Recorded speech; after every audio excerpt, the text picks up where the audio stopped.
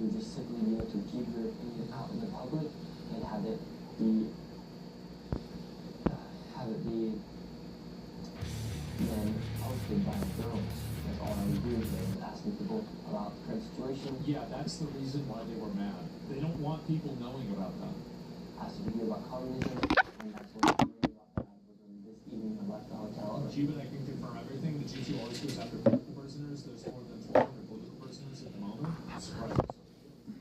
Before sunset, we go out, and the idea is we're going to walk the streets of Cuba at night and show all the ads showing and how the lights get cut out and they don't have electricity at night. So you'll get killed if you go out at night, dude. Don't fucking. Before the sun went down, after that about communism, and that's when we realized that the Cuban intelligence was at the hotel. Because as soon as they walked out, I interviewed this man. We had a lady come up when I started talking about communism, and she started recording on the back. And you can hear there's a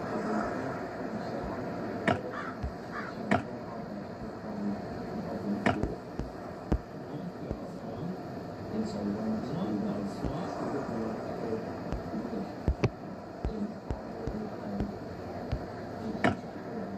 and she ended up noticing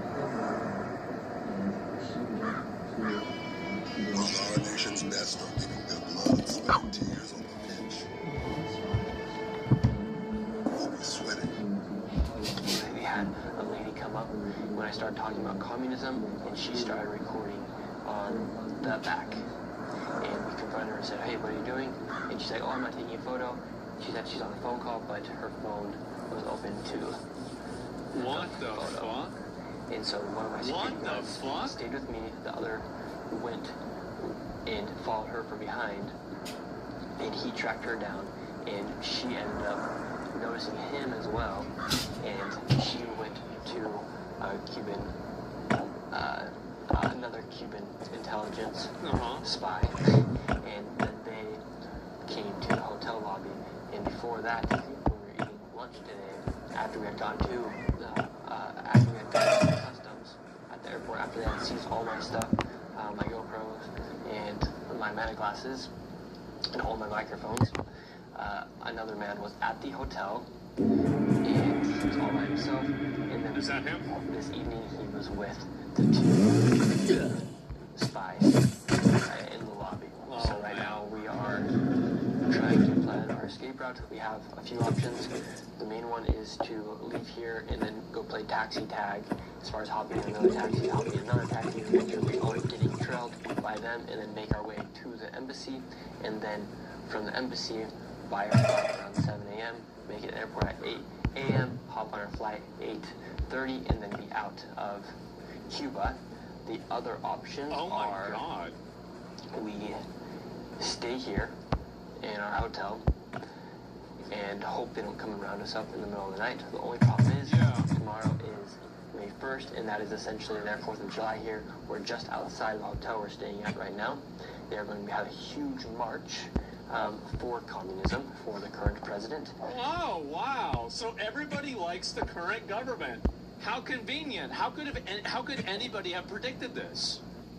And that's my wife told me the parade, essentially.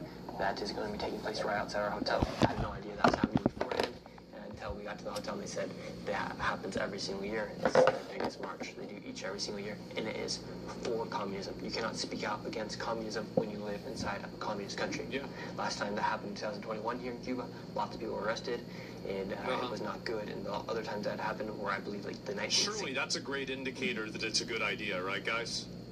So, communism does not allow the truth to be told. In fact, it just censors what people can do. And right now, they are literally trying to kidnap and detain me and my two security guards that are here with me right now from leaving Cuba. And we're trying to do everything we can to somehow do something with this footage. And so, if this video does make it out into the world, I have either been kidnapped or I am safe. If it's after May 1st, I am not kidnapped. But if the video is, oh my god. I am not. I'm not gonna get kidnapped, so I'm not gonna say that. Yeah. So I'm going to post this video though to show you guys the Jesus. mess that we're in right now, and we are going to make it out of Cuba. If there's a will, there's a way. Yeah. But this is currently what we are planning right now and going through, because we legit have Cuban spies at the bottom of our hotel room. We're on the floor right now, and they're in the lobby right now. The security guard just went down to see what was going on, and they're all down there in the lobby. I wouldn't make this video. There's a few singers down at the restaurant right now, so we're thinking to go down, blend in, and then sneak our way out. How are you gonna blend in, dude? Yeah. Pictures of you. Man. This is probably the most dangerous situation I've ever been into. So far. This is probably the most dangerous situation I've ever been in, especially when I have no power here, essentially, because the United States and Cuba, they do not like each other. There's been an embargo since the 1960s. Should have done after he got home. Here, I assume he is home by now. The United States has not allowed other businesses to do work with Cuba, and it's also happened. Then now, right now, you have Trump even saying that he might have the pleasure of taking Cuba.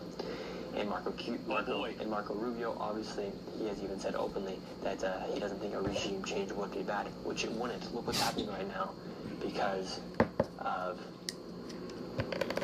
communism.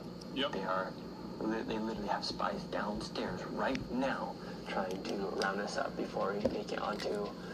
It says personal security guards versus the military's country's military or town's police. A bad idea. Do you think it's James Bond? He didn't have the personal security to stop the military. He had the personal security to stop other bad actors during his time in Cuba. We're able to publish these videos. Obviously. So if I make it out, this video gets seen. If it doesn't, I'm most likely in a prison cell, which I really hope is not the case. Third option is we somehow get to the embassy and we get a private jet and we can make our way out. The other option is to steal a boat and take it all the way to the Coast Guard and then surrender to the U.S. Coast Guard and make our way into the United States. So those are pretty much options right now. We have somebody outside on the street in a blacked out vehicle eyeing us from our hotel room. And now we are trying to figure out what to do. They're just sitting there. That is the current situation. I'm currently potentially about to get kidnapped here in Cuba. I hope that's not the case, but I think you guys should know exactly what is happening and the risk we are taking here in Cuba to try and show people the truth about the realities of communism and what's happening here in Cuba. Alright, we'll see what happens. They're asking why we're trying to leave the hotel early. Don't run, they're here? What the fuck? Oh my god. Somebody said they had a short of this here. Let me link the video, bro. Like, he is on one. Like, what the fuck, man? So, okay, there you go. Please be safe. Yeah, it says, yeah, updates? Yeah, there's updates for it. And this is a new information. He's trying to frame it as a new revolution, or resolution. Well, yeah, and I think the reason why is because people are trying to frame it as it's not. That's the reason why. So is this it? You've seen a Dragon Ball game this realistic? After surviving for 143.7 days, just today. Yeah, and I think the reason why is because people are trying to frame it as it's not. That's the reason why. So is this it? Long story short, we had Cuban intelligence following us all around in our one day here. One day. We have made it out, heading there. Right now, if this video gets posted, it means that we made it back to the United States. Holy shit. Crazy 24 hours so far. This was the only taxi we could find when we tried to escape the hotel this morning. We had Cuban officials come down and get interviewed, and then we escaped the hotel. Holy shit. Long story short, That is insane, man. And has massive balls to do this? Yeah, I'd be fucking terrified to do this shit. I would. Let me see if I can find, so where is it here? Nick Shirley. So did he make any more comments about this at all? Like, I don't know if he did or not. So full video and documentary coming on the next few days. Follow the not miss. Holy fuck, man. And is there some more of this? Nick Shirley is faking his Cuba censorship. I brought 2 GoPros, meta glasses. I guess bring Guests may bring digital cameras, small video cameras, and smartphones into. I followed everything you just posted. Isn't it crazy how these people are trying so hard to justify this regime? Like, at what point is it not obvious that these people just hate the West? That's it. It's unbelievable. Like, yeah, deport these people? I know, it's just crazy. And let me go, and this is another person attacking him for doing this. I don't know if there's any more examples of it. But yeah, there apparently was one other image that he posted. Somebody said he was next to a general or something like that. And then, oh, this is, so Nick Shirley posted this as a response. So obviously Hassan had to find a way to delegitimize this as well. I obviously don't believe this even a little bit, but it's ominous. This medically stupid dickhead is going to Cuba to manufacture propaganda, where I would assume be a U.S. intervention. Well, I wonder what the propaganda is. The stuff where you went to Cuba and there was nothing that happened to you because you were positive about everything. Like, you didn't have any of this happen. He did. So I wonder who's actually manufacturing propaganda. Yeah, it's a big fucking mystery here. And then tell that to the 2-star general who waited all night for me to come out of my hotel room to interrogate me. You wouldn't believe the truth. It was in front of you anyway. Well, again, they're just morons, man. They are. Hassan swoops over to Adriatic Zone Entertainment. There's nothing to say about this. Well, I just hope that people can realize that all of this advocacy and everything that they do for, you know, against American imperialism or against any bad action that America takes, they will do the exact same thing to defend that same bad action when it's their pet favorite communist dictatorship doing it.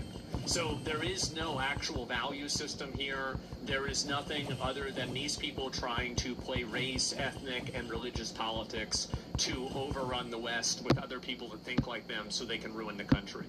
That's literally it. That's all they're trying to do. And as soon as you realize that, everything else makes perfect sense. It does. While living in the United States. That's exactly what it is. And honestly, it's embarrassing that Hassan would do this. It is.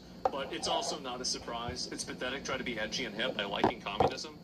Do you think Hassan actually believes this stuff? No, I think that he knows that it's bullshit. I mean, everybody knows it's bullshit. You know, like, it's obvious bullshit. But, like, yeah, just take a look at all these accounts that are attacking Nick Shirley for going over there to expose and make communism look bad. That's it. The truth will always prevail. It is. And I'm glad to see it. And a rich person being anti-American, living in America is pathetic. Well, I mean, like, they have to be like that, or they wouldn't think like that. But yeah, this is just so fucking embarrassing. And I think that now, like, more people are starting to realize that this entire left-wing movement is just a communist, anti-America, anti-West, anti-Christian, anti-white movement.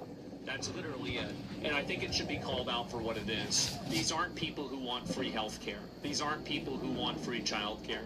These are people who want to oppress you with the military, take away your freedom of speech, change your country, demographically replace you, and then replace your rules with their own rules for their own religion and their own culture. That's really what they're trying to do. It's obvious that they're doing that.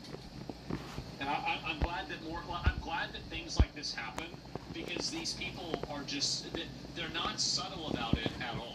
They're totally not subtle about it. Oh, no. They want free health care for illegals. Yeah, they don't care about any of these issues. They don't care about trans people, gay people, like video game stuff, anything else. This is their prime directive, and everything that they do works under that directive. And that's why I think that it's important to acknowledge that so you can recognize how to behave and how to treat them, right? Rather than trying to, you know, again, makes the false analysis that, oh, well, these are people that are like us. It's just that they're slightly different. They are not. They're not like us. Not at all.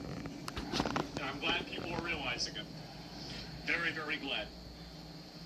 You see Marco speaking Spanish? I did see that. I did. Not like us, exactly. The JFK communist son from the 60s? Well, I would be a lot more broad than that, but yes. And so, yeah, I mean, clearly that's what's happening.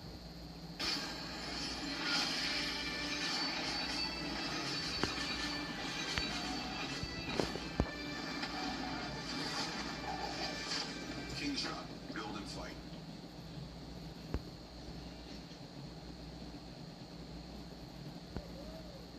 There are pills to perk you up, there are pills to mellow down, there are pills to focus in, there are pills all over.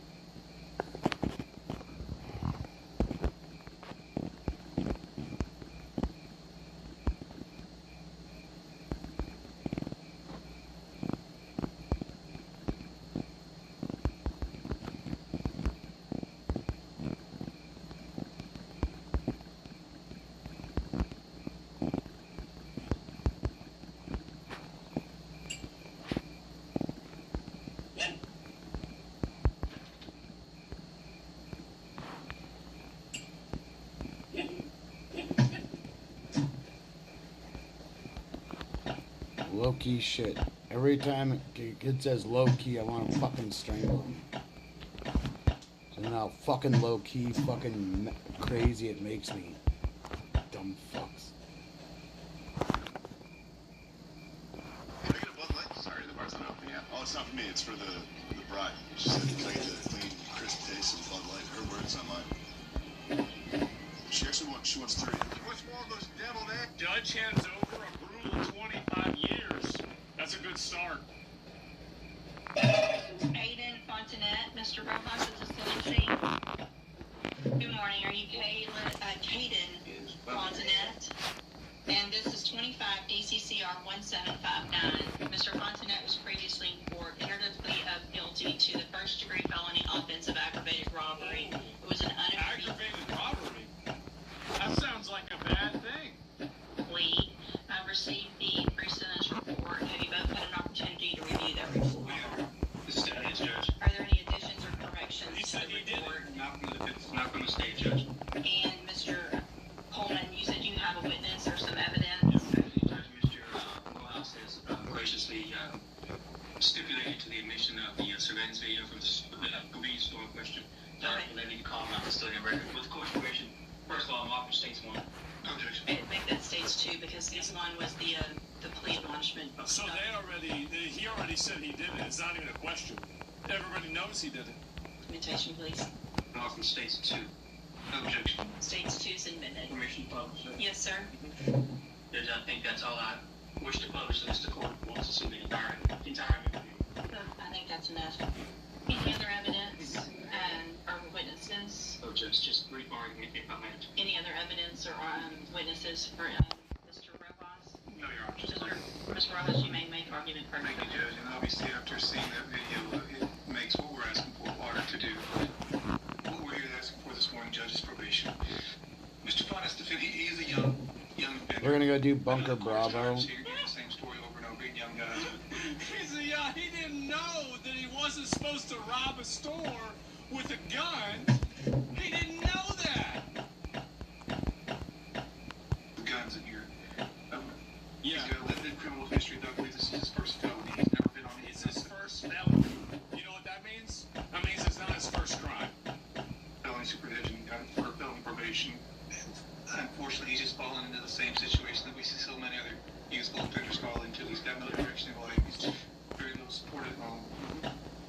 His mom didn't treat him right, so he had to go rob a 7-Eleven. That makes sense. They have the situation that he's in, so he decides to rob a store and get some money. Did the wrong thing. He did. And if his story in the PSI is to be believed for what I believe is the right reason, he's trying to help his mom out at home, trying to pay some bills, keep the lights Did the on. wrong thing for the right reason? What the fuck? He tried to rob a store to help get his mom money? Yeah. Without building that. Why did you just get a job? I hope at the time Jim was telling Mr. Fontaine is Wait, why would you just get a job? without options here, Judge, we can send him to prison, we can put him on probation. Certainly, he's on the road. If this conduct continues, he's on the road to prison. I don't know. Yeah, he is on the road. Everybody knows that. Like, everybody knows. You really think that this clown, he's 23 years old, he's already been in jail before? Like, he's... That's it. Like, you know, it's over, bro. Like, you know it's over. Just... Yeah, it's a human battery, exactly. Today is the best time to make that exit for him. He's got a long life to live. We can send him to prison. He can be there for a few years and come back out. I don't know that he's going to get the help that he really needs in The prison. help that he needs? See, this is the inversion of values that has destroyed the country. See, I don't give a fuck what happens to this animal. You throw him in a box, throw him in. Everybody knows you're not supposed to rob a store with a gun. Damn, duh. Of course. So, like, if you do that, you don't know how to act. You don't know what the hell's going on. So, it's about figuring out, like, this person needing help. If you had the options to get help and you chose to rob a store, you don't deserve help. You need to go in a box. Would your dad have called this kid? My dad was not racist. That's what you're trying to say. He just was not racist. Like, I don't know what you want me to, like, he just wasn't. Like, call him a retard and say probably put him in jail or shoot somebody like this. Definitely be, like, not racist. There are programs available on probation that if he's serious about turning his life around, like he says in the PSI, Oh, help him. And if he does take advantage of those, it in turn would make the community a little bit safer. Because there'd be one less guy going Why would it around. make the community safer for this person to be out? And like, what? How could you possibly make the argument that the community would be safer if this person was not in jail? Like, that's just insane to me. It really is. With a gun, when he does get out of prison, is that the road that you chose to take? Well, he's not living home with his mom. I think he has some younger siblings there. To his benefit, before he was even arrested, he started his GED. I think on the nights of the... His retard didn't even graduate high school? Oh my god. No wonder he can't get a job. He in his 20s, he doesn't even have a GED, he didn't even have a fucking high school diploma. What a retard. What an idiot. This happened, he had just finished a GED class and made a dumb decision to go hang out with these guys that he should not have been hanging out with. Yeah. And did this robbery. Uh-huh. Again, Judge, you think that you got You shouldn't have done it. send him to prison, or you can try to get him some help on probation.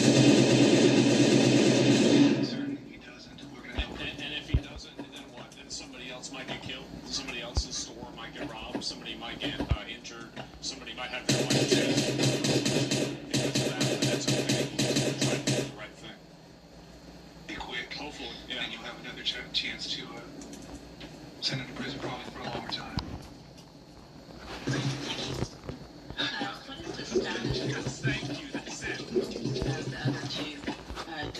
Are there co-defendants? Have they been charged? They have been charged, Judge, and I have both of their cases, Judge. And they have not been sentenced yet or anything like that? Okay. All right, go ahead, Mr. Coleman. So, if you're ready for this, it's the final of the Harvey's O'Reilly Park, the speeding charge.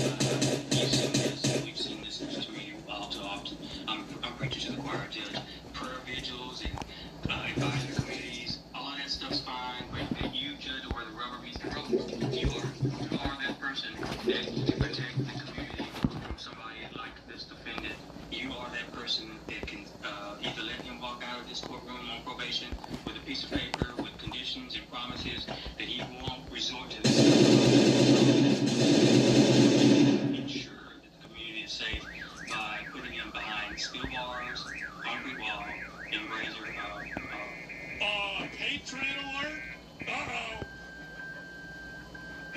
Uh-oh, yes. Wire fence. I'm just asking. I'm not begging. On behalf of the community, I'm begging that you send this defendant to prison. The message that needs to be sent to this defendant and his circle of friends and anybody who would want to be like this defendant is that if you pick up a gun with the intent to commit crimes, you're going to pick up a 15, 20, 25-year prison sentence, Judge. Around here, we see a lot of people that some are heading somewhere. You're going to pick up a 15, 20, 25-year prison sentence, Judge.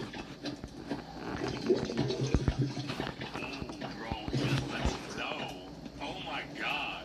This man gets it? He gets it. Yes, this guy actually gets it. Because he's one of the people that can put together the two seemingly people can't put these together related realities, where reality number one is that this puts everybody else in danger. That's the main thing. And number two, what are you thinking about him for? And I'm just asking that you do this on behalf of people who live at the Pine Club apartment who just want to live in peace. People who want to take a walk. Exactly. People want to live in peace. You can't have an animal like this and live in peace. Rogers Park and not be robbed and somebody that wants to stop at a speed. Can you imagine, like, if your upstairs neighbor was a buffalo? Think about that. There's a buffalo in your apartment that's above you.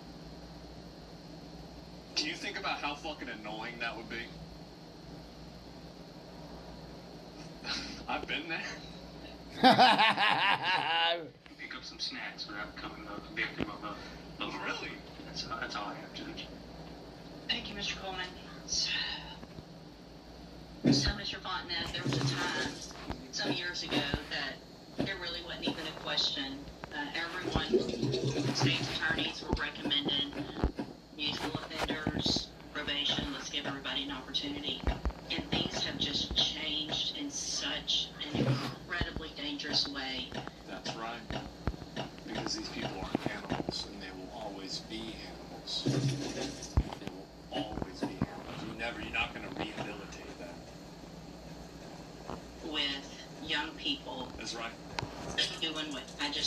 do on that screen. I cannot imagine the fear that that person had that was working in that store. That he now had just trying to go to work, make a living, and go home. And he has 3 people come in and not just grab a little quick something and run out, but terrorize him. That's right. For quite some time. Wait, so they fucked around in there? They weren't even trying to get... Oh, man, then you definitely got to keep them in there. Like, I understand, like, if somebody steals something, like, it's like, okay, well, we can't have you do that, right? I don't view this as, like, something that's really that bad. Like, it's just, yeah, we can't have that happen. But, like, if you're going around there and causing problems and, like, trying to, you know, like, that's like a dominance thing. Watch the video? Pulling them around, yanking Y'all them. have, wait, what? Y'all have the video? Where's the video of this? No, where can I find the video for it? 6 o'clock, Kimberly is off. The Jefferson County District Attorney's Office listening to the public So this is plea what it was. for partial prosecution against violent offenders. Judge West making it happen during sentencing today. KFDM's Amon Abraham live in studio with So reaction. this is Eaterlin convenience robbery. The terrorizing crime at an Eaterlin convenience store last year was captured on video. Prosecutor Tommy Coleman showing the video capturing the moment the teens ran into the store. Damn, bro, he going in there with the AK. Showing the video capturing the moment the teens Look, oh my God. ran into the store and raised their firearms at the clerk. The Jefferson County District Attorney's Office is sending a clear message to violent offenders. They should prepare for tough prosecution and longer sentences. Holy shit, man. That's an AR. 3 of them all pointing the gun at this one guy. Holy shit. What an idiot. What a fucking idiot. That's not the full video? Yeah, I mean, that's enough, right? Around, putting guns in his face, all 3 Yeah, of you. we just saw that. I also, in addition to the PSI, get jail incident reports. And you apparently like to fight and jump people, which is what's been happening in the jail. So he's been getting in fights even in the jail, and they think they want to let this animal out? Oh my God. So he's crashing out even when he's in jail. So it makes it very difficult for me to go, oh, this is somebody that's going to get out and behave, who can follow the rules, because you can't even follow the rules in jail. Exactly, yeah. And the pre-sentence report shows that you're a high risk level, which tells me that after they've looked at everything, that you don't have, unfortunately, a good likelihood of being successful if I were to put you on probation. And So Mr. true. Coleman's right. We're tired of it. Tired of it. And there's got to be something done. So in cause number 25, DCCR 1759, I'm going to find that you entered your plea of guilty freely and voluntarily. I'm going to find sufficient evidence to find you guilty, and this time I'm going to find you guilty of aggravated robbery. I'm going to sentence you to a term of 25 years in the institutional division. Damn, Good. 25 years. Piece of shit deserves it. You saw him getting up, crashing out? Watch in the background. Years in the institutional division. No.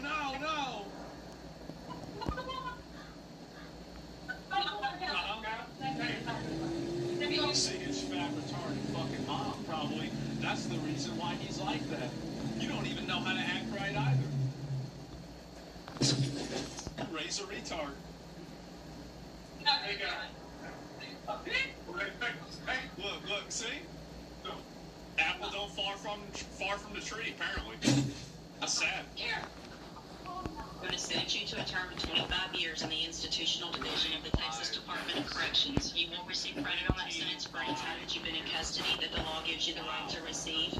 I'm handing you the trial court certification. This was not an agreement. You have some rights to appeal. I have also handed you a written admonishment regarding ineligibility to possess a firearm or ammunition. Oh, that's a good idea. Because of a judgment entered against you, you're ineligible under Texas law to possess a firearm or ammunition. Possession of a firearm or ammunition could lead to charges against you. You can talk to Mr. Rojas about any questions you have about that.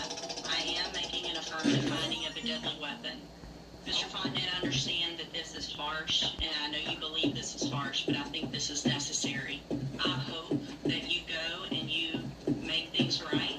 You can get out of prison, you're still going to be young, and you can make your life better. That's going to be up to you, okay? You can go back with the bailiff.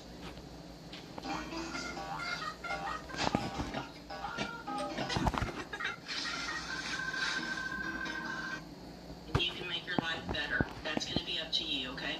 You can go back with the bailiff. 25 years. And the thing is that, like, if you're already getting in fights in fucking prison, you're never getting out of prison, because you're just going to get another assault charge while you're in prison, and you're going to end up in there for the rest of your life, right? Like, that's it. And that's if somebody doesn't kill you, right? That's kind of crazy. I don't think it is at all. I think that we have a problem with these people running wild. We do. That's an animal that should never leave the zoo. Yeah, we got to keep these people under control, man. It is. And it's so obvious. And I'm very, very glad to see this happen. Has been streaming. Court streams are back. I'm ready. No, I love seeing people like this get sent to jail forever. It's the right choice. Man, what a waste of youth in his golden years. His mom did, raising him up like an animal. That's okay. I think that we get that, like what I said before, you get that mandatory compelled labor. So, like, whenever we put one of these people in a box, then we have them going out and doing shit with it, right? Because, like, at that point, they're going to have to go and, like, I don't know, turn big rocks into little rocks, right? Make some license plates, something like that. And, honestly, I feel like that's the right way to do things. It is. That's the right way to handle it. And his mom failed him? Yeah, she did. She failed it. She crashed out even in the courtroom. And he may appeal and win? Yeah, maybe. Maybe not, though. Getting into fights in the box? Yeah, exactly. And, no, I was going to go to his 60s when he comes out. He's going to be 40. He said he's, 48, right? So he'd be 48. Rated. If he's 23. And he was in there for 25 years. And he'd probably get out a little bit earlier than that if he doesn't act up. So, the one sheriff not released a 35 arrest person even after a judge ordered him. No, I mean, honestly, like, they need to do that more.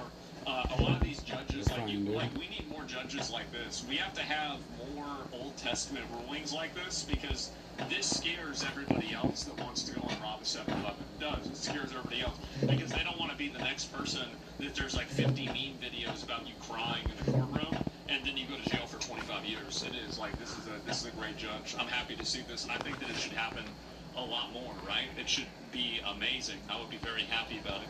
And, yeah, that's it. If he's a good boy, he'll just serve less than half that? Yeah, so he's going to serve the whole thing. That's what I was thinking. If it's an Old Testament would have been life at least. Old Testament would be he's dead, right? I mean, like, let's be honest. Like, that's what it would be. He'd be dead. And so, like, he should be thanking them and saying, like, you know what? Like, it could have been a lot worse. Like, I deserve a lot worse, but for some reason, like, they thought that they would not kill me. And I feel like, because honestly, like, if you break into I got 300 up in the thing. Do that, like, who does this, really? Really, who does this? It's insane.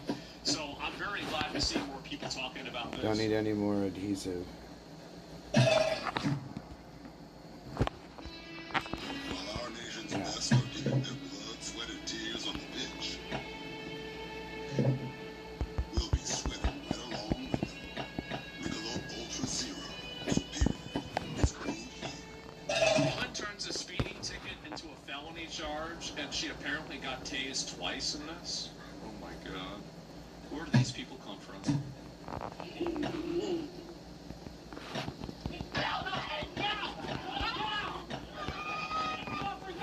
Oh my god. When a routine traffic stop escalates to a young mother being tased after refusing to exit her vehicle, it's nearly impossible to imagine how everything could have gone so terribly wrong. I can imagine it. I'm gonna shoot you. Hey, wait, what? Put the car in fire. Help me! It's like almost, it was like 79 here, almost 80. Reaction actually stems from a brutal killing that took place nearly 30 miles away. You're about to encounter some of the most insane and unhinged body cam footage we've ever seen as this shocking incident plays out. On the morning of September 22nd, 2021, Officer Bailey with the Parowan Police Department located and tagged Texas, was patrolling the section of road in front of a local elementary school, setting out traffic cones and monitoring the flow of vehicles. At around 8:24 a.m., his LiDAR picks up a car coming up at a dangerous speed of 48 miles per hour. Wait, isn't I mean, if it's a school zone, aren't you supposed to be going 20? And usually school zones, whenever they're not 20, are 30. 48? Steps into the road in an attempt to slow the car down. Spoke with the driver. It's likely the officer. Are you kidding me? She just tries to drive around the police officer.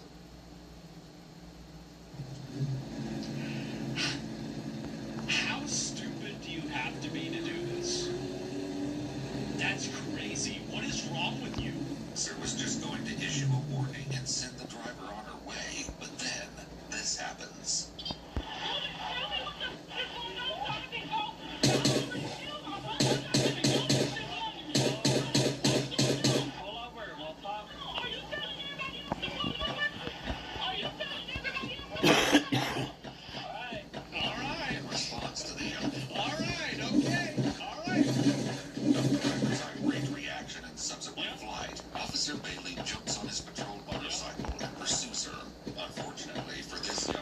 She's about to learn the hard way that driving nearly 50 miles per hour in an active school zone is in fact against the law. What do these people think is going to happen?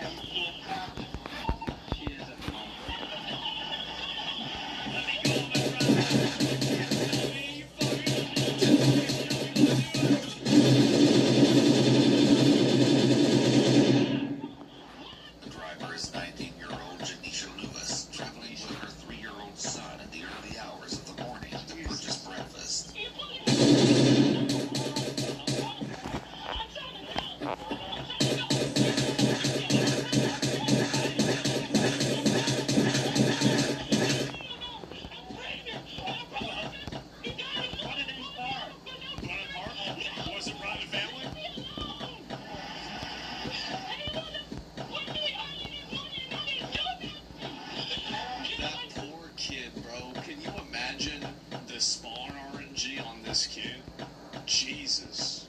Put it in park. Put it in park. You're fixing to have a whole lot of problems. Okay, shoot. Put it in park. Okay, shoot me.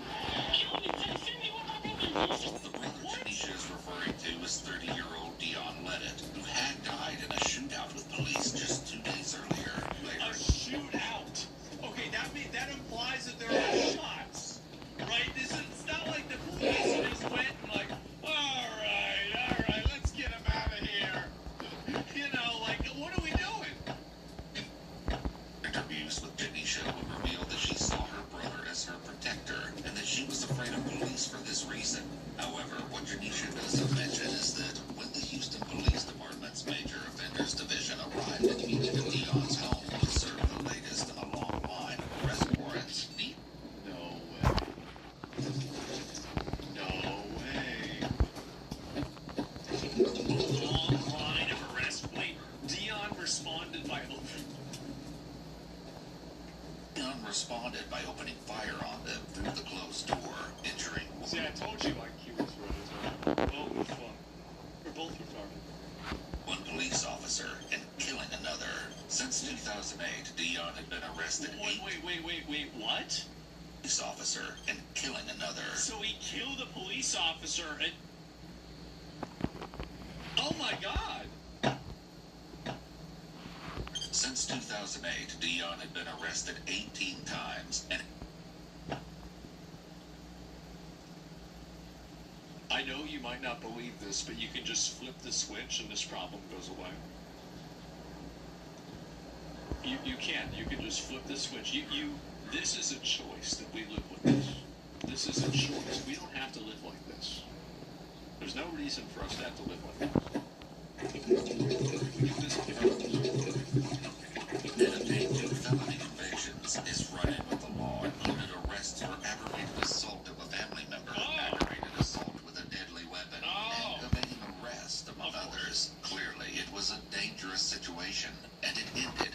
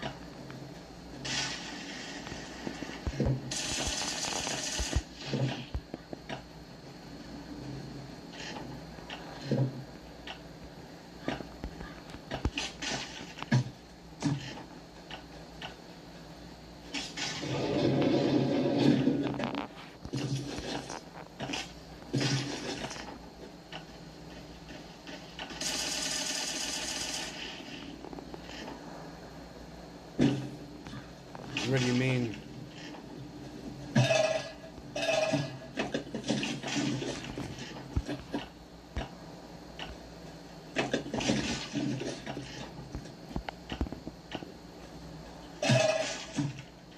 I'm not shooting or anything. I'm like previewing the raid I'm doing.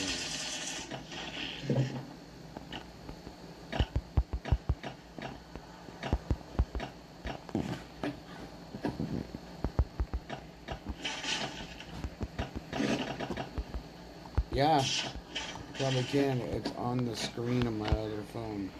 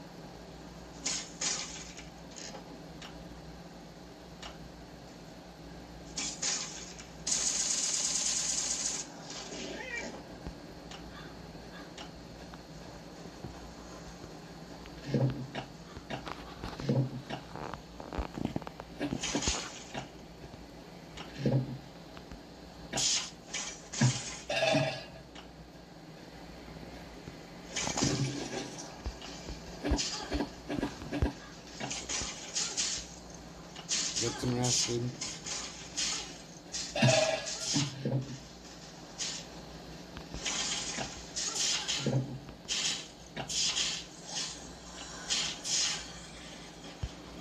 Hoorah!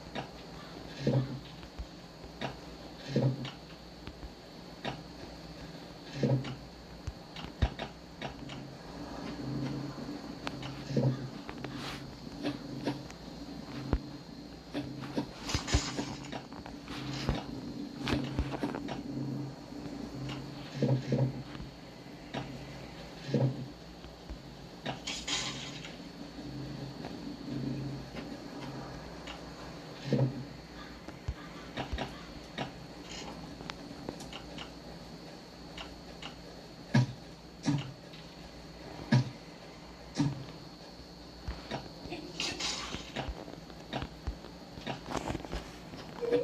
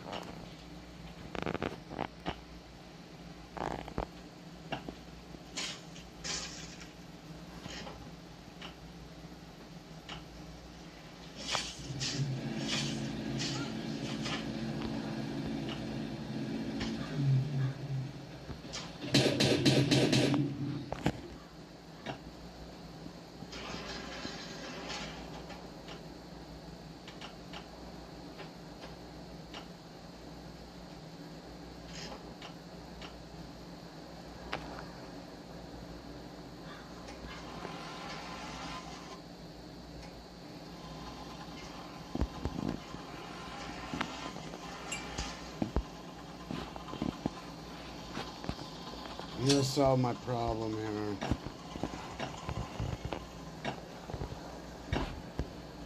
Fucking bye, dude.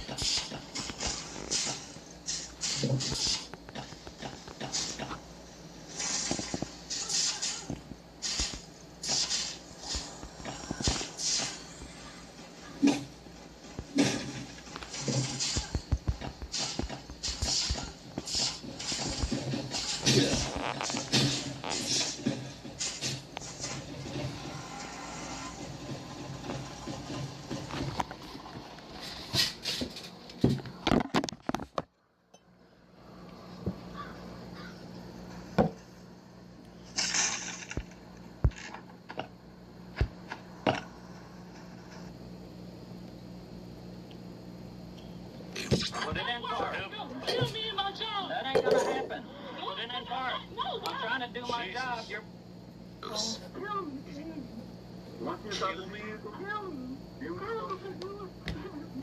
You won't spare me? You didn't get the officer driver's license ID or nothing? Okay, well, you're going to give Officer Sears that since you have a good report.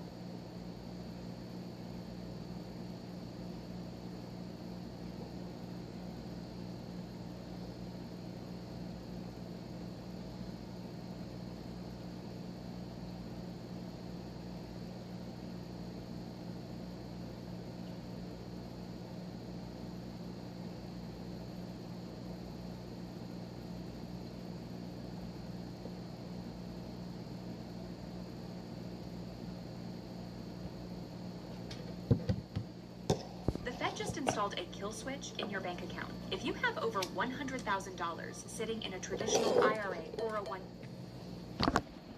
I'd like to shout out the Discord. Hopefully here pretty soon, me and Glenn will be hosting a weekly history show where we do the time. Regulatory gray area, federal government hit 8 years. How many murderers have gone, like, basically been released at this point? Why aren't these guys getting pardoned? Well, because there are things like the Iran war, all of the things that we're covering, the weaponization of it, everything is competing for number one. So I think that the administration is likely to there's like literally 5 or 6 people on my list. I mean, I've got like 60. Can these libertarians understand you do not have the cards to win ending Iran or Middle Eastern war, but you do have the cards to get these people out of prison? Some of them do, and some of them are getting it. So I'm like, how about instead of screaming at me that I'm taking $7,000 for not posting about Israel, it's just the height of absurdity, $7,000 for not, like, they're like, you're Israel, you're a Jew. I'm like, McArdle.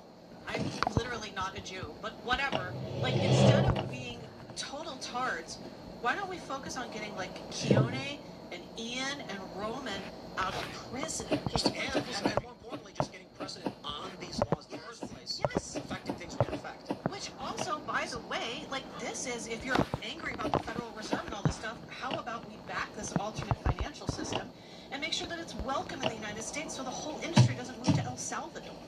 Yeah, which is stupid. Who are these guys you want to get pardoned, these 5 dudes?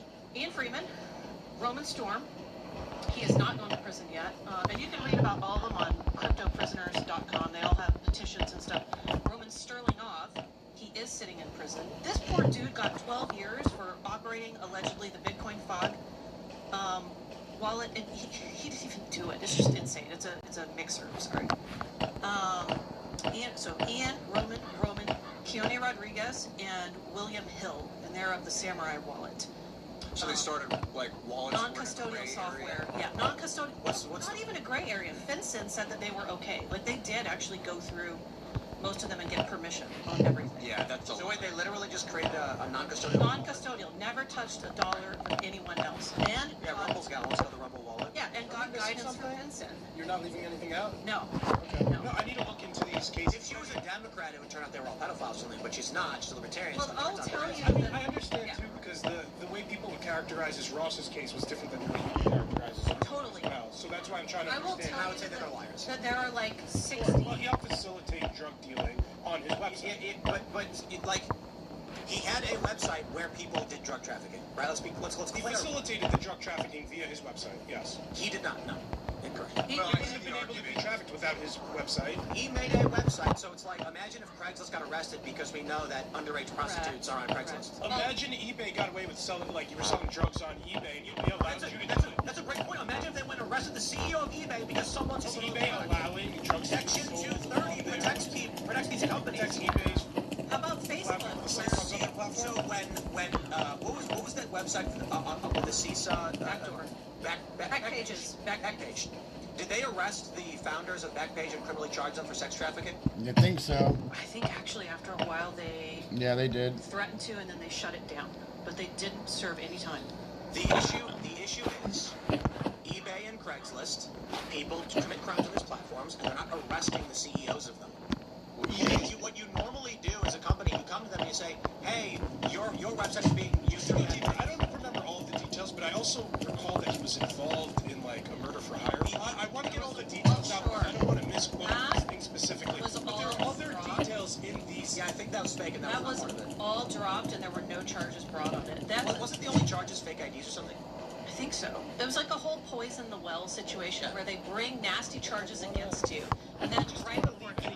Out in these important cases. All right, so let me tell you. I will clarify, to be fair, the website had a high density of illicit activity, but I want to stress about Kim.com as well. Kim.com operated a file locker, mega upload, in was like the late 2000s, late 2000s. This website was intended for, at launch, I could store things online like Google Drive, and then I can download them from anywhere. It was one of the first iterations of cloud computing. People started uploading copyrighted material to it. Kim.com was never set foot in the United States, got takedown notices, and says, you got it. The only problem is too many people were, it was a hive, it was a swarm of piracy. So when they went to him and said, take it down, he would say, we will take down anything you want. The problem is, he's not American. There are too many people pirating. They can't stop all of it. They need to shut his company down, but can't. So what do?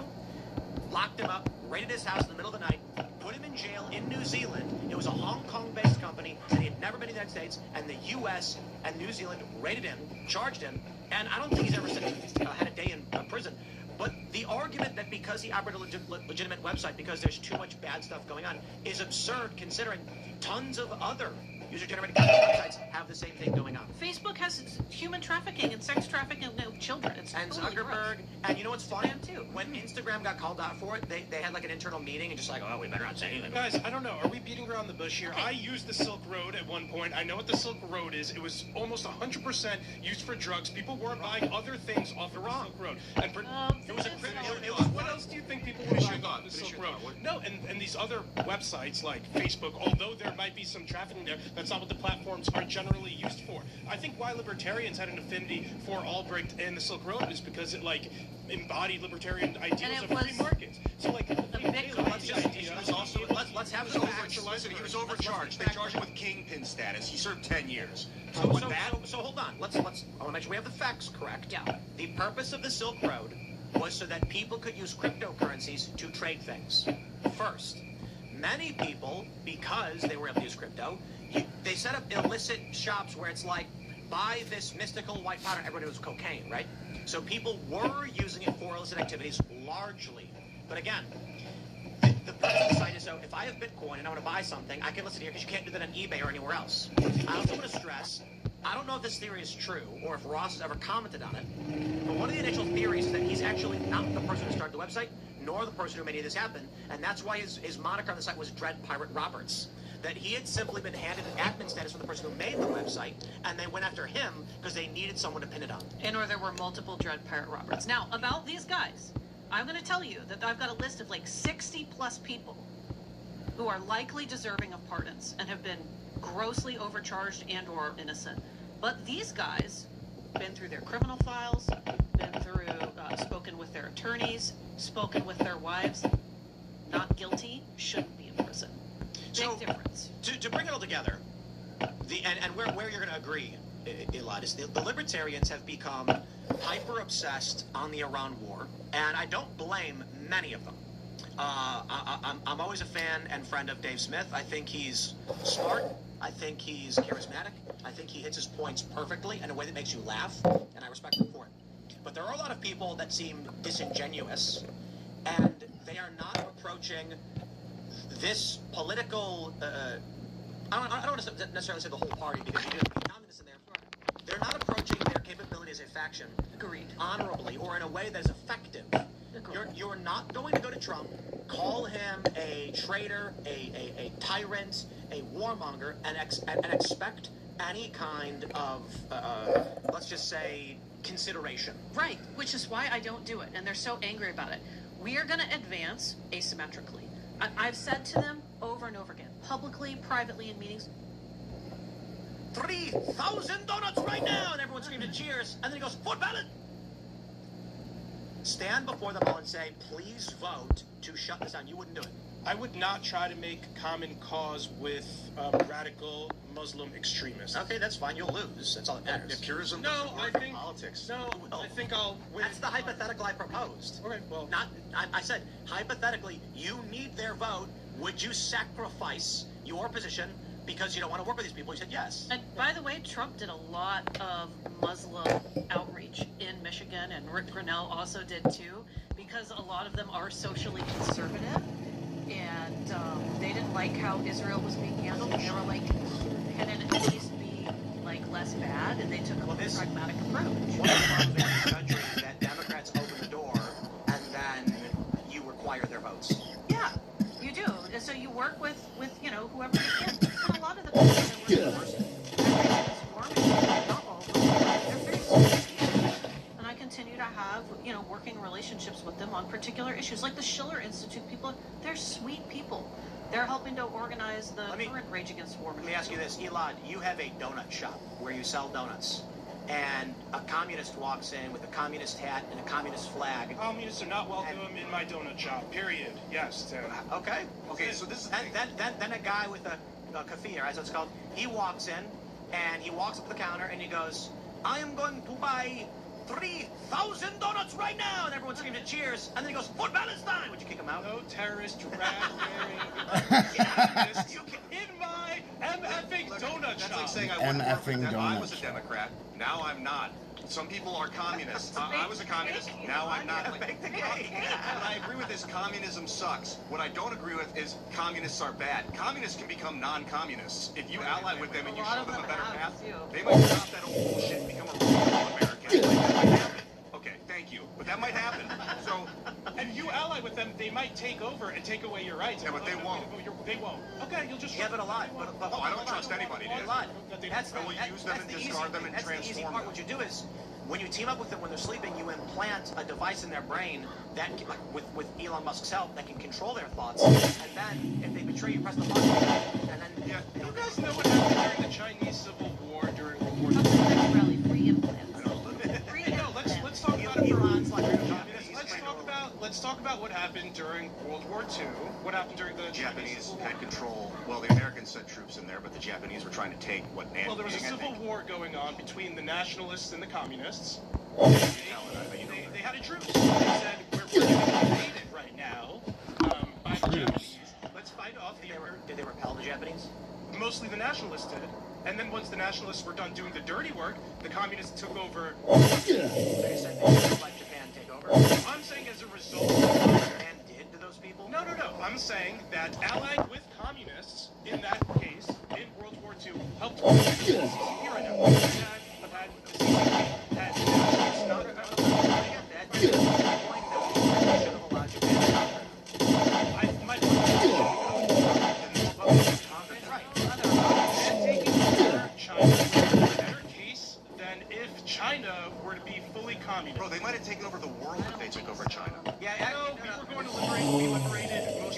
Wait, we liberated most of the Pacific from the Japanese. We would have also had to do it with China. We kind of lucked out on it, but yeah.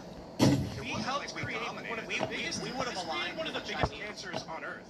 The CCP as a result of this. These are really by the nationalists. difficult decisions to just casually be like, well, you know, we shouldn't have aligned with them. We should have just let a foreign country take over. Here's what we're gonna do. No, we should let the communists. Elon, we're gonna have you play Civilization, normal difficulty, and then Ian, you're gonna play. We're gonna see who does better. Oh snap! I will ally with my enemies to destroy you. Oh snap! I will ally with my enemies to destroy We're gonna do you. a big multiplayer game. Everyone's gonna team up and just wipe Elon off before he gets fired. What was he? 100%. You're just gonna wipe me and my people out. You guys should all play because it's about betrayal. It's about making alliances, coalitions, and then betraying them. Who's the leader of the Israelis in Civilization? I don't know if it's in the game. I don't think it's in What? the game. Yeah, it's not a game. Someday Angela's next anti-war rally where I say, President Trump loves you so much, would you mind dying? But it's totally up to you, and I understand your discretion. I'm just passing. Fun fact: word. The Nazi was actually the good guy in Nanking, which is really weird. Whoa! Israel is not in Civilization. Wow, communists across the world. Weird. That's actually really weird. ADL has a write-up on it? No, this is actually... ADL has a write-up on it? They notice historical and cultural significance. Biblical leaders like David or Solomon, major influence in culture, practices of sensitivity around Israel. Oh, because I bet everybody would be blowing up Israel. Crazy. Whatever your thoughts on Israel, it exists as a political influence right now. Wow, they were like, we don't want people blowing it up in a video game, so we'll just remove it? No, I think they were concerned that there would be videos where Israel conquers the world and stuff like that too. Oh. Yeah. And people would make weird memes about it. Yeah, those memes would be a fire though. That's wild. Those memes would be fire. So, in order for people to get it,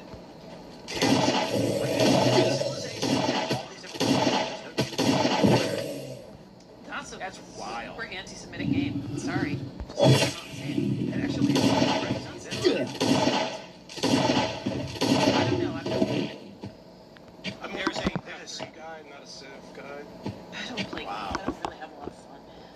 That's actually pretty wild. I thought libertarian women They got everything. gamer girl types too.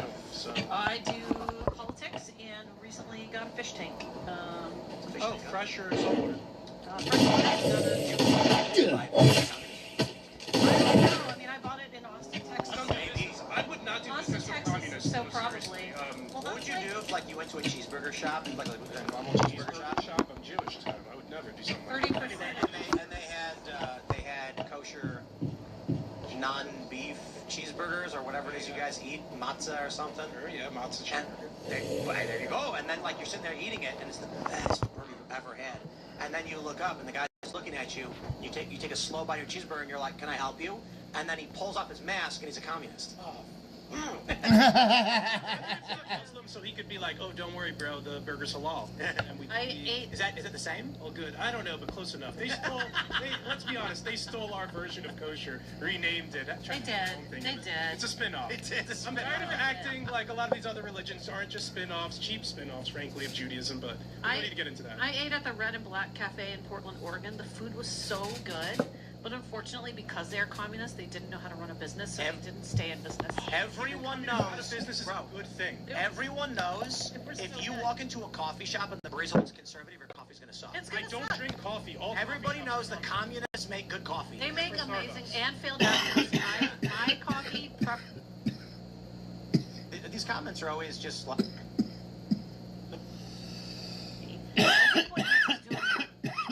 Where are we going? Candace Owens has been attacking Trump is because she's...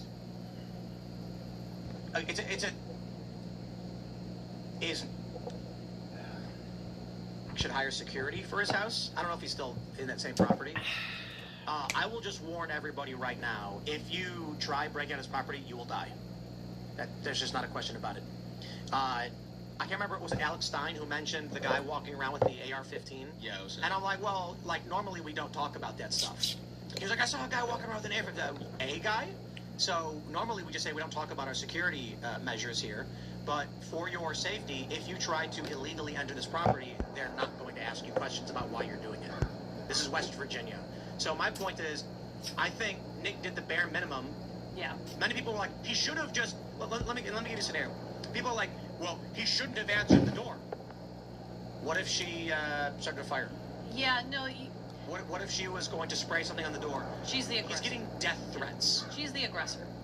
She's the aggressor. If you're a woman approaching a man's door to harass him, you're being very stupid. Men are stronger than women, and if they're getting death threats, like what?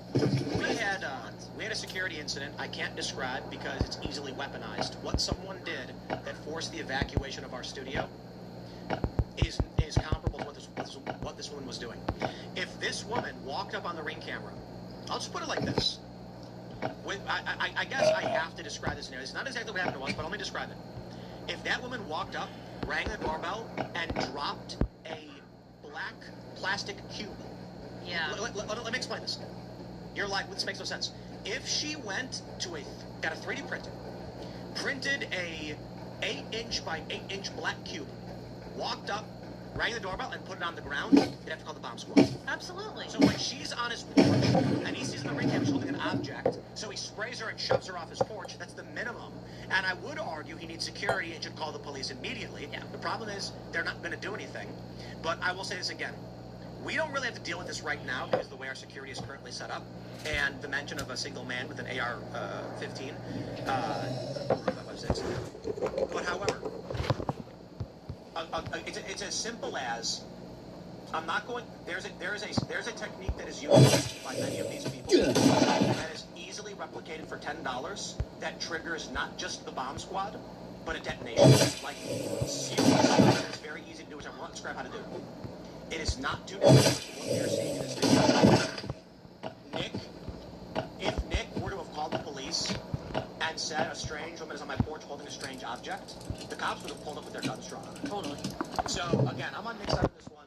I think he actually beat the charges, and now she's suing him or something. I don't know. Yeah, I heard he didn't get the charge. He should. He was arrested. It's gross.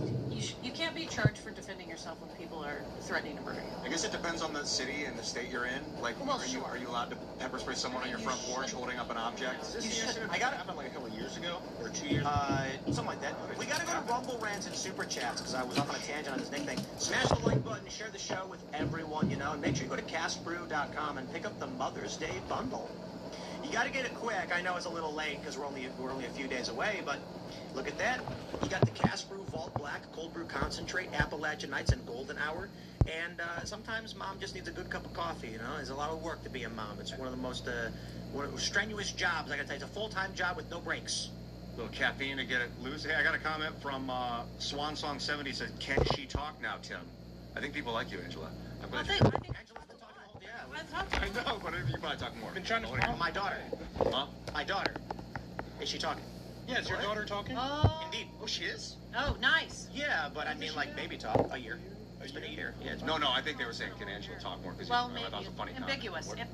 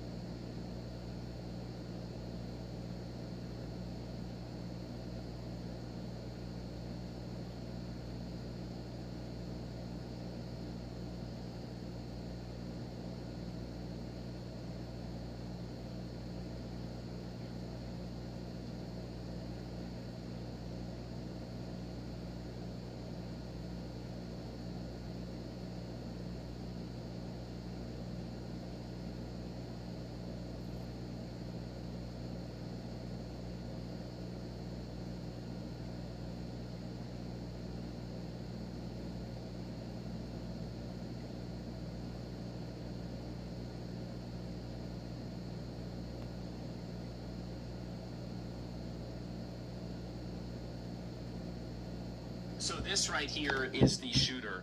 And like, honestly, fast as fuck, boy. Look at him. Damn. Damn, bro. Cosmetic security. Jesus, look at that. Oh my God, he hit him with the Naruto run. He got Sonic the Hedgehog. Look at that. Damn, bro. Look at that. He got Sonic the Hedgehog. He going real quick. He had the security shut. Yeah, they're like, what the fuck? Honestly, all of these guys should be fucking fired. Like, are you kidding me? Like, how do you have a guy run by you and you're like, oh, wow, oops. Oh, jeez, you're not even looking at him. And I show speed. Yeah, bro, look at this. That's just fun. Yeah, so anyway, he just rolls through there. Has this shit happen, right? And what a lunatic. I know, what a lunatic.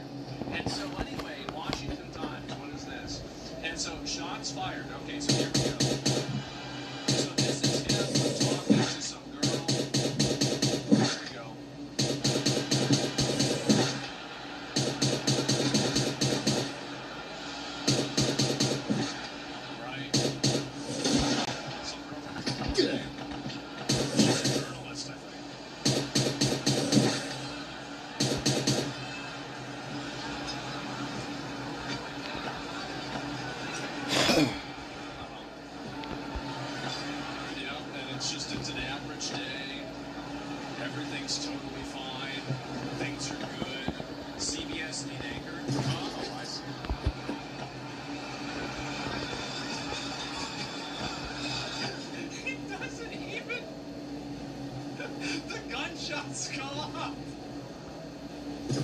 He doesn't even blink. Oh my God.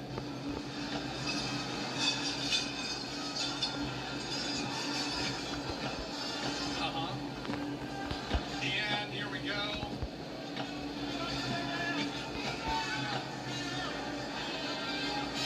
And there he goes. Oh boy. And so, and the best part about it was this guy. He doesn't sit down, he just sits there and he's just eating. Look.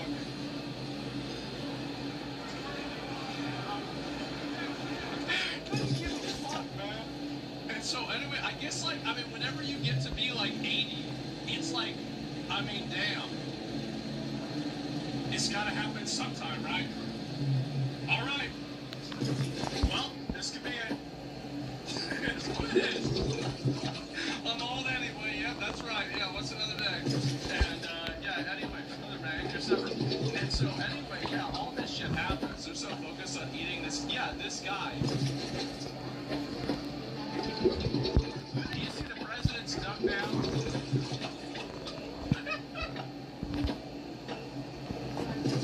Just a quick little bite.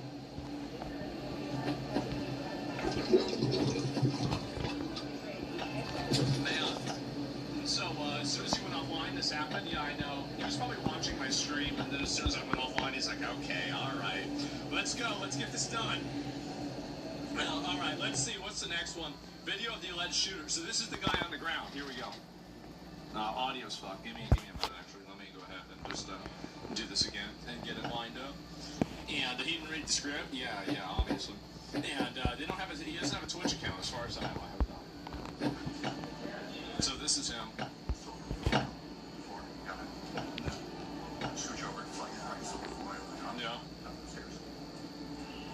Nothing like if you were too much time, I guess so. Had they not hit him after firing so many times? I have no idea.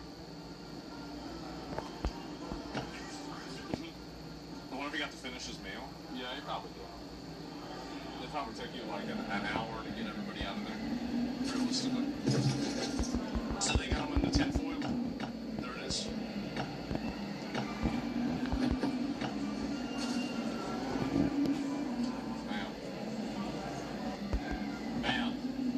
Man. So there it is. They obviously did get his ass, right? Not a big surprise. And I hate to talk about it. That looks like he robbed. Holy shit, guys. Yeah, look at that. Like, for a second, I thought it was. I did. Now, you can tell it's not, because E-Rob, I think, is balding on the top here, and this guy isn't. But, you know, besides that, I thought it was him. And as fans tweet, no, again, he tweeted it out. I tweeted it out. I just tweeted something about it. Like, it's very, very common. People tweeted something. So I immediately tweeted the new tweet. That's really funny. But anyway, Beard showed the suspect identified as Cole Thomas Allen, a 31-year-old teacher in California, on the ground, surrounded by law enforcement officers following the shooting at the White House Correspondents' Dinner. So this is the boy that ended up getting shot, or ended up trying to shoot the president. And RFK seen not ducking for cover.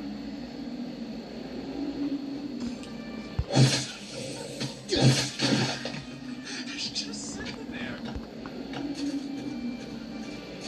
You know what? That's a man that cut a dick off a raccoon. That's a man that cut a dick off a raccoon. Absolutely. Look at a comment. I know. Let me see if I can find the other ones, okay? And, yeah, right now. No, by the way, not a joke. That's not a joke. And, so they checked in on him, right? They looked in on him.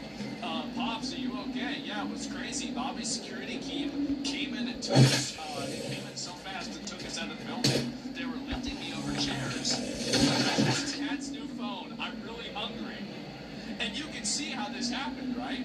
Because they were bringing out the food. And so everybody was about to start eating. And then this happens. So guys, I'm hungry. Yeah, let's go to McDonald's. Well, no, you can't go to McDonald's. You can't do that. And anyway, there is a certain type of, like, you know, anti-fragile cooler that is going to be very dearly missed. They will be. And, like, this is, like, my dad was like this, you know, like, I was driving him to the hospital. He has, like, cancer, and he's saying, well,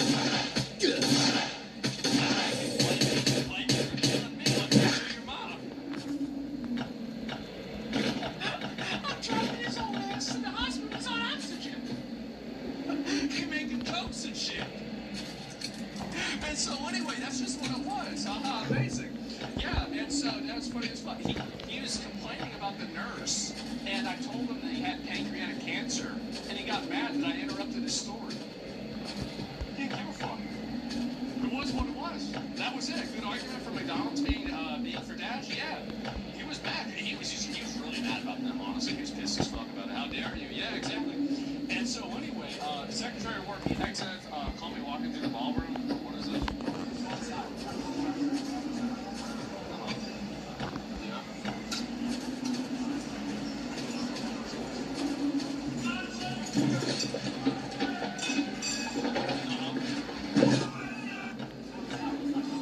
Yeah, there he is. And take me to that son of a bitch.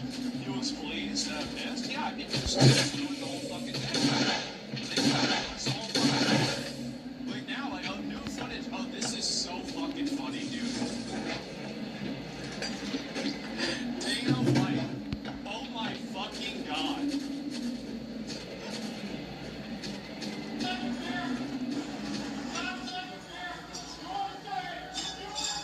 He's like, holy shit, was I there for this?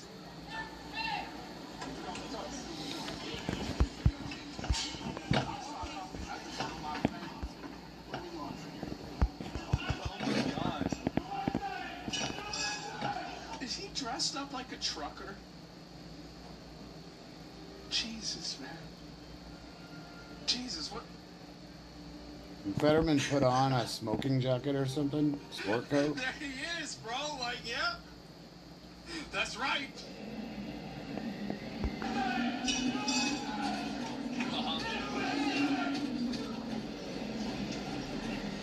And he's just...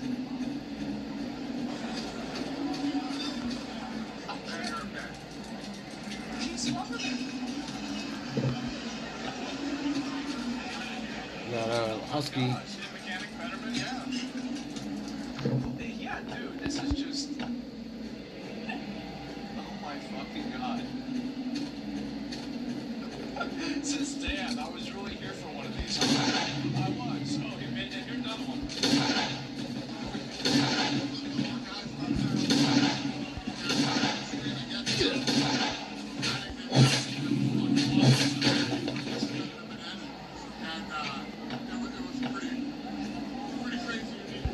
So you were on the aisle? What exactly did you see?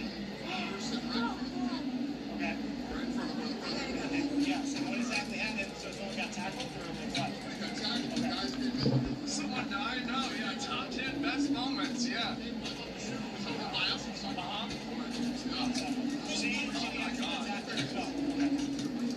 No, this is not. Honestly, I've had a gun pulled on me at least I might be thinking at least twice. One and a half of those times was on stream. And so, I call my dad, and I tell my dad, and I say, Pa, I just had somebody pull a gun on me. He says, oh, that's great. Did you get it on stream? They're going to love it. And I'm like, yeah, but they didn't show the gun. And he's like, well. It was like 2000 on 6th Street.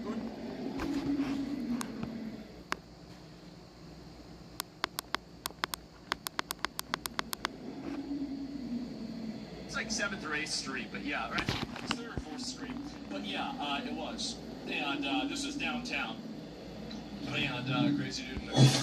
Well, there was that one. Didn't take yeah, that was the first time. There was another time. I don't know if that time there was a situation at an event venue. I think it's public. I'm not sure if it is. I'll check with somebody. And if it's public, I'll tell the story. I will. I'll tell the story about it. It was pretty crazy. It was. Yeah, it was a big deal. Maybe next time. Sorry, I don't want to make it public until it was a. Do you guys know of any other story where there was like a shooter or a guy that went with a gun to like an event, like any streamer event? Emmer's announcement party? That was it. That's right. Okay. So then, all right. And if you just randomly guessed that, now I'm telling a story that I shouldn't have.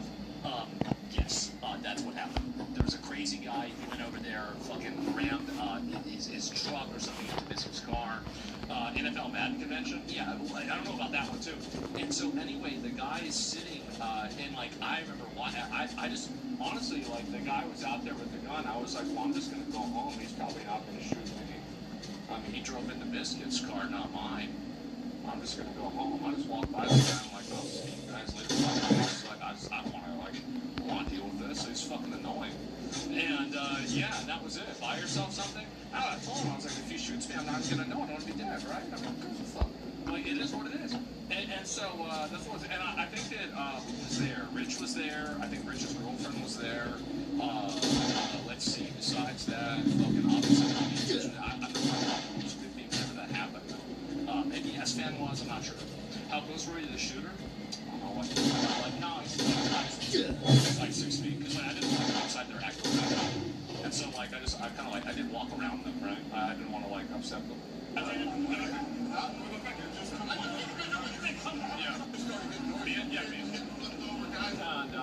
I think she was there. I'm pretty sure she was there.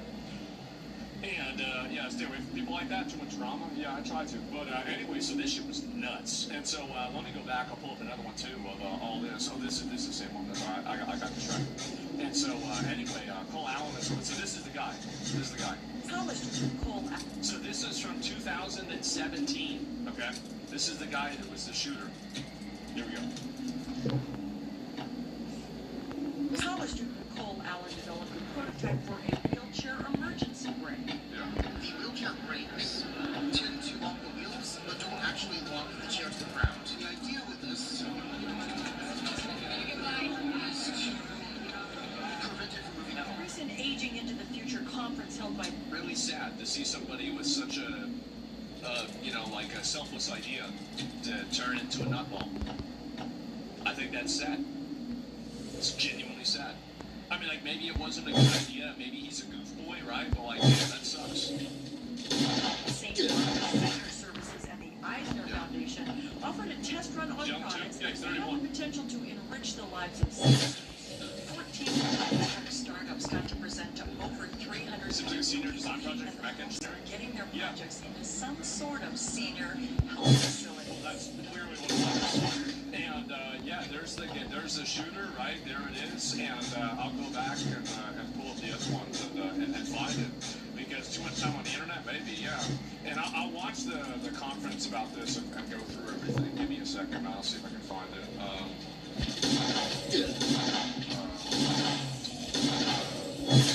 Is this here? Sounds like, yeah, live. I mean, I guess maybe I'm not really sure if I can find the image of it. Yeah, this is it. No, I'll go to the part where he's talking. Here it is.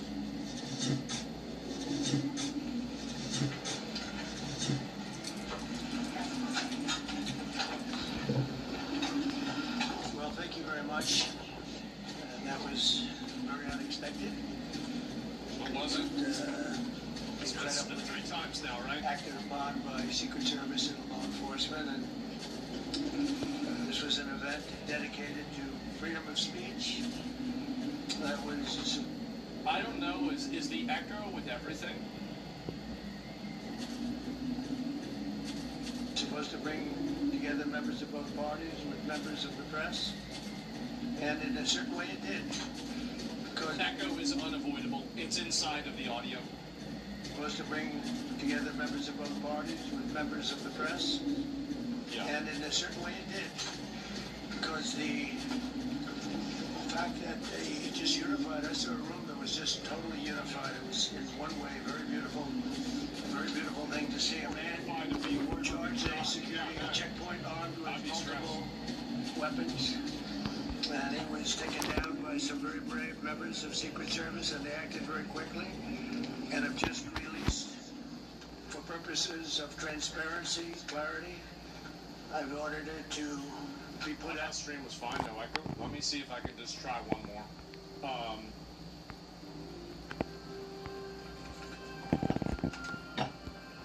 Let me see if I can just pull it up.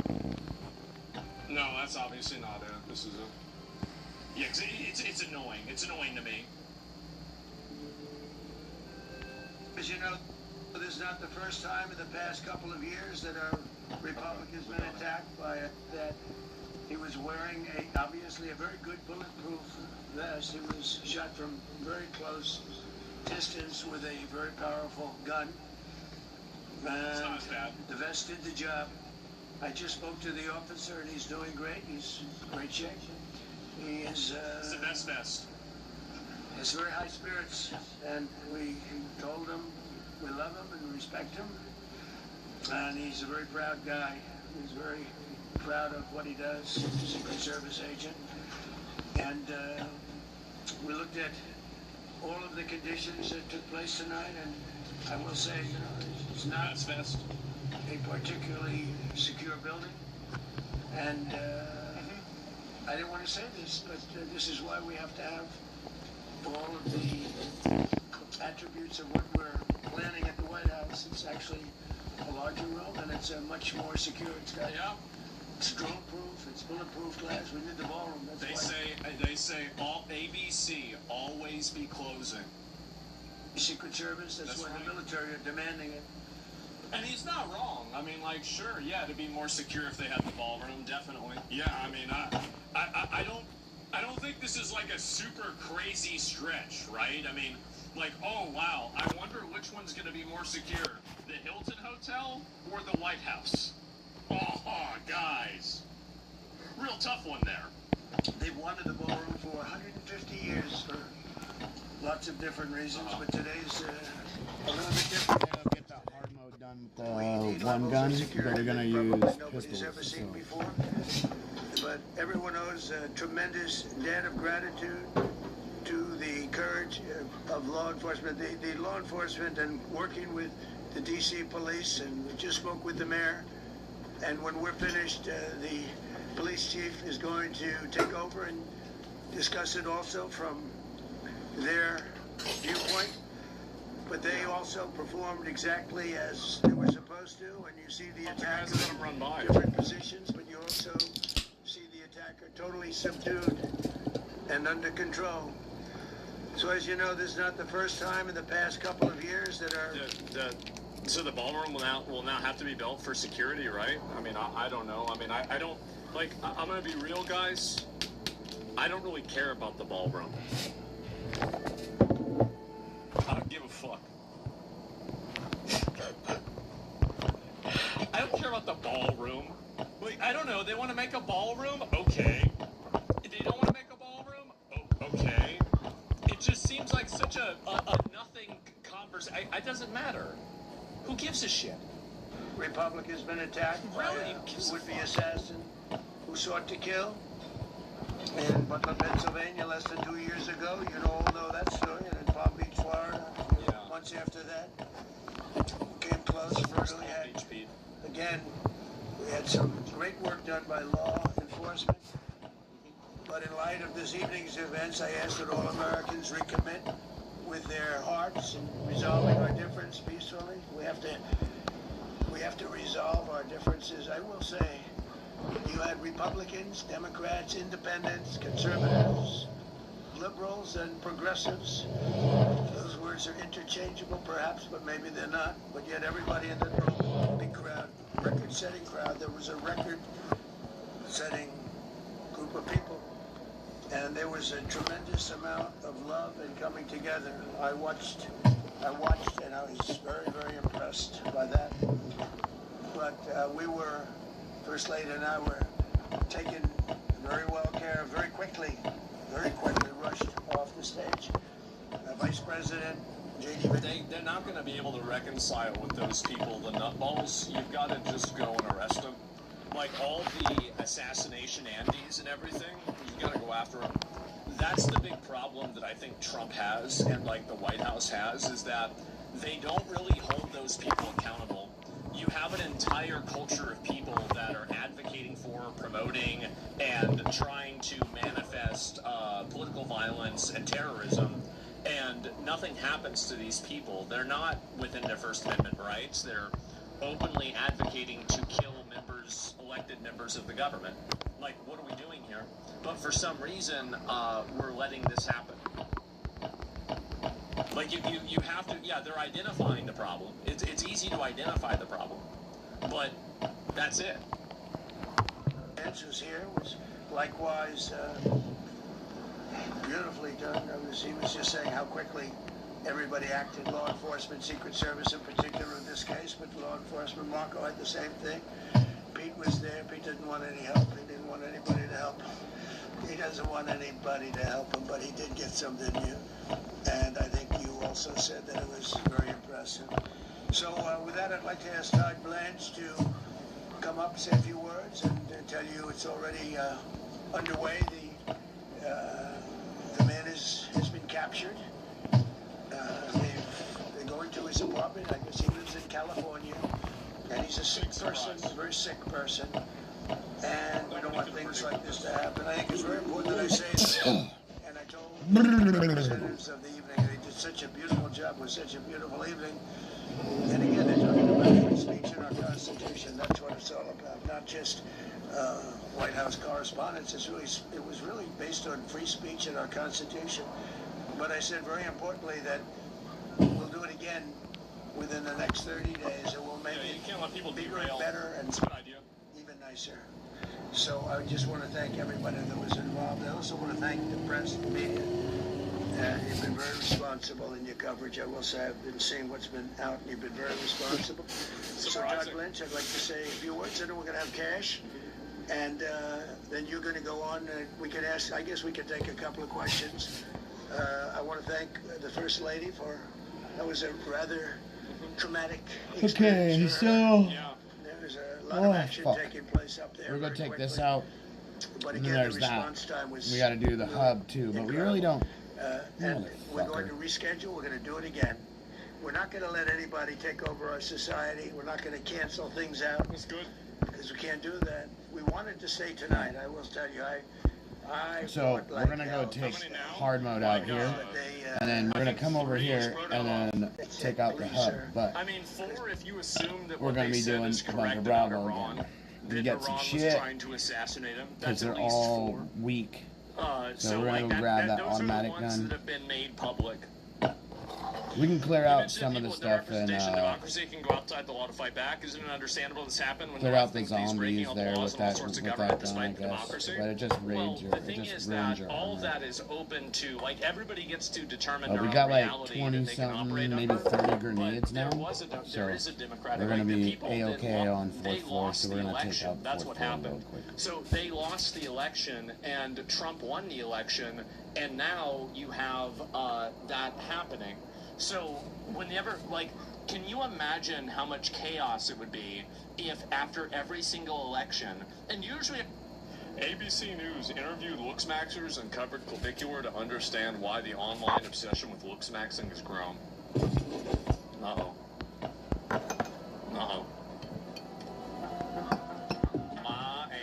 I don't actually understand how people can't see the reality that is the better you look, the better you're treated, and the more power you have. But it was just like obvious to me. So my name is Dylan Latham. I am a looks maxing / life maxing creator. I help people improve by giving them tips, and my main focus is to improve everyone's life. Yeah. These people are so fake. I think he's right, by the way. I think the reason why it's so popular and the reason why so many people are getting into it is because it works. It's a problem that, like, basically, it looks like shit. I think it looks fine. But, like, in general, I do think it works. It's around, like, 2 p.m. Like, they try to... The reason why I think everybody tries to make fun of this is because the reality of it makes them uncomfortable. It's narcissists. But it exists. It's out there. It's real. As soon as I get up in the morning, I go to the mirror and I do whatever. I mean, you could call him gay all you want, but, like, at the end of the day, I mean, this is the same guy. This is like Saikunu. Okay, you got that Saikunu haircut. Think about that. There's tons of e-girls love this. It takes to look better. I use makeup, I use Vaseline, I use various oils. People always say don't care what other people think. Yeah. I think the only way to operate is discovering what people think and then capitalizing off of that. Yeah. Is a term you... That's smart. It is. It's smart. You may have never heard before. Looks maxing. Trends can range from superficial practices like hairstyle and skin health to serious measures like breaking bones in your face. Well, you're not really breaking. You're not really breaking the bones. It's... Okay. Looks maxing is an online subculture dedicated to ascending, which means basically just getting hotter. Yeah. Mostly very young men. That's not ascending. Go to extreme lengths to improve their appearance. I started taking the steroids, and I'd say it changed my life. Elements of this have become really mainstream. And here's the problem, too, is that there are so many of these guys that they do it and then things get better for them. That's the big problem. Is that if you're upset about this, then why does it keep working? That's it. We're talking about it on the news. They're making fun of it on SNL. Yeah. Absolutely frame mugging you into oblivion right now, nerd. But it's not exactly all positive. Fucking gay. Looks maxing emerged out of incel forums, guys who feel sexually frustrated. Those forums were extremely misogynistic, nihilistic, hardcore. What a pussy boy. What a little pussy boy. What a retarded little pussy boy. No, it's not. It's not about that at all. It had nothing to do with that. Like, and also, like, really, like, of course, guys. And you think about the logic here. Why do you think guys want to looks max? They want to do that to get girls. Well, who's having problems getting girls? Incels are. Like, duh. He got a nose ring? That's not... Bone smashing. There's no way that's a nose ring. Steroids. I think everyone should be onto something. Influencers giving medical advice to teenage boys. Yeah. It's a complete and total disaster. Understanding looks maximum's rise within the broader economic and political context, I think requires us to look at a few different things. One is... He actually... Oh, my God. As a guy, bro, really? Dude, Or Harry Potter shit is the nihilism of the young boys who participate in this, who say that they don't have a clear path to a quote-unquote normal middle-class life. So what do you're just going to like reframe it, say it in a weird way, and then this just categorically dismisses the concern? No, they're right. These young guys are right. They're right. The reason why it's so popular is because it works. The reason why there's so many of them is because it's real. That's the reason. Oh my God. It's so fucking pathetic. They're getting patronized by a bunch of fucking retards. Makes me so mad. Gen Z, and especially teenagers, they went through the pandemic, they maybe sort of missed a year of school. Oh my God. They are not used to having social relationships in the way that older people are. TikTok, Instagram Reels, produce a certain number of look-maxing influencers, celebrities, but by far the most popular or most notorious is Clavicular.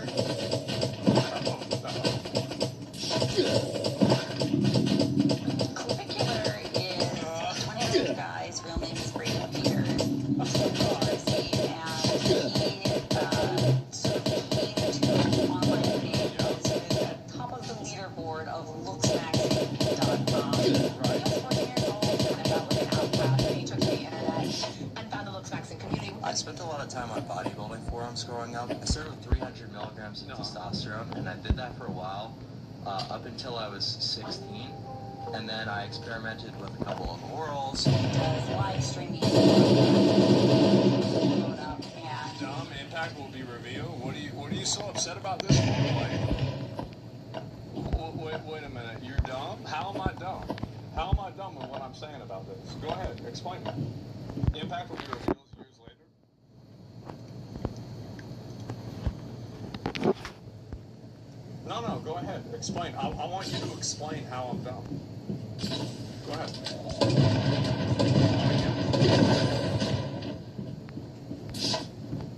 Why do you call me asshole? Block that fucking term in my goddamn chat. It's not my goddamn after the end. That's not it.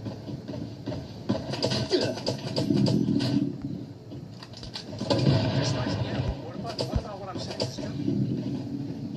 Like, I don't even understand. I'm very confused as to why somebody would be upset about this. Like, I feel like the way I'm talking about this is pretty reasonable. Like, don't tell me, you're really gonna go, you're gonna go Tasman into an emote? Oh my God. So, what else does he say?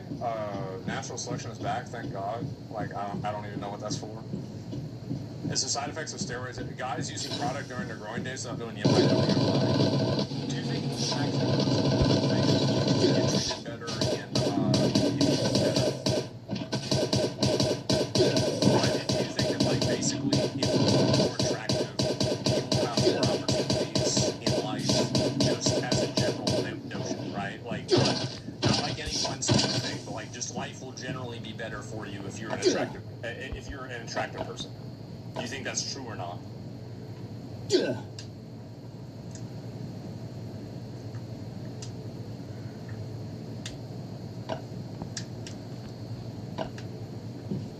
So we're gonna go with this.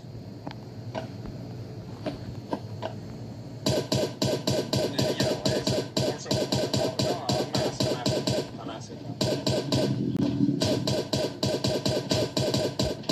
You see the fat ugly person that was not an asshole?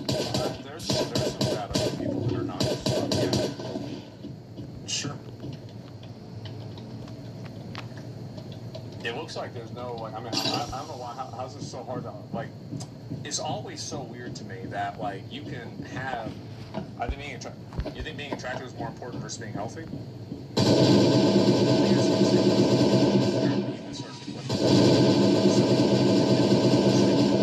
If you are attractive versus not attractive.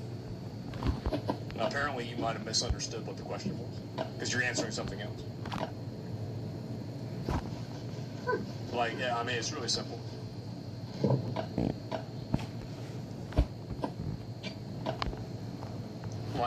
Let me get to it.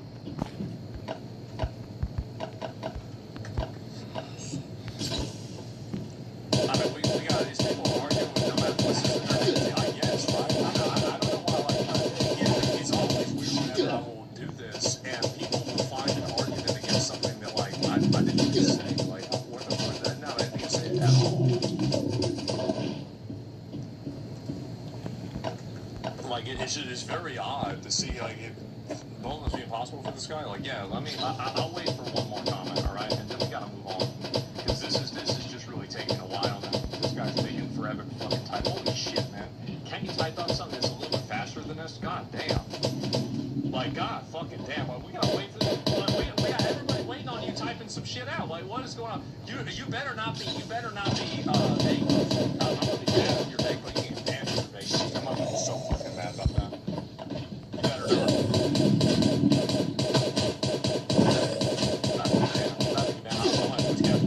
Countdown 10, 9, 8, 7, 6. Get the fuck out of here.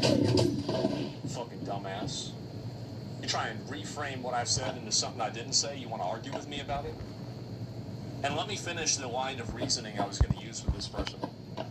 He was going to say, yeah, obviously it's better. Now, very clearly, there are methods of looks maxing that are not good, like doing meth. Any reasonable person would assume that I don't support children doing meth. But the practice of doing it as a general concept is legitimate. That doesn't mean that every single method of looks maxing is legitimate. It means that the process of it is legitimate. And a reasonable, logical person could be able to have this conversation without bringing up exceptions like that because they're just understood to be true. Right? I mean, every reasonable, like, person of an IQ over, like, 90 knows this. Clips of his video streams have proliferated on TikTok and all sorts of other social media platforms. Yeah. Streamers just have crazy names. You can think of Mr. Beast, I Show Speed, but a name like clavicular makes you do a double take. Clavicular comes from the idea of how wide should your clavicle bones be, which is something that most of us have probably never thought about. I'm trying to optimize every single metric of my life. I'm not only interested in fitness, right? I'm trying to IQ max. I'm trying to money max. IQ max? You're doing math, dumbass. Maximize. Just for that clarification. Here's some of the key terms to know for looks maxing 101. Soft maxing and hard maxing are sort of your two broadest categories. Soft maxing could be as simple as plucking your eyebrows, trying to lower your body fat percentage, doing your hair. Do you think that he's too old? Do you think these people? I think they're too old to talk about this. I do. They're like, I mean, she's like 40 something probably, and that other guy is probably in his 30s. I mean, what are we doing? They are referring for things like actually getting plastic surgery, like bone smashing. This is no bone smashing. You got me at this. Damn. Repeatedly hitting sensitive parts of your face with a hammer to try to grow the underlying bone and change the look of your face. Yeah, it works. It doesn't work, all right? I think it works. Bone smashing is a fallacy. It's fraud. I don't know. Then why are athletes' muscles and bones so much bigger? Why is there so much more density with an athlete's bone? Because of the microfracture. Yeah, I don't know. I don't believe that. Are you serious? No.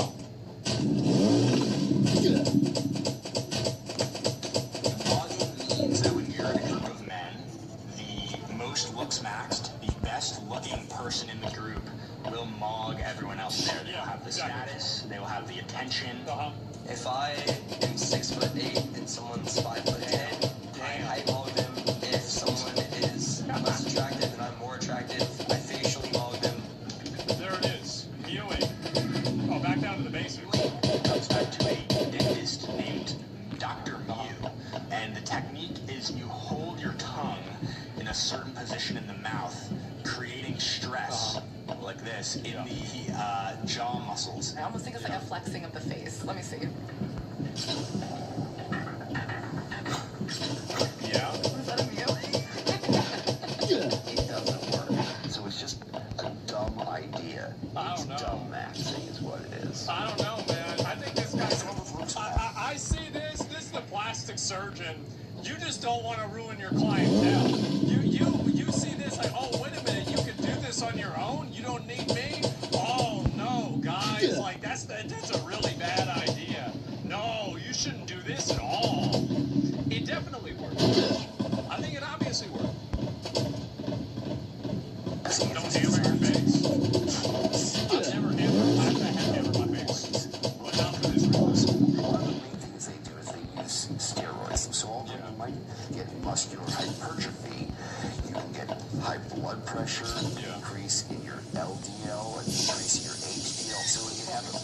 irresponsible effect on their health and wellness, and they're very dangerous.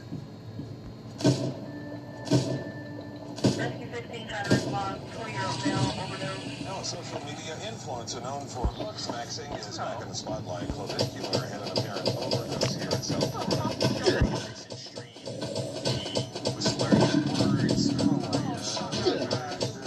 It was not that bad. It was not that on an overdose scale. This is like a 3. It's not even a big deal. This is the kind of thing you sleep off. Oh, come on. Next to another street, Andrew Gannett, who sits next to a big asshole. How messed up are you? I've seen worse. Yeah. So after the stream cuts, you see this video of Cloud being carried out by a group of people, and he looks completely limp. Yeah. Next thing you hear, It does not he's look been limp. hospitalized. That's not limp. Your head being forward and your arms being up is not limp. Shut up.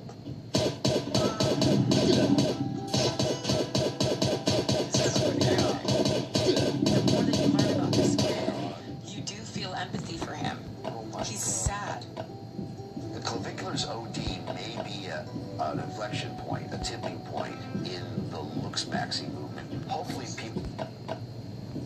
Can we stop having old people that have opinions on things that are not like how to raise a cow? Can we just stop this? Like, if I need to figure out how to invest in a 401k, maybe we can ask this guy. I'm so sick of boomers giving their opinions on things. Just period.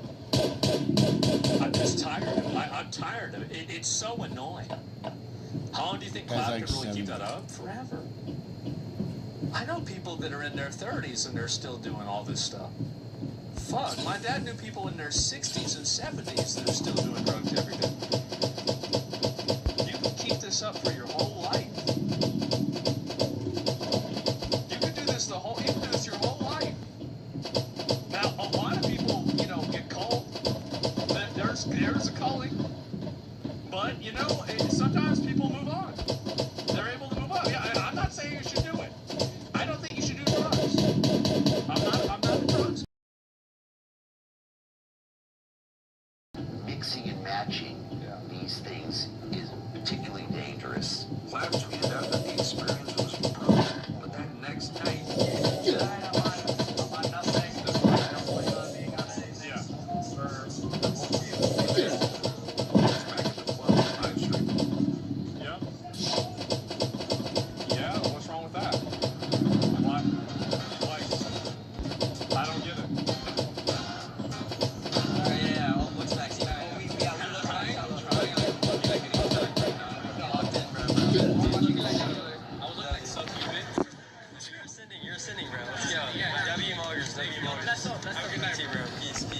People DM me all the time saying that I changed their life, that I saved their life, that if they didn't find my content, they wouldn't know what to do with their life. That sounds kind of gay. You safe from I feel like they're gay. And for some reason, because of the highlight reel and the obsession with comparison online, and we only see people's good days, I think that boys think that if they are attractive enough, they never ever have to feel a bad feeling again. It's not true. Do not listen to these women. They don't know anything. As usual. This is the problem is that who hurt her? Yeah, and here's the thing, right? Is that of course you're gonna have bad days if you're attracted to dumb. Like what are you talking about? But if you have less bad days, then there will be less things that will happen that will give you bad days. You have less reason to have bad days. So the whole thing about this is that basically, I think that people are, I don't know why there's such a societal focus around men being mediocre. Why is there always, all media is around men being mediocre? All film is around almost men being mediocre. It's just a leading scientific authority on the phenomenon. Let me see, I'll pull this up. Being attracted as well being a resource. And it's like the whole thing with dad. Nobody should want to have a dad bod. You shouldn't want to have that's called being fat. You don't want to be fucking fat. Like, what are you talking about? Guy pretty privileges are real. Whole math. Yeah, exactly. No, I'll probably look at this in a bit. And the thing is, like, third and fourth wave feminism did that? No, the thing is that, and this is another thing too, is that they don't want to see you ascend. They don't want to see you be an attractive guy that can choose to not put up with their bullshit. That's what I think is going on. I think that's exactly it. And the whole fucking thing about how bad this is, and oh wow, this is some kind of horrible, oh, guys are getting into this, they don't know. Yeah, obviously it's bad to do meth. Obviously it's bad to do TRT when you're a minor. Like, duh, of course it's bad to put random medicines into your body. But the problem is that you're throwing out the baby with the bathwater. The fundamental reality of this is that it's real. That's the reason why it's so popular. The reason why looks maxing is very popular and people are continuing to talk about it and address it is because there is a deep human understanding that this does manifest in all kinds of ways in people's lives. But for some reason, people want to pretend like it doesn't. And I think it's because they're afraid and they don't like the conclusion that some people, like our society, is obsessed with equality. And the problem is that nature is obsessed with hierarchy. And what we have now is a world and a culture that is trying to make everybody uniform, make everybody the same, and try to treat everybody the exact same, and it's not working. It's not working, and it's so obvious. And I think it's funny. And why don't you do steroids? Well, I don't want to do steroids. I don't want to. That's one. Yeah, I would do that, but like if I wanted to do steroids, I would do steroids, but I don't want to. First they said being incel was bad. Now incels are trying to do something about it. Now they said that exactly, bro. Like they said all the time, oh well, being an incel is bad. You're so bad for being an incel. Now there's a guy that's trying to make himself more attractive to women so he can not be an incel. Oh, now that's bad too. It's that simple. I fucking hate it, bro. I hate it so much. It makes me so mad. I see this shit. And ascend out of the basement. Yeah, exactly. The only equality or whenever men are in advantageous positions. Yes, exactly. And so it's never been about equality. It's all anti-men bullshit. It sure is. And men that ascend reinforces the patriarchy. That's why. Yeah, exactly. I have an idea of being an incel, becoming super hot just to mog hot chicks. Fuck them. Yeah, I guess, right? But like that, it's not just trying to treat everyone the same. It's trying to bring all outcomes down to the lowest common denominator. Yeah, exactly. And so they just hate when it's all total voids. Yeah, exactly.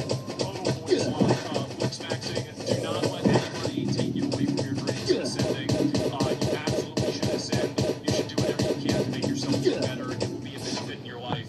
Anybody who tells you otherwise is lying to you, and they want you to be a loser. They want you to be fat. They want you to be a loser. They want you to have a beer belly. They want you to be bald. And the reason why is that a fat, bald loser is easier to control. A fat, bald loser is easier to keep in a box. They don't want you to manifest into a lion. Don't let it happen. Don't buy into their bullshit, bro. Like, North exactly. Their streamer? I mean, like, money is great. I mean, obviously it's good, but, there's a lot of instances. Pokemon and literally teach you in their podcast. That's crazy. Wow. Anyway, so let me come back. I'll pull this up and we'll get some of these other ones too. And I'm sexy as fuck. Yeah, sure. And I don't understand why people are making such a big deal out of men wanting to take care of their appearance. Because it disrupts the natural order of Western society, culture, and like these Western societies. That's the reason why. And you can easily figure that out, right? You can easily see that. And there's a power structure that exists that when you introduce looks maxing, it is confused at that point. It becomes now confused. Any body cam videos today? I'll watch some.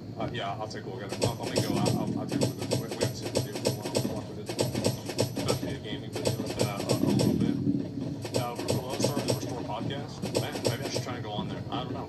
It's because they're insufferable about it too. They're insufferable about it. How many times you have to wake your girlfriend? You ready to fix it out? This is called revenge. That's what you get. You shouldn't have been doing it. You've been doing this shit forever. And now Now it's a problem that a guy wants to make his hair look better. Fuck that. It's ridiculous.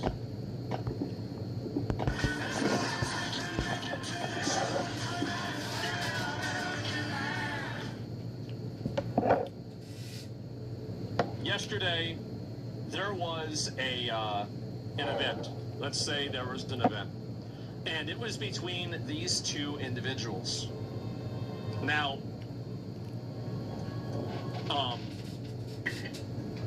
you might not know who this is.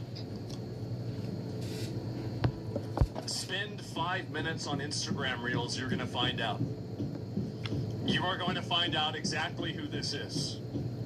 Now, Super Hot Fire, I'm going to be honest, I didn't know who this guy is. But anyway, this guy, Paul Miller, Gypsy Crusader, is like a huge white gnat. He goes on, different websites, and he just calls black people the N-word, and he's one of those people, right? Super, super, super racist. And they had him, obviously, going up against a black guy. Crazy, crazy fight card. Insane fight card. So this is the pre-event. Is my audio broken again? Oh my god.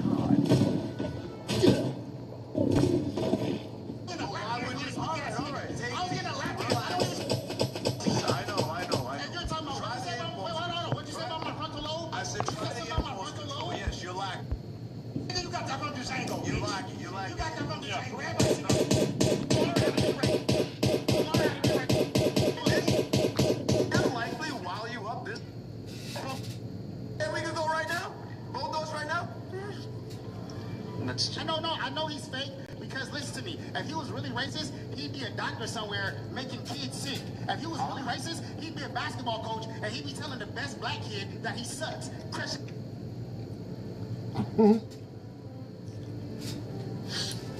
I'm sorry, guys.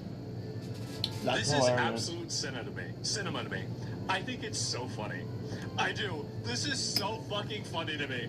Even though it's the trashiest, most awful shit ever, it's like massively fucking right. I think it's hilarious. In his dream. If you was really racist, you'd really be doing some shit. If you was really racist, you wouldn't share the ring with a black guy. You're a fake as fuck. I'ma dominate you, bitch.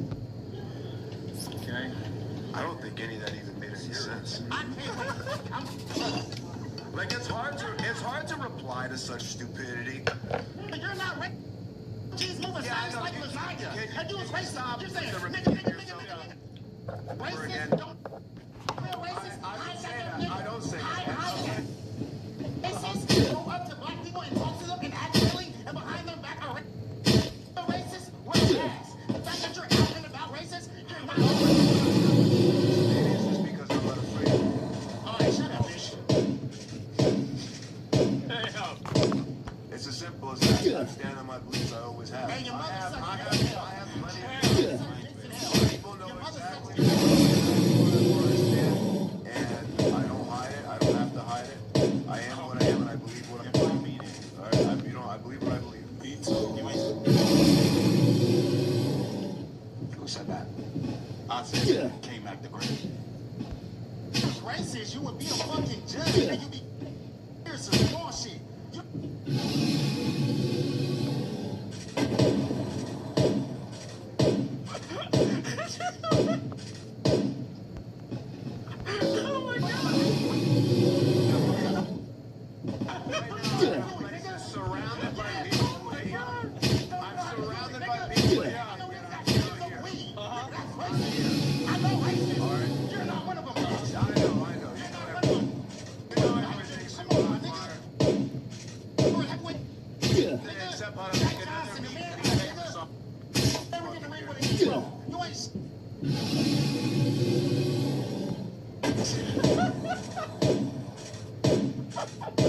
What a show, bro.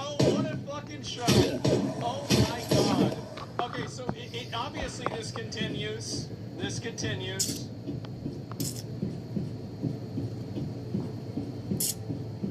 There's, of course, no audio again.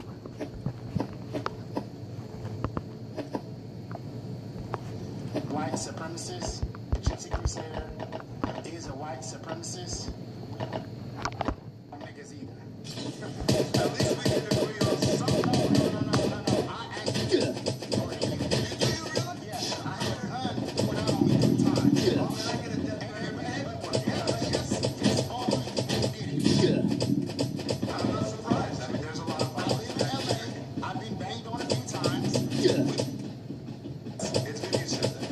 You know, at least I know I'm not crazy. But what's wrong with that? It's not. But, you know, just for a peace offering, I brought you something.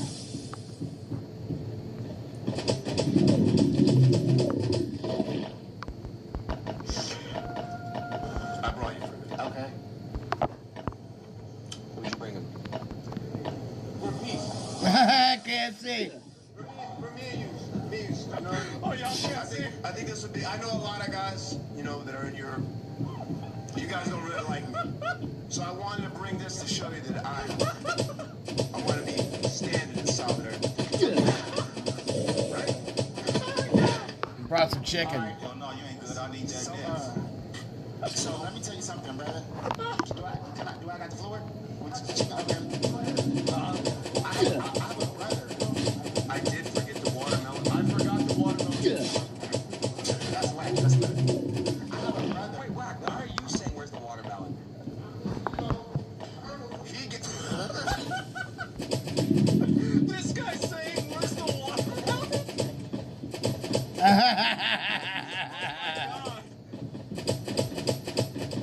Gave me permission to do it. Really? Yeah. What the fuck? He told me to do it. He told me to do it. He said it's all right. Oh, it's streaming. It's not real life. Oh, okay. My bad. I mean to cut you off. What? Oh my God! He even. Oh my I'm super hot. Go ahead. No, I'm just saying, he acts racist, but he's not. My father has 2 kids the same age as me and my brother. And we're not twins. He had 2 women pregnant at the same time. Yeah. So my mother hates my father. So, your relationship like my mother hates my. Oh, here we go. Yeah, so relationship like your dad's brother. As a Hey, well, it's that's what I'm trying to tell you. oh, so you've been hating for, you're like seniority. You're not. You've got more time than me. Listen. You gave me a compliment yesterday, right? Yeah. I wouldn't compliment. You don't even hate his face. Oh my God! Niggas as much as me, bro. Trust me, I can't stand them.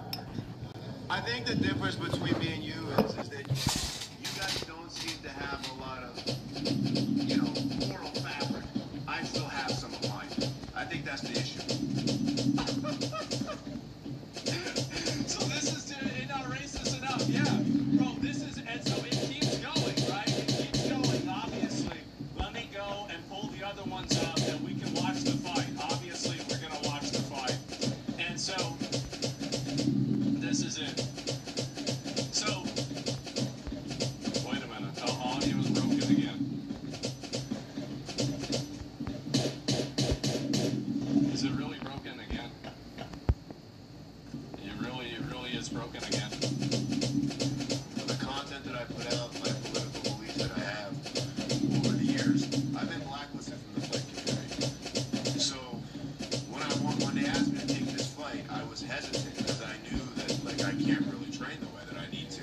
But I didn't want to put anybody in jeopardy coming here with me, being in my corner, because they could face backlash, and I didn't want them to deal with that. So I just said, listen, I'll just go along. I don't need anybody. I'll be fine. Whatever happens, happens. We just do it. So many audio extensions. Yeah. Every time. Yeah, I know. That's just how it is. So this is the Florida boy winning there. Oh no, here it is. It's I know it was a big risk on their part, both sides, and it's just a blessing, man. It's a real good end. It's actually crazy they let him fight. It is. Like I'm surprised that they actually did that they let him do this. Funny too. This is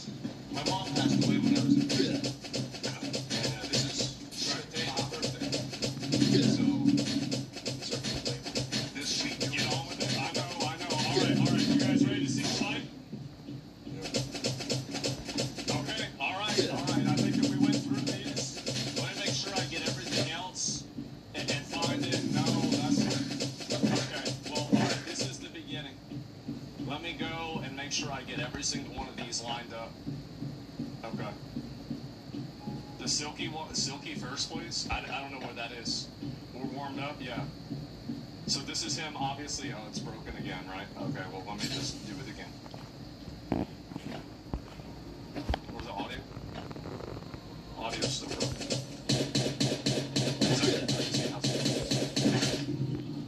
It's actually insane. It's actually insane how bad this piece of shit is. It's so annoying how bad this piece of shit is.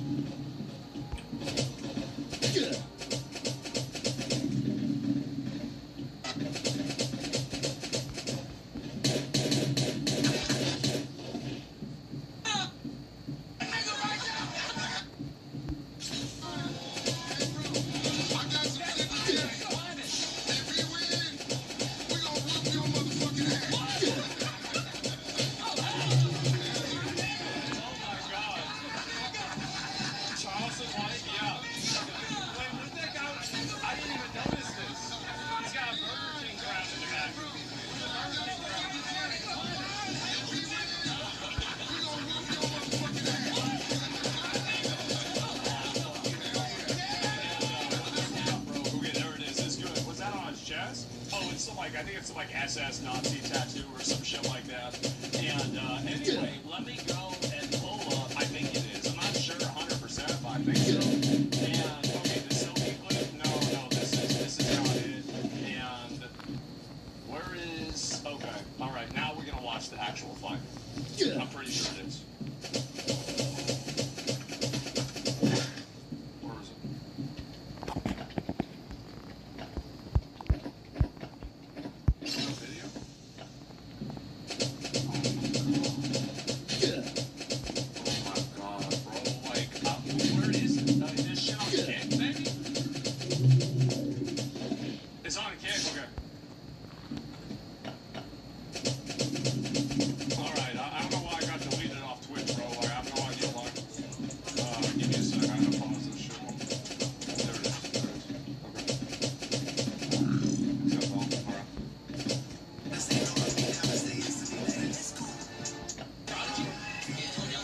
I think it's the one after this. No, it's these two girls. I remember that. Alright, here it is.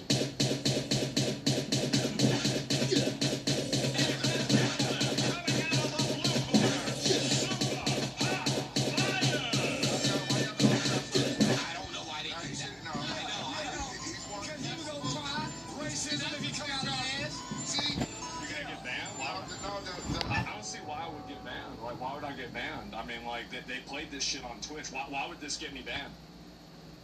Like, they literally played this video. Like, everybody reacted to this. Like, I watched Phantom react to it last night.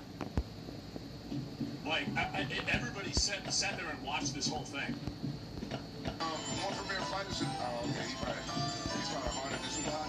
Yeah. Zubat been here a couple times. Yeah. Put the camera on. Put the camera on. Pee-wee's calling me. Pee-wee! Oh, you ready to fight you, Pee-wee Roscoe? Yeah, Pee-wee, you ready to fight Charleston White? Yeah, we gonna make it happen. I'm gonna call you after. The music? Yeah. Let's let the walkout happen. I just want to hear that.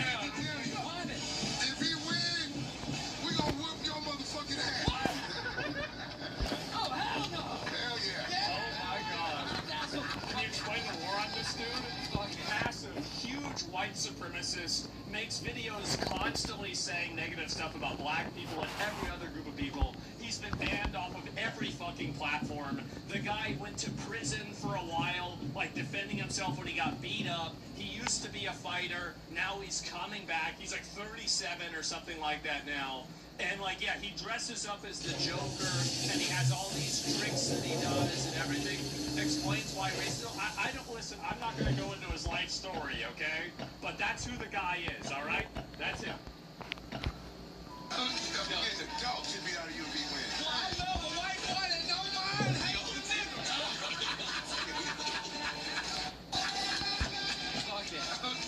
The dog should be out of UV win. I know a white boy that don't mind hating the nigga.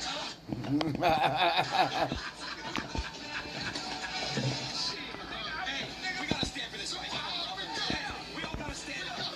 Stand up. Everyone gotta stand for this fight. Oh my God. You look scary, bro. I'll be honest, bro. Chat. Put some W's in a fucking chat. Oh boy. I gave him a few pointers out there. Let's go. This fella is scheduled for 3-minute round. In the blue corner, wearing the black trunks with the red trim. I wanna shout out these guys who watch me. Neon, Ed Matthews, Academics, she's a rampant guru. She's epic guru. The black is for the All right. Kofi G, Larry Wheels, Combi, Phantom Greek God, DDG, Benadol, Silky, your boy. And the red corner. Coming out. See, if I had known he was good with people restreaming this, I'd have watched this on my stream. I didn't even know. I thought that he would, like, the next one that he does, I will be there watching this. I'll watch it live, like, 'cause I didn't know he was about that. Next time I will. Calhoun City. Ladies and gentlemen, with the movie stars 7 and 7. You wrong. Bro, he ain't Give it up for the Joker himself, Gypsy!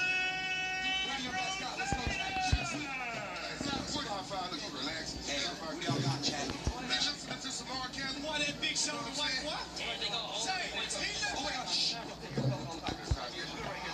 I mean, look at the difference in size, bro. Like, this dude is way fucking bigger. I feel like it's so obvious, bro. Like, yes, I didn't know it's happening. Yeah. You gonna attend the next one?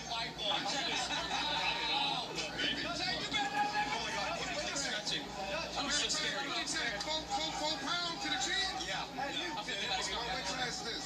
that nigga Heavyweight with no got shit. Say Gypsy! He's locked in. Let's go! Yes! Let's go! All right. Oh my God. Here it is. He got a Muay Thai style. Oh my God. He sucked.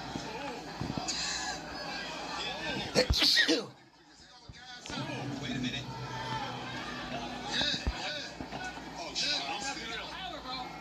By this point, I thought Super Al was gonna beat his ass. He got Muay Thai style. I thought he was gonna beat his ass. Yes, well, man, he won his fight. Yeah, look at him. Look at him. He's way faster. Wait a minute. There we go. He's way faster. Say, he's trying to get it right. There you go. Hey, get in there, get in there.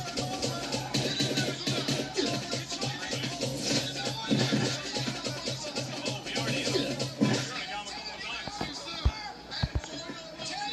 And y'all gonna see, by the end of this fight, bro, they got Paul Miller looking like a fucking Bloodborne boss. Like, I got, like, him in the third round, bro.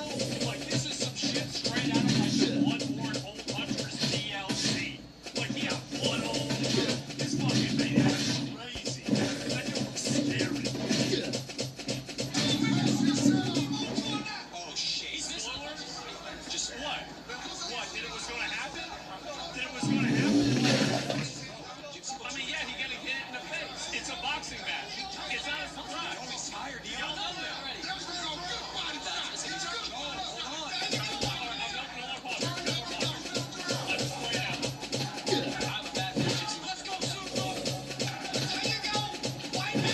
I'm not spoiling. Charleston, why do you want him to win? Man, I can't see a white man lose. I'm gonna lose faith in my military if the white man lose.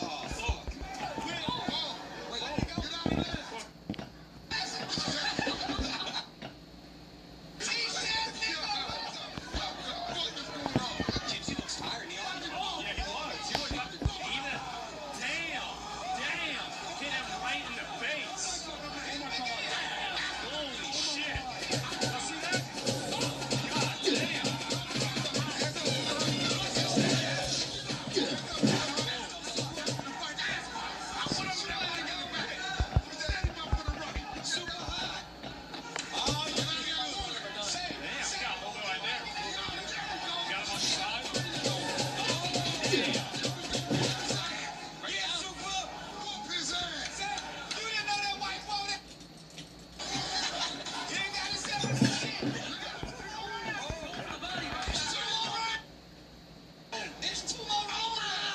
Why is it slow? Can you believe this shit happened? Can you believe this shit happened? I'll get to there. How about that?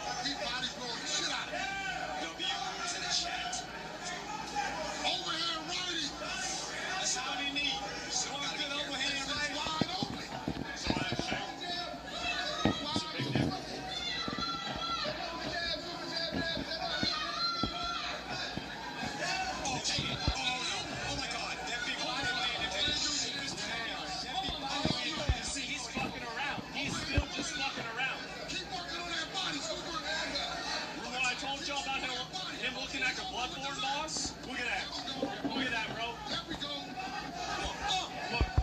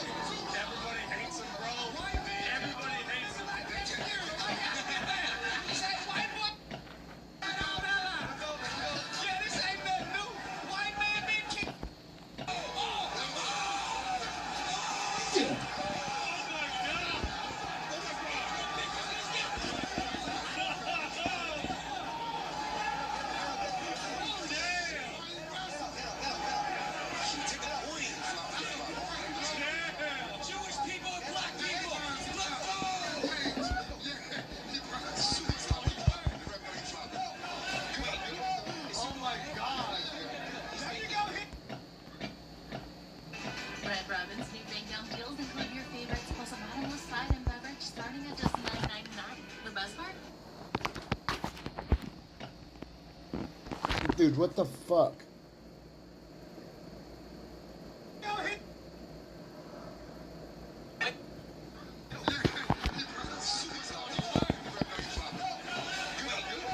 Oh my god.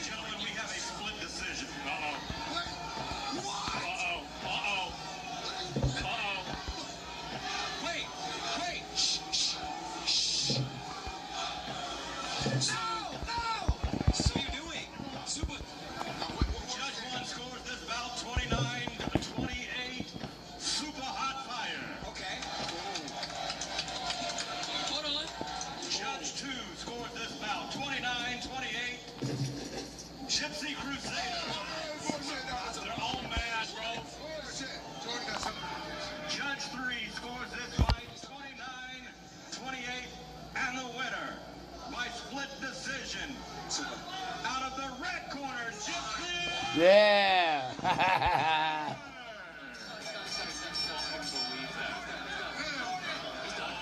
He had form.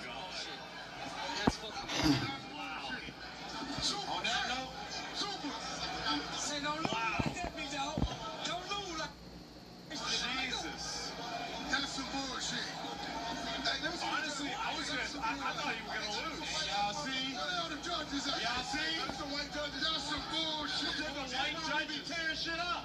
How do you win? This is why we ride. Your ass whoop. That's bullshit. I wonder why they have him muted. What the fuck? Ass whoop. Why they have him muted? How the fuck did he win? Bro, right. That's why. That's fucking Y'all just witnessed it. Y'all witnessed it. That's and that's fucking gonna be real. H, you gotta look into that because as the great job you're doing putting this shit together. That's nothing to do with that's the commission. Hell no. The state of Florida, the same ones that do the UFC fights, and hope about. So I want to interview him. Let him know that. It's rigged. It's rigged. That's really how It's rigged. Let me see the card. Let me see the card. What the fuck was that? How? I saw the white boy win. Can I post it? I don't know about that now. Ask if I can post it. Ask if I can post the Second card. round. The second round was close. Y'all voted. He don't win the first round. Even the announcer said it. Even he knows that. He won at least one round. That's why I post it. Yeah. Second round split. The third round. Bro, he got pieced up. What? How is that? He win that fight. What? Boxing's about points? Yeah. You went down 3 different times. Florida State. Florida Commission has nothing to do with age. How was that possible? And they have the names of the commission. No, I know it wasn't Where's you. the name? There it is, right there.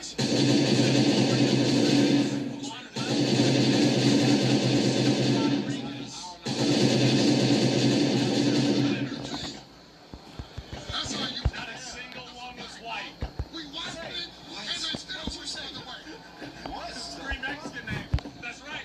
Massacre, bro. He can't even breathe over there. They're crashing out. I appreciate you being calm. Chat, if y'all at home,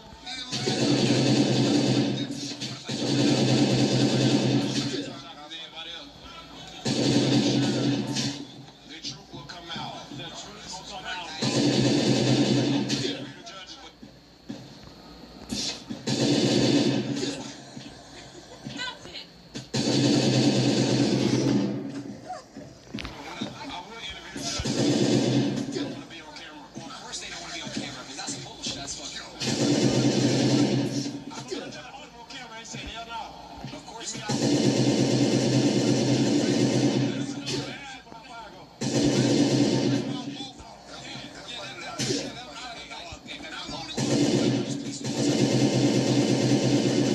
Florida State. It's the same thing with that judge, the UFC, when they're out in Florida. It's the same exact way that judge any boxing events here. It's a sanctioned event under Florida State Athletic Commission. We have nothing to do with that. These judges are provided from Florida. I have no issue with that. I feel the same exact way. You can't give it to the judges though, at the end of the day. This happens all the time in every sport. Hey, so this is what it's probably why they did it. Judges. Oh, Because you can't override the judge. Oh, Right. No. all you do is put on the event and abide by the rules. Just in all fairness. I'm sorry to everybody. No. So, I'm gonna be honest with you. I'm not. Listen, I'm gonna be honest. If we could just stop the replay for a second and just put the camera back on. Thank you very much. Listen, guys. This is I know the drill of this.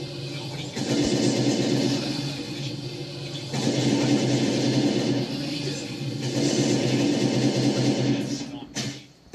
Deserves all the respect, all the like. This is so. He did so.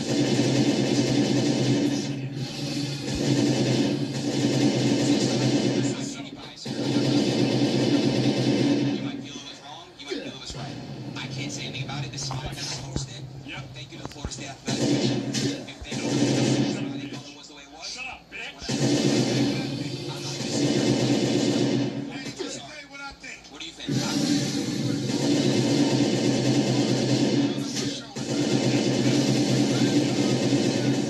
Great, and this was even better. That's what I think. Thank you, Wack. Yo, Ben. Where's Ben? Where's Ben at?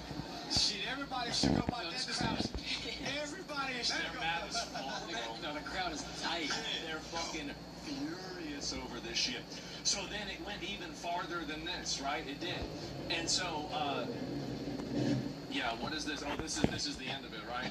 Okay, well, actually, I'll get to this. Let me show y'all the way that people reacted as soon as this happened. This is... Why is it not working?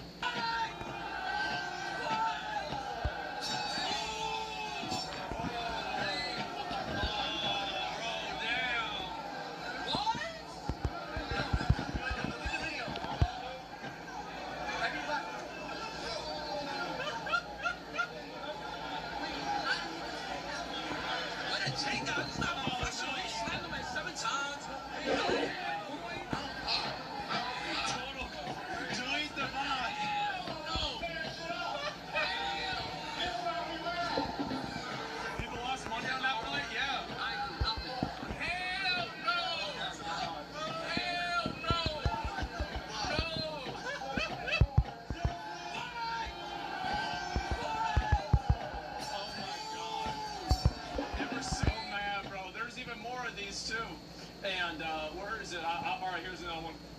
Here's another one. Fuck it. I had the white man winning. I had the white man winning.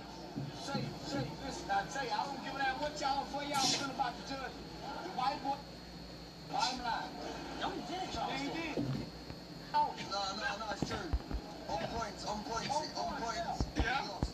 He gave it, but towards the end of the fight, he looked like he was on top. Yeah. So that's why people are going to assume that he was like off point from the whole fight. Yeah. He was fighting loads of shots. The white man won. Yeah. Oh, yeah, I don't think America had lost the war yet. Wait, Tulsa. Wait, what? Let me see if there's any more of these to go at. Oh, here's another one.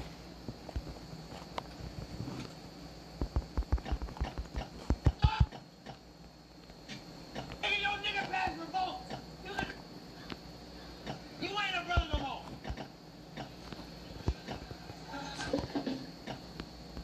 You are a disgrace to our brothers and sisters. All of our ancestors is rolling in the grave right now. The fuck? You just let a racist cracker beat that brother? No.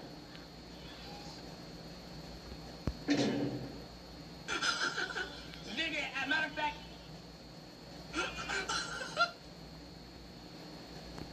nigga, yo, nigga, pass revolt. This is fucking amazing. This is so dumb as fuck. I think it's fucking hilarious. Oh my god, it's so good. And so then again, okay, we'll watch the last one, right? The ending interviews.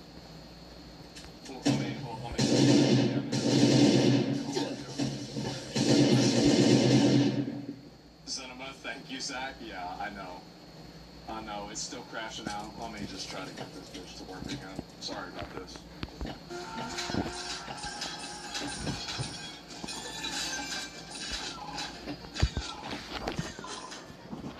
Sorry about this. What do you want for the fighting? Good? Gypsy, that was an absolute war. Talk us through it if you can. Well, he had a little more gas than I expected. It was harder to get this body because it was real awkward. But he was a tough fight. But I still came out on top. Were you a little bit surprised about how much grit he had? Absolutely. I think that he's gonna fight. I think he's gonna fight. Like whenever he was in that second round and he's dodging underneath him like that, like I think he was just showboating. Like I think he overestimated himself and he wore himself out because I feel like in a big way, like it looked like he was arrogant. He was. I think he was way too arrogant. It was definitely a good test. No, Donkey, yeah. You were the villain in the crowd. Did you lose that you were fighting? Absolutely. But I love it. You accepted the villain role. Congratulations on your win. Any names that don't are there any names? Who's he gonna shout out? I want to thank my young brother and my girl, Marley, my team that came with me. Never mind. I want to give a big shout out to my sponsor, Duel.com. Yeah. And check out Joker Coin on Pump TV. Pumped up on. Congratulations. Man, and wow. Okay, let me go to Super on Fire. All right, here it is. Let me get to this one. One more.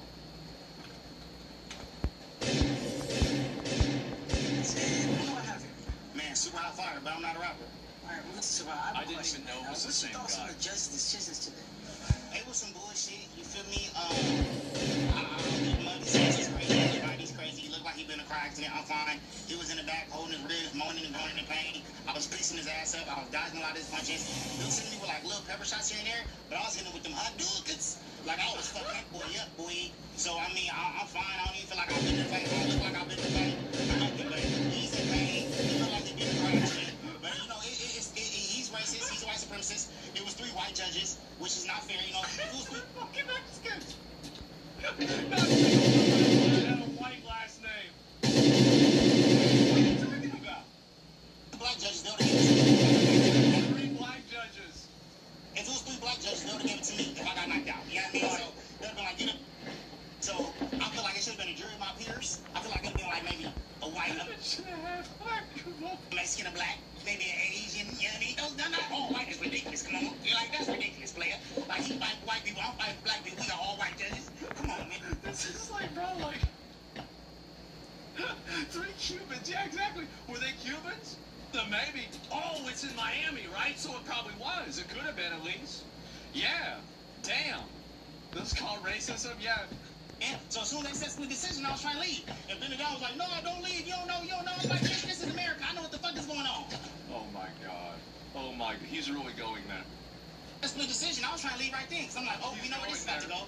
But it's all good. You know, everybody here said I won. Everybody said I put on. Everybody said I put on a great show. Everybody was happy about me. So I'm like, about these 3 judges, it's about the crowd and everybody at home. You feel me? Because some people can fight right. 2 people can fight right now. We can say red won when blue won, but what we say ain't always what happened. You understand? But yeah. So I mean, it happens. I'll be back. And he had like 40 pounds on me too. Let me throw that in there. Listen. I understand. Listen, it's always good to have you on. You got a controller? We'll see. Yeah, man. Okay, that's fly. Yeah, come on. That's how we very much rock, bro. Okay, yeah, I get it. It's good to have you, man. Man, yeah. Have a good one, man. 226, we're going viral. Oh my fucking God. Dude, I'm gonna be honest. Absolute fucking cinema. Holy shit, this was fucking entertaining. Like, I'm sorry. People say, oh, this is bad, it's awful, or whatever else. It's fucking amazing. I love this content. And then again, even Cuffham, Super Stone, stood 10 toes down. I'm black and proud. Fuck a judge. Oh my God. So who won in your opinion? I thought Super won, but I'm not a fucking boxing judge, right? I thought he won. But I was very, very wrong. He went down. Dude never went down once. And yeah, I had no idea. I had no idea. Cutham's still mad about the live stream. I mean, I would be too, bro. Like that shit went hard. And yeah, they were mad as fuck at each other. So he shows this kind of event with Aiden. That Red Show Giga event. I mean, that would be a big fucking event. I'm gonna be honest. Like that definitely would be a big fucking event. So you know, we'll see what happens. This might be what happens next. We don't know. Well, let's find out.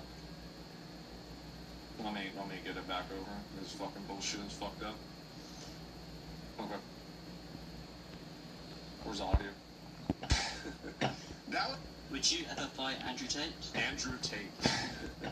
That would be interesting. That would be interesting. I mean, for the right amount of money, why not? I mean, That's what every fighter says. The right amount of money, they'll do anything. right, for the right amount of money, you never know. But, Oh my God. I guess we'll leave it up to the future, you know? You ever spoken to Tate? No, I've never spoken to him. He has some interesting takes, some things that I do agree on, you know, but there's, you know, I don't really know that much about him. Man, no, I don't really know. Tate would not I think that honestly, like one thing that I've never really realized until I watched a lot more like, you know, like amateur boxing. Would you ever fight Andrew Tate? Sorry about the audio. You know, things like that. That would be interesting. That would be. Sorry about that. One thing that I never really noticed is like how conditioned a elite athlete and a professional athlete is to have cardio. Like I never understood the difference between that until I started watching some of these amateur fights. And it's like the difference is like night and day, bro. Like it's like 500%. It's like not even close.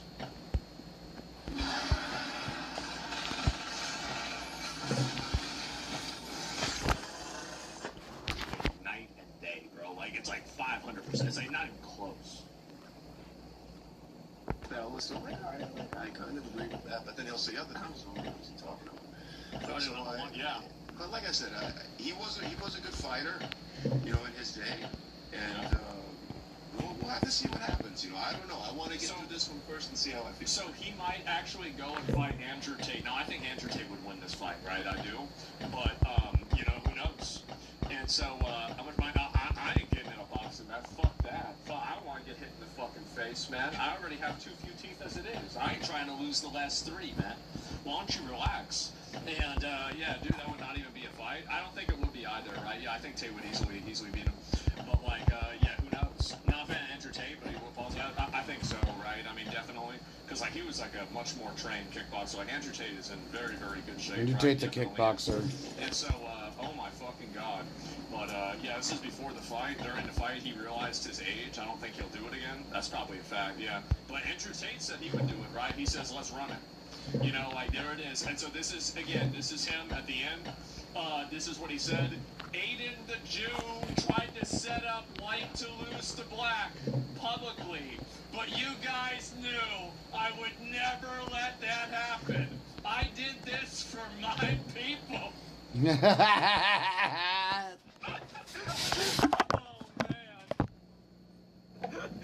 It's really everything you could have. It's everything I could hope the internet would ever be, bro. Like, this could have been it. And well, ever since, you know, you remember that Jake Paul fight? Like, that shit didn't go too well, right? Yeah, that was bad. And is Aiden's fault? Yeah, I guess so. And Andrew Tate just lost a boxing match? Yeah, that's true. And this is all a funny show. I'm going to be honest. I think this shit is hilarious. I think they need to do more of this. They do. It was funny. And so, yeah, I wanted y'all to see that. Capitalize the W and the common letter B. Oh, white is capitalized. Black isn't capitalized. See, I didn't even notice that. See, I did not even notice that. Like, god damn, bro. Like, he's really on it, huh? And there was at least 500,000 watching last night. Maybe, right? Who'd you watch it with? I watched it on Phantom Stream. Because like I couldn't, like, I was on my PS5 and I couldn't see like who the fuck, right, like was there, and so I just watched it on his stream because like I found the Twitch app, and so yeah, that was it. It was like 1 million in total. Yeah, I mean, kick viewership is kind of hard to say, but like you know, overall it had, you know, probably millions of people saw this shit. Like I mean, it says 1 million views, right? It's a whole ass lot. So yeah, 8 stream 500K. Yeah, no, it had crazy amount of viewers. I'm just saying like kick streams are, you know, kind of hard to say whether it's accurate, right? And so, you should fight the no-neck dude? Yeah, maybe 8 and 2. I guess so, man. It is. And anyway, no, I did want to show y'all that because, again, it is really fucking crazy.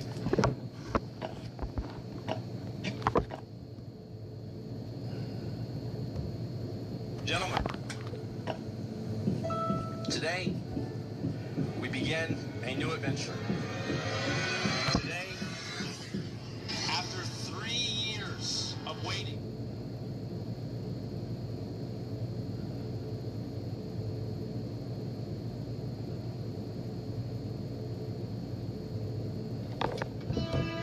While our nation's best are giving their blood, sweat, and tears on the pitch. FBI is just questioning a 4 to 10 over violent incel posts. What is this here? Can I pull this up? Is this the thing that I was looking at earlier? Let me go back and pull it up. 19-year-old, you guys face questioning over its incel revolution soon. Who's this guy? Can you watch this? I don't know what this is. Are you familiar with the username Incel Revolution Soon? Yeah. Okay, what is that? It's just handle I have on Instagram. So it's your handle on Instagram? It was. It's gone now. It's What happened banned. to it? It just got banned. It gets banned all the time. It gets banned all the time. Why does it get banned? Have you ever said anything like everyone's acts by instinct? That's what my instincts tell me. I mean, I've said it before. It's just jokes. Well, have you talked about how all women need to be masked? No. What?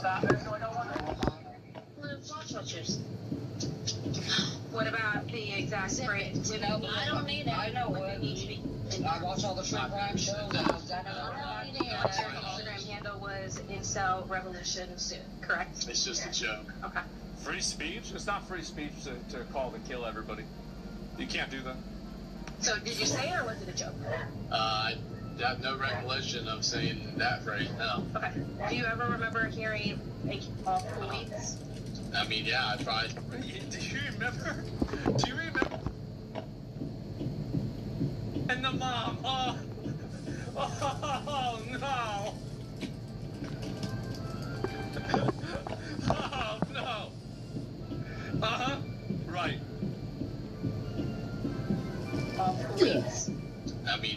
I said it before. Can you explain what foid is? Can you explain what a foid is? She doesn't even know. Female humanoid, that's what it means. It's just a mid term. It's all just posted. Oh my god. Yeah, you might be thinking in your head that it's a joke, but it's not a joke. What about the phrase, I'm going to commit mass murder before I've never. What about the phrase? Like, what? Who is this guy? Said that, not no. I hope you didn't say that word. What? What she just said. Have you said stuff Show me like the that? proof. Show me I've said these things. Have you said that you want to... I mean, sure, I've said it before. Joking around, just... Everyone said they've had everything. Everyone's had thoughts of that before. The special agent explains her concerns that Locke may still be harboring these ideations, but he assures everyone that he's not. No. I know, well, his friends or whoever he talks to online, they all kind of joke with stupid lingo like that. Yeah. But he's never... Yeah. Listen, He hasn't shot up a school yet. Yeah, he hasn't done it. So why don't you just wait till he shoots it up? And come back then. I don't want to talk to you. First Amendment protected rights, absolutely. We care about those, but we also care about threats, and that's where things are not protected. Those are not protected rights. So making written threats online is a federal felony. So what about something like Total Jude now bring Total Jude? Jesus. Get forward, see what happens to his brother and all falling into place. What? Yeah, bro, okay. Total what, Dad? Wait, what? He's joking, obviously. This is my outlook around it. This is what I think. I think that it's really fucking annoying that this guy is the one that's getting questioned when you have a million psychotic freaks on Reddit that are sitting around advocating to kill the president. I think that the focus on one literal trailer trash retard himself should not be the focus. It should be the focus on the people that are planning, organizing, and demonstrating and being violent during those demonstrations, and then nipping that in the bud before actual people get killed. This guy is a retard. He broke the law, and no civilized society should tolerate his behavior. However, on a priority list, he's a lot lower than the other people. Why not both? Because they're not doing both. And I will not accept that. The thing is that I would be fine if they were going after those other people. And I am against this entirely. I'm completely against all of it. But this is the issue that I think a lot of people have. And I think this is one of the big issues that I think a lot of conservatives and right-wing people kind of it manipulates them. They think that when law and order is applied to their side, that they have to be okay with it, just completely without any questioning at all. Obviously, it's good that somebody like this is getting arrested. We all know this. But the problem is that when you have selective enforcement for rules, you don't have rules. You have weapons. Shit, I forgot these guys on this side. So when I'm calling out that, yeah, this guy's an idiot, sure, of course he's an idiot. But the problem is that why is it that all of these other people aren't also being held accountable too? Because when you have an entire, basically spectrum of people that are saying this bad stuff, but then I think I forgot somebody like the this other that's big being guy focused too on, at the top. instead of the people that are literally organizing real-life events and being terrorists themselves, like, for example, the people that threw the bomb in New York, why is it that the focus is on somebody like this? I reject that. I think that's ridiculous. I think it's ridiculous. And it's completely distorted. It's selectively applied.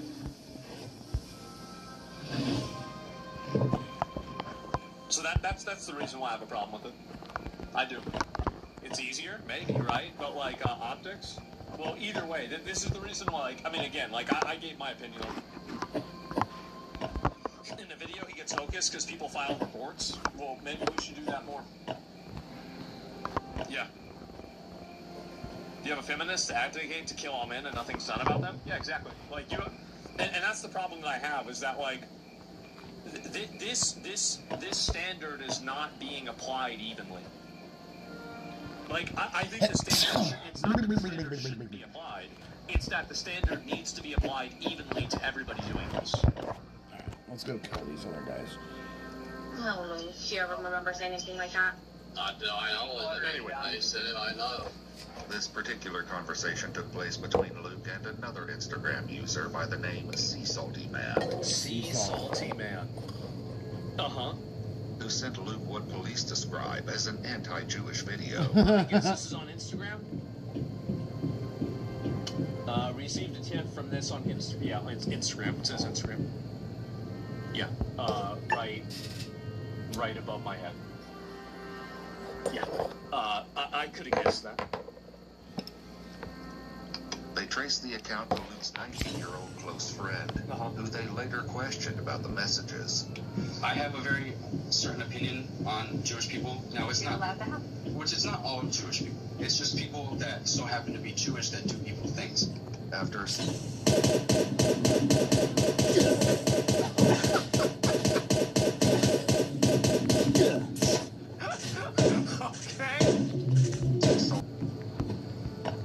more hate, more hatred, total Jewish. Now, bring it forward. Oh my God. Sea Salty Man responded, "I'm done with it. Let's start the revolution." To which Luke replied, "It will happen soon, brother."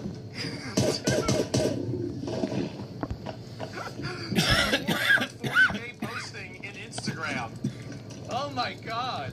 Okay, who reported? I don't know. Who knows how this happened? Brother, soon, brother, dude. One more. Let's start the revolution. To which Luke replied, "It will happen soon, brother."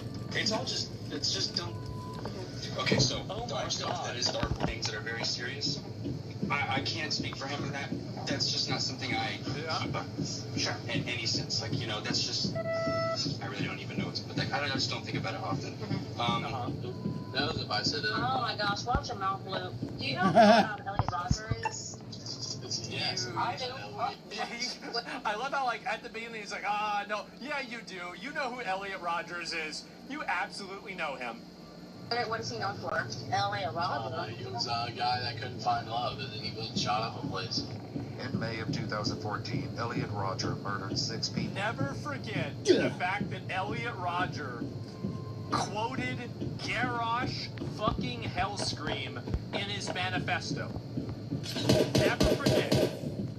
They showed up to his house because he was planning something. I put money on that. Watch on the first 2 responses to the questions. He's being extremely obtuse. Is that right? The Supreme Gentleman. 14 others. Before the attack, he uploaded a video to YouTube in which he said he wanted to punish women for rejecting him. I made resentment towards men. I made a video about this guy, by the way. I made a video talking about this guy. Oh, it was the wrong channel. Let me see if I can find it really quick. Where is it? Oh no, I might not be able to. Oh no, maybe they took it down. They might have taken it down. They didn't. Elliot Rogers played well. So yeah, it's me, Shibboleth Hazard. And today we're going to be talking about something that's a little bit tangentially related to Warcraft.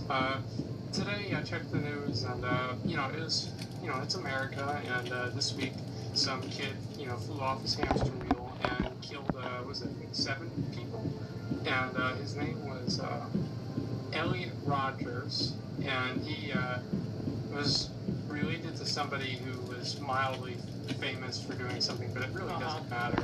And he actually went on this rampage. So I talked about this when it happened. It's actually crazy that, man, how about that? You sound so different? Yeah, I know. It's probably a different mic, too. Men. He's cited as an influence on several perpetrators of subsequent mass attacks. Elliot Rogers is he's like a spirit animal for incels. You mentioned incel in your username. What is that? Yeah, it was a joke. Involuntary celibate. Okay. So that's what Elliot Roger was. Is that what you're trying to say? I suppose. Sea Salty Man was also later asked about this particular subject. Sea Salty Man. Right. The agent went into further detail. What do you know like themselves? I just know it's a kind of people I don't know. I honestly couldn't even give you like a detail for what it is. I don't know what it is, honestly. I just know it's a term that gets you. Dude, shut up. Shut the fuck up, dude. Wait, what do you mean you don't know? Used online, people like Nick Fuentes, if you know who that is, get called like. Uh-oh. Cells and stuff. It's just something like, sorry, it's like involuntary celibate. The concern is that a lot of your statements that you're making are very similar to what Elliot Roger believed and did. Really? Yes. Really? He knows that. You know he knows that. What? Why would you even? You know exactly what you're talking about. I don't It's even not know. me. There's multiple people on Instagram, thousands of people that call themselves incel revolutions on a true cell. Everyone says that. But some of the stuff you're saying is not. And if he knows what true cell is, this guy grew up on the internet. He totally, like, he's in deep. If you know what that is, because you don't know what that is, like, accidentally. Who cares? They say it too. Do they show up? Do you show up at their houses and interrogate them? It's not about, because it's about you calling for killing people. It's not about you. Anybody. I don't care if you're talking about me. I mean, I want to know if you do this to other people. You go to other people's houses and harass them like this. It's a true cell, so people actually don't know this. So let me explain what the true cell is. So a true cell is, so a lot of people are incels because they have high standards in women, and so they choose not to settle for a lower woman, or they are embarrassed of being an incel or something like that. But the true cells are incels truly because they cannot get a girlfriend. So generally it's because they are malformed, they're fucked up somehow, they're like really, really ugly or something. So that's the difference. Like an incel is just simply who is, like, it's basically, a true cell is somebody that doesn't even have, like, an incel is somebody that spawned and got a gray pistol in Fortnite, and they spawned, they drop down. A true cell is somebody who spawned and picked up the pistol ammo, and the guy next to him picked up a golden AK. That's basically it, right? So basically, like, an incel is, a true cell is like a super incel. Like, yeah, no, that's a good point. Somebody in the chat said it. Like, you know, like in Dragon Ball Z, like perfect cell? Okay. You can put the pieces together? Well, I know all about all this. I do. Which one are you? Both. If there are Obvious jokes. if there You reported me. Like, what makes it, what is this on the air when you put it on They're gonna tell you that? Nobody could have reported me. Blue, when you put it out Who would have reported me? My own friends, they're the only ones that see these things. well, people. You idiot. They have all kinds of AI detection for this, you dumbass. Like, why would you even say this? You had a girlfriend, not even close to a normal incel? I think that, okay, so, what are we talking, what the fuck are we doing? Whoever How would they even know who I if it's out were? on the internet, anybody can see it. No. I mean, it shows you on Instagram who's your post. They have access to everything. Yeah, because they're terrorists that have access and spy on people with the Patriot Act. Oh, shit! Hey, look at the mom! Oh, no, not again, Lou! You need to watch yourself. I don't care. I can say all this. This is free No, speech. it's not. It's not free speech. You can't call... You can be an incel. You can say the Patriot Act is bad. You can't call... What is wrong with you? Oh my god. What a retard. I know, the mom is totally fed up. This guy's out of his fucking mind. Let me see if I can find... Or is there any more of this? Oh my god. Instagram's allowing racist content was too good to be true, but they literally rat you out to the police now. They have to rat you out. Did you watch the whole video? It's good? What is this? I don't even know where it is. Yeah, where is it? I think I saw... Look at that. Oh my god. I think I see it. I think it... Where is it? Not pull it up. Yeah. So what is it? So the username Incel Revolution soon. Yeah. That's how you know how women need to be masked. No. To the log lefties. I wish you guys would believe me, but on my end, that's just emotional banter. Yeah, white male. Ooh, white male is so scary. You come up with one Yeah, because they're terrorists that have access and spying people on the Patriot Act. You need to watch yourself. I don't care. I can say all of this. This is When an Instagram user calling himself Incel Revolution Soon shares a series of posts that draw the attention of the FBI. I mean, okay. So this is, I'm gonna be real. WFBI. What are you doing? What are you doing? Hashtag real deal? Is this guy one of your viewers? I don't know. I don't know if he's a viewer. Why are people saying it's a viewer? FBI, they trace the account to a home in Edgewater, Florida. There, a special agent clashes with the poster, who believes he's done nothing wrong. You can go to jail for that nowadays? Yeah, if you're inciting mass murder of particular individuals, absolutely. Yeah, dog. The following is based on official police records, and the footage has never been seen before until now. Please note that any person charged with a crime is presumed innocent unless and until proven guilty in a court of law. Right. On October 18, 2025, the FBI... Oh, I need to It just, says Incel Revolution soon, right? User.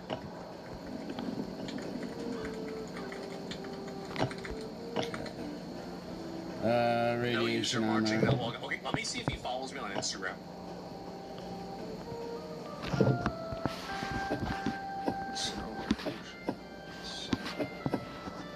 Underscore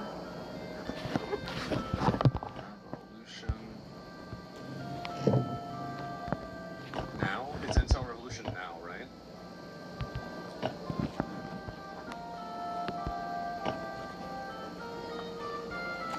Alright, so I'm now... not seeing accounts, maybe?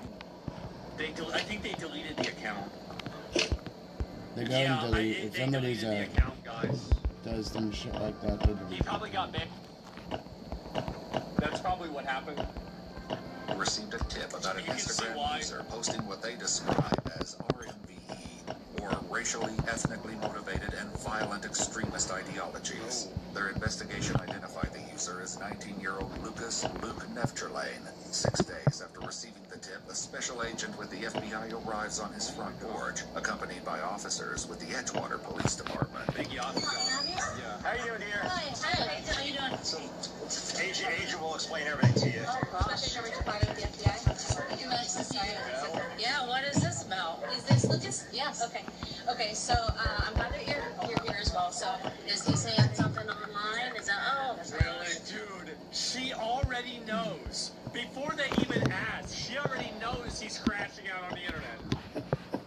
You're looking at what I'm saying online? Yeah. Well, are you kidding me?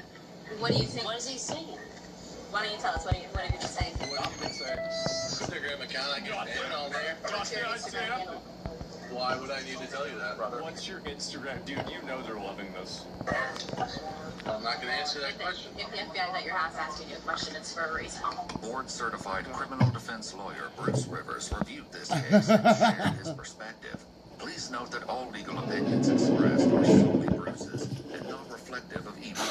He does not have to say anything to these officers. He doesn't? He can say, I refuse to answer any and all questions. Now, they don't have to Mirandize him here because he's not in custody. Sure, it's for a reason, but, I mean, what the f*** is this? Hello, come on. What am I saying online? I've done nothing incriminating. I've done nothing. I've been a criminal. I love how, like, every single guy that comes outside, the first thing that he does is scratch his dick. Like, that's what he did. Now that's what the brothers, every single one of them. Jesus, man. Scratch, not scratch. It's like I'm a terrorist. Well, why would you say that? Why are you here then?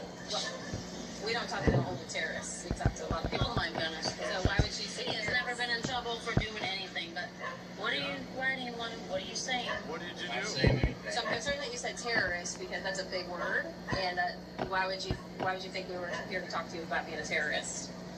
Wait a minute. That's a big word. So he said, why would he say, oh, wait, I guess you're here because of what? Terrorism or something? Like, well, actually, what made you think that? He said I'm not a terrorist. Right. He realized. Right. But that's a big word that most people don't just throw out there. Luke doesn't answer the question, Why but would the you agent say will you're a soon terrorist? explain her concerns. So first and foremost, for safety, are there any guns in the home? Yes. Yes, sir. Okay. What type of gun is it? Glock 43, shotgun, AK. Okay. My dad also. Yeah, and has guns. Are any registered to Lucas? No. Okay. Do you have them locked up in a safe? Yes. Okay. Does he have access to those? Okay. Well, I know Luke doesn't have guns, and you could look at it, you can see what they have. I have no problem with any of it. Do you know of any time that he's been able to access the guns with that? No, he doesn't even shoot. Do you ever remember touching a tan and black AK in the home? Of course. Okay. Of course. Immediately fucking oh, bro. They're so mad at him. Okay, you probably Of picked course up I did. something up. So I'm going to show you a picture. Pose with it. Okay, well, now we know. Now we know what you did. Now we know. Imagine being so base that you have the FBI called on you. Those Instagram reels. They did a number on this guy. This is serious, honey. They take it serious. You can't just act like... I can't pose with a gun. Do you know who that is in the photo? It's me. No! Who's that wall? Man, it's me. Is that the gun you were talking about? You can't do that, Luke. You can't do that. Especially if you're saying threatening stuff. I didn't say anything threatening. It was a picture. Then why is the FBI knocking It was on supposed our to be door? funny. Because they're Alabama agencies, you know, our government. Stop, watch it. Terrorists. Well, They are. they're trying to protect us. No, they're not. They don't protect us. Watch your mouth. When was the last time you've seen the FBI in Edgewater? So the concerns that I have are these are Stuff you're posting online, that's how they have it. She knows everything about this. I was contacted because people were very concerned about some of the posts that you were sharing. You know what Homeland Security is? Terrorist organization. No. Do you know what Homeland Security, a terrorist organization? Oh my God, this is a bona fide Florida man. Jesus, man. This is funny. Man. You need to call his father. He's very immature about this stuff. Are you his biological mom? Yes. I'm sure about these things. I'm an American citizen. If you come to my home for Come to my home if I'm American citizen? that means It's not the picture because it's not posts that you're making online. The posts that you're making online are federal felonies. Ow. Because that's the statute. If you're saying what you're saying, they take it What did I say in that photo? It's just a photo. What did I say in the photo? It's literally you holding a gun saying, it's time. Like, what did I say? This is too good. I gotta use the bathroom before I watch. This is insane. Oh my God. All right. Let's go get it. Who's that in the photo? Oh, that's me. Well, what? Oh, let me guess. You're here for terrorism again, right? I'm not a terrorist.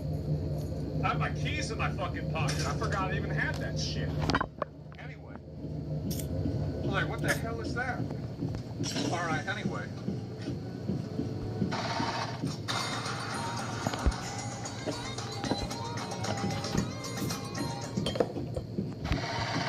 I mean, free speech. Free speech. When you cock off online, You cock it can off. have implications. I have Cock a case off. right now where all my clients said, I'm not leaving X town until so-and-so is in a coma. Yeah. I filed a motion to dismiss that. Didn't work. This is just... But you have a First Amendment right of free speech. You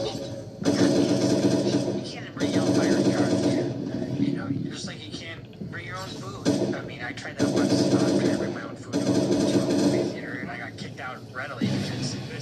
barbecue smoke was just too much for the theater. I'm honestly fucking based. They're acting like I'm trying to plan an attack. The revolution's soon. We've got to start it. Here's me with the gun. It's time. Yeah, bro. Yeah, that's exactly what they think. Feel like I'm a criminal. I don't know what you're saying. Not being a criminal. They have to take it serious. Okay, I like to point out that you're not being treated like a criminal because you're not in handcuffs, you're not being arrested. Alright then. Okay, so let's point that out. Be very clear about that. Before the agent asks her next question, she tells Luke that lying to a federal agent can result in a felony charge. That is true. If you lie to a federal agent... I didn't know that, actually. You know, I've got a case right now where my client is accused of... I thought, you know what, that was only in court. It's a federal felony. Are you familiar with the username Instant Revolution? Yeah. Okay, what is that? It's just handle I have on Instagram. So is your handle on Instagram? It was. It's gone now.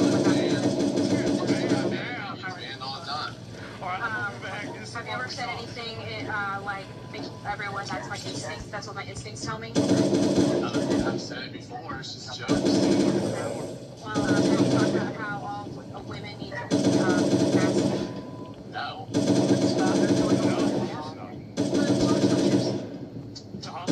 What about the exasperate? You know, I don't need it. I know what it needs to be.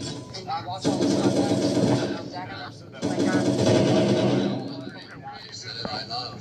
This particular conversation took place between Luke and another Instagram user by the name of Sea Salty Man, who sent Luke what police describe as an anti-Jewish video.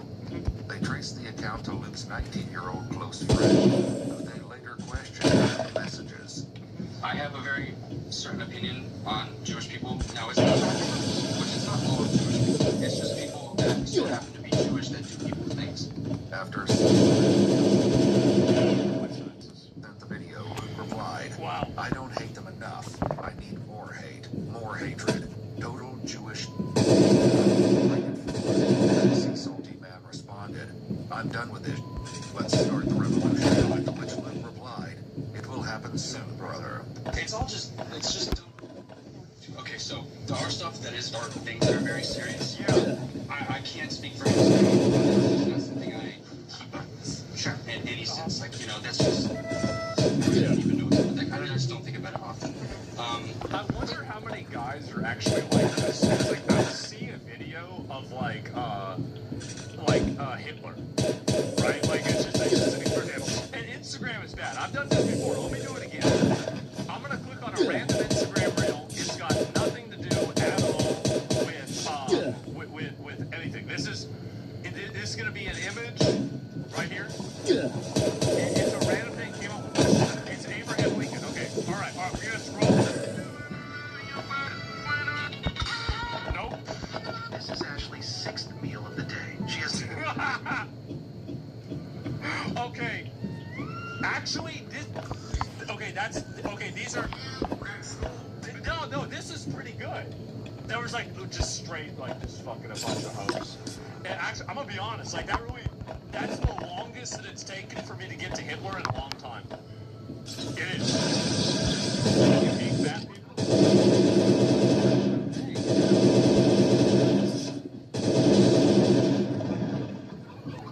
Oh my god, how can they be so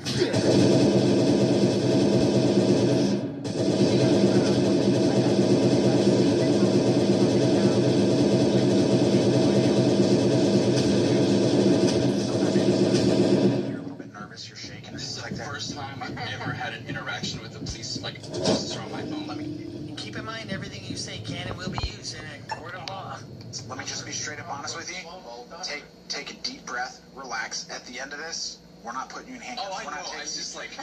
I just want you to be relaxed and know that this is literally just a conversation all of us are having, and when we're done, you go back inside and we get back in our cars. Yes, sir. I know. I just want to put you at ease, and I'm not sure if you were nervous or anything like that. I am, but it's just the very first time I've ever had an interaction with an FBI agent.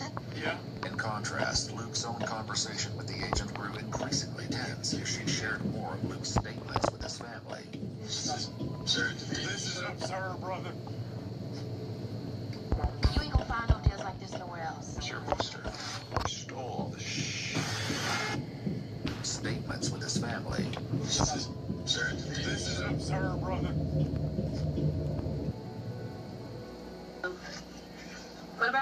you get a gun to, I'm gonna get a gun to, that's what I'll do after a public area. Mom! Well,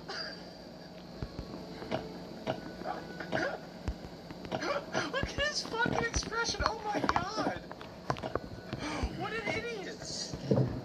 Knows if I said Oh my gosh, watch him out. Do you know who Elliot Roger is? yes. I do. What's he known for? Elliot Roger. He was a guy that couldn't find love, and then he went and shot up a place. In May of 2014, Elliot Roger murdered 6 people.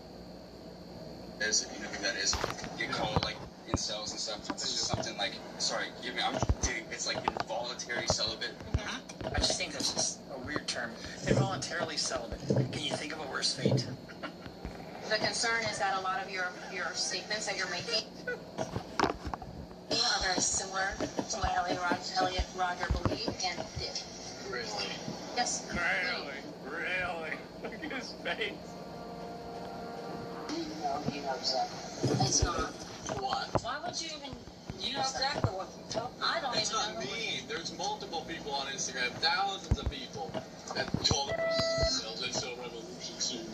Oh, true sell. Everyone says that. But some of the stuff you're saying is not. Who cares? They say it too. Do they show up? Do you show up at their houses and interrogate them? They wouldn't say about you. Anybody. I don't care if you're talking about me. I mean, I want to know if you do this to other people. You go to other people's houses and harass them like this. If there are It's obvious jokes. if there are Jesus, bro, this guy does not break frame at all. He literally doesn't give a fuck.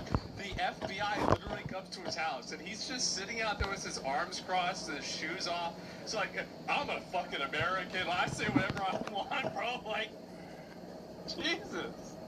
He will eventually, maybe, right? I mean, he could crash out later on. You reported me. what makes it but you put it on the internet. Nobody could have reported me. Look, when you put it out Who there, would have reported me? My own friends? They're the only They ones that have AI telemetry where they can figure out what you're saying and parse it out, and then they take things that are questionable and it goes to a human review. Like, this is obviously what they do. How do you think that they keep child porn off the websites? Like, they have this for everything. They have it for, addresses. They have it for other forms of communication. They have it for bots. They have it for child sexual abuse material. They have it for everything. They do. No, it's not that's what they do. see these things.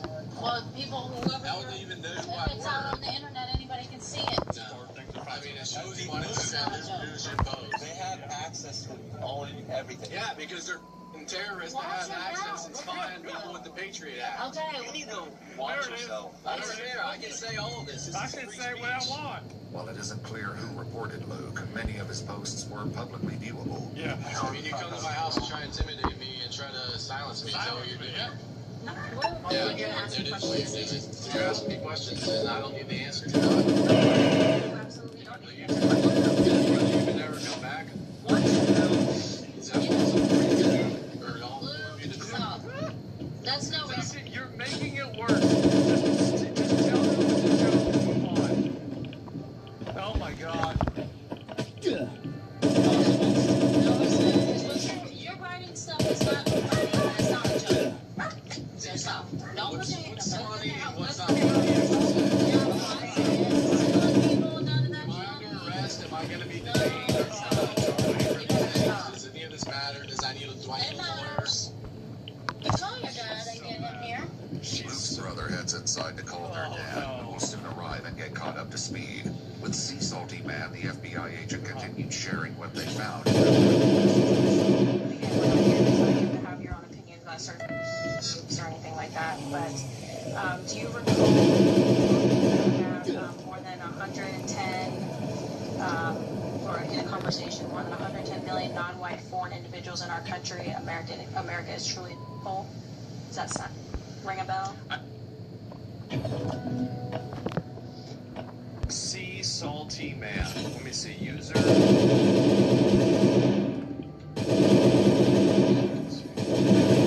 And it says no user matches that login. He's not in chat. I was curious. I wasn't sure. he is. He's kind of racist. I'm not even gonna lie. So that sounds like something that kind of racist could have been said. Now that line specifically doesn't really ring a bell, but it kind of.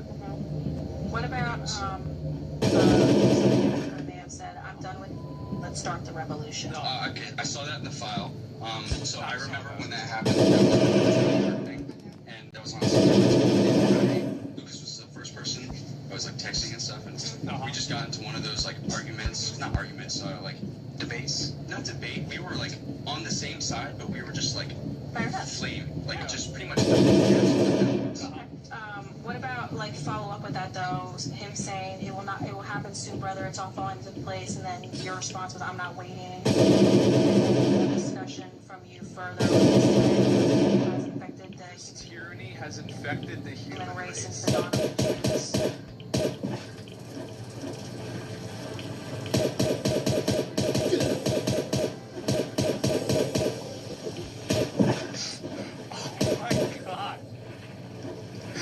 Actually, like Warhammer 40k dialogue. Really? This tyranny has affected the human race since the dawn of the Jews. And he responded, "You have to. Blowing a fuse and committing an act of terror early benefits no one. It's when Brevik was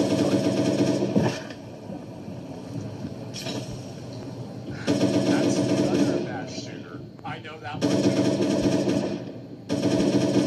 Anders Behring Breivik is a Norwegian terrorist who carried out attacks in Norway on July 22nd, 2011. He first detonated a car bomb, killing 8 people, then carried out a mass shooting, killing 69. And then what about, continuing on talking about Breivik, he bombed leftists in Norway, and what came from it? Really nothing at all. He went to jail, he lit his fuse of hate early. We must all light our fuses together, not individually, and create such an enormous explosion, not a small, insignificant one, that completely obliterates the system. So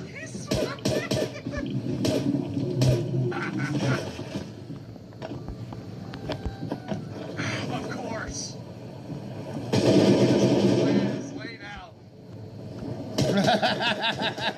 He's got it slurred. Yeah, I don't know why they're living in these shitholes. Doesn't the SPLC pay you better than this? Come on. system, so we can rebuild it anew. Right.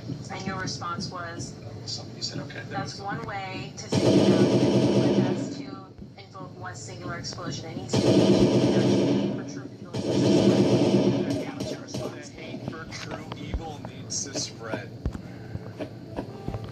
Wow.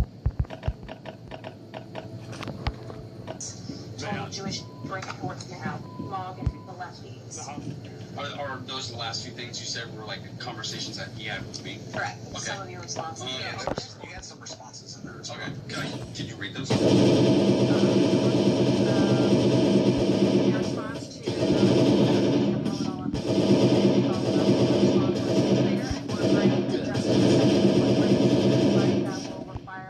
every last soul on this planet until its dying breath. And then further on, actually Warhammer 40. I don't know how much you guys would believe me, but on my end, that's just emotional banter. Because that was around the time of the Charlie Kirk thing. That should be on September 10th or 11th, right? That's all that was. And since then, obviously, like I've calmed down, and most of the world has. But at that day in specific, it was just a day where no one knew really what was going on or like the full severity of things. I didn't know that he was a what's it called, a Republican at the time. So that's bad on my end because I'm just I don't know about it. That's how I see it. I'm just talking out of. So you probably thought it was one of those minorities or something that you have some sort of particular viewpoint against. Someone that has committed something like that within the past few years. Yeah. Maybe not like a black person or like a person of color, but maybe like someone that identifies in the LGBTQ space, because that happens before too, like the transgenders that have like shut school in Nashville, or the dude that tried to assassinate Trump was on that, and if I'm not mistaken, but I don't know the same thing. So. According to police. Bro, it just goes on about it. There's black people. You see, remember that? Yeah. See? Because remember that. The detective also learned about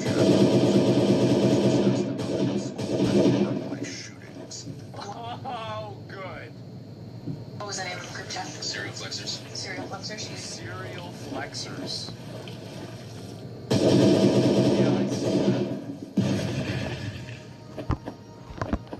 Wow.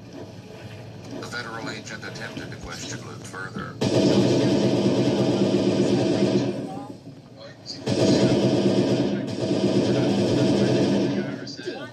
Oh, you got pictures of it? I guess that's me. Is it me? My fucking hand's covering my face. Yeah. Well, you don't think it's a big deal what you're saying. Yeah, but it's not just what not Luke. The federal government bears that charge. On the internet is for anyone to see, and they have to take it serious because they don't need people going out shooting people. Immigrants coming here, people. I have a European descent. That's why they're doing it. What the hell? God damn! That's exactly why they're doing it. A white male. Oh, white male. You come out with works now.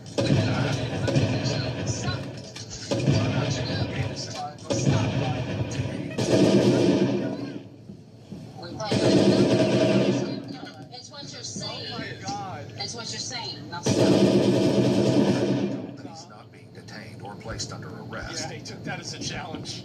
Officers wondering where this may be heading. If anybody else has any resolve here, this can be done. So, Nothing's gonna happen. with your consent, you're going to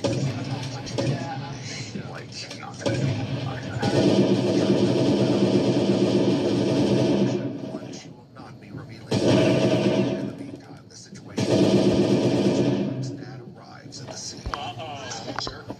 I wonder if the dad is either like, because it's either the dad is either like Luke is the trash mob and the dad is the boss. What the fuck you saying on that internet? Pull out and take away that motherfucking computer. I wonder which one it's gonna be.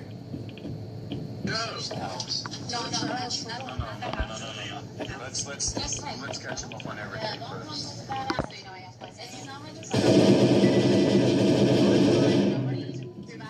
Instagram, I post things, they take it seriously, they come here, and search the home and think I'm a terrorist or something. The only one who's useful referring to himself. What is it? I mean, come on. Yeah, free speech. I mean, free speech. They act like I'm doing a crime. No, this is absurd. I'm angry. Well, too bad. You can't do crap like this. So we have, there's First Amendment rights, but when it becomes a written threat, it becomes a big concern. It's just a joke. It's posted on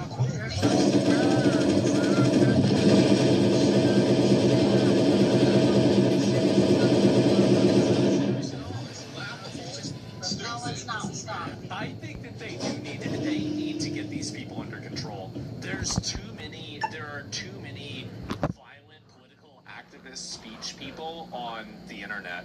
I think that we need to get a lot more of this. Like I do, like this is, and some of the people that do it repeatedly or like are specific about it, I think we need to lock them up. We do, like it's, because the thing is, like, this guy is just, I mean, I don't think he doesn't really seem like he's gonna do anything bad, but like, I mean, that's what most people seem like until they do something bad.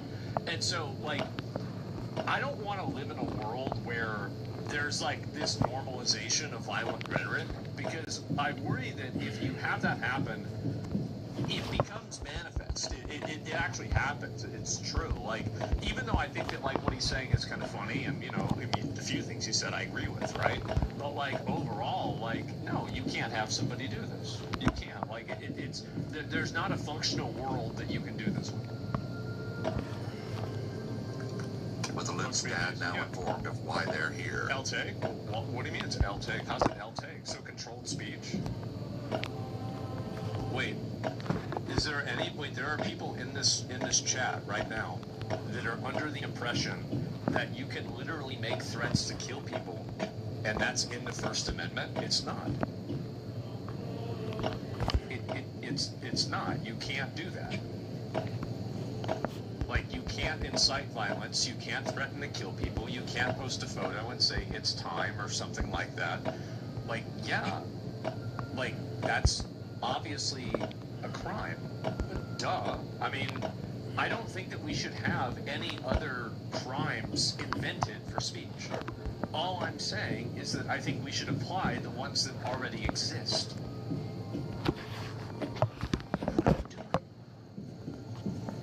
What are we doing?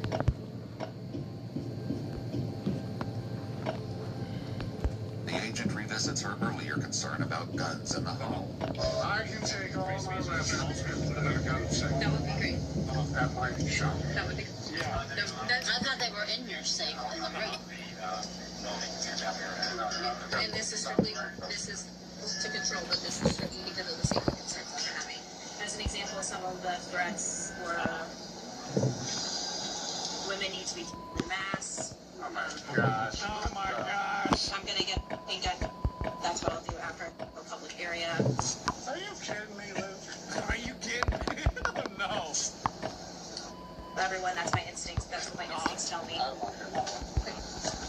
I'll take So that's the why gun. for the concerns. Then put it in my gun. What questions do you have? None really. It's all a shock to me. I didn't know any of the pictures. I didn't know any of the stuff. Because they all think the buddies he talks to, it's all a big joke to slander different ethnic groups and all the stuff they think is fun. And that's First Amendment protected.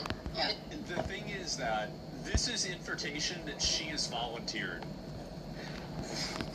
I mean, it kind of goes without saying, but like, yes. It is.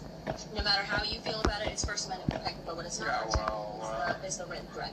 So You don't want to go around saying, No, many of the mass shooters have been inside. Well, yeah, it's... Yeah, whatever. I don't care, you don't see. You don't. They killed Obviously, it's not a joke because the lady's here. Doesn't mean anything. It does. No.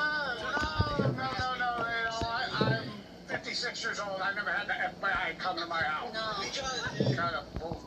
It's our 29 people. You don't get it. You don't understand me. Yeah, well, you got to work way of thinking. When the agent asks for a chance to look in the home and ensure there are no weapons in Luke's room, Luke speaks out against it, and his family seems to lose their patience with the team. There's no charges. They can't search our house. I'm not under arrest. Okay, Lou. They can't get a strong You shut your mouth. Go inside. You know what? Okay. This guy is basically the family retard. Everybody is mad at him. Go inside now, please. They can see the guns. If I say they can see them. So he cannot. If the parents say, go ahead and search his room, He can't say no. Luke can't say, I don't want you to search my room. They can get permission from the parents. Why would you consider yourself? Just your face. Get it? And, You're all ridiculous. How do you he's mentally ill. Watch what you say. Go inside. Listen, you're not making the situation any better with your negative stuff. Because you need to take it more. Yeah, well, I'm taking it real serious. That he's moving all the guns out. Yeah, I am. You gonna take the Xbox? Yeah, I'm gonna. You're going to take the Xbox away from him? Look, I thought cruel and unusual punishment was against the Constitution. You can't just do that. Well, this is not the time for that, okay? Because I'm trying to get her. What the fuck? I just know. Just like always, he won't get in trouble for anything. Okay, how am I not taking it serious when we just found out about it? All the guns are going out because you're trying to get rid of them. Go inside. Go. I don't feel safe in there by myself with them. Well, you know what? My goodness gracious. If they would call somebody and go somewhere else. How about that? The federal agent and the members of the Edgewater Police Department leave the home Yeah, having they're like, okay, this is going to be a family fucking argument. obtained enough information to secure a warrant for Luke's arrest. 6 days later, officers descend on the teen's home under the Fuck! Guys of night. Uh-oh. Uh-oh, somebody's been a bad Cover of boy. darkness. cover of night. Hands up! Hands up! Come out here! Oh, no. Oh, no. Don't go back. No, don't go back inside! Come out, Dusty, hands up. Lucas, hands up! Everybody, hands up. There's the suspect right there, that's him. I can't stand hearing that. Lucas, stop, guys, stop where you're at. My fucking name. Down on the ground, Lucas, get on the ground. Are you kidding me? Put your hands behind your back. You guys know exactly what this is about. No, we don't. They can't be us paid. Don't say anything. Stand up. You hear me? Somebody clear the channel. What is it now? What is it now? What for? The same thing. The same thing. What was it for? The same thing. Yep. See, this is what I always say, is that I bet if he wasn't belligerent and annoying and obnoxious to the police, they probably wouldn't have arrested him. For him to be like, yeah, I could see, yeah, I kind of popped off, I got mad over nothing. Like, I get it, right? And yeah, I'm not going to do it again. Like, I wonder if they arrested the other guy. I bet they didn't. Why is this now? What do you mean? Why do they come now? Because it's when we have a warrant for it. Really? Yes. Well, don't say nothing. So when you're charged with a crime, they can charge it out one of two ways. They can charge it out by summons, where you get a letter in the mail and say, you have a court date on this particular date, please come to court. Or they can charge it out by warrant. And in cases that involve violence or potential threats of violence, you think so? they do it under the cover of darkness, and they do it without telling you. So after that first visit with the FBI, what I would have recommended for him to do, call a lawyer right now, and that lawyer starts interacting. Immediately leave the country. Immediately buy guns for when they come back, so that way you can defend yourself. From like the fucking Patriot Act and everything. Absolutely. Go get a bulletproof vest. Like, get the whole thing ready. You gotta dig a bunker in the backyard right now. The prosecutor, they would have had a heads up. And what we do is, okay, well, he'll turn himself in. You're gonna issue the warrant on Friday. He'll turn himself in on Friday. Turn around, face the bed of the truck. You guys got any sort of poke for a stick me? No. Okay, I just want to make sure. Gotcha. You've got a warrant for your arrest for written threats to kill or do terroristic attacks. Do you understand? Yes. All right, spread your feet. See, I love this, but the thing that I hate is the fact that you're going after some autistic 19-year-old Instagram incel, and you're not going after the thousands of Reddit psychotic freaks that are talking about killing the president, bombing ICE facilities, tracking people, stalking them, etc. Like, I'm against all of this, but what I really don't like is that there is like a selective enforcement of this. So when I see this guy who is obviously a problem, is obviously bad, but in my opinion, there's like 50 other ones that are like 1,000 times worse than that. You can find them on Reddit right now, and none of those people are getting arrested. This is, I think violence is a disease. It is a virus, and you have to go after all of it. The priority for this is very wrong.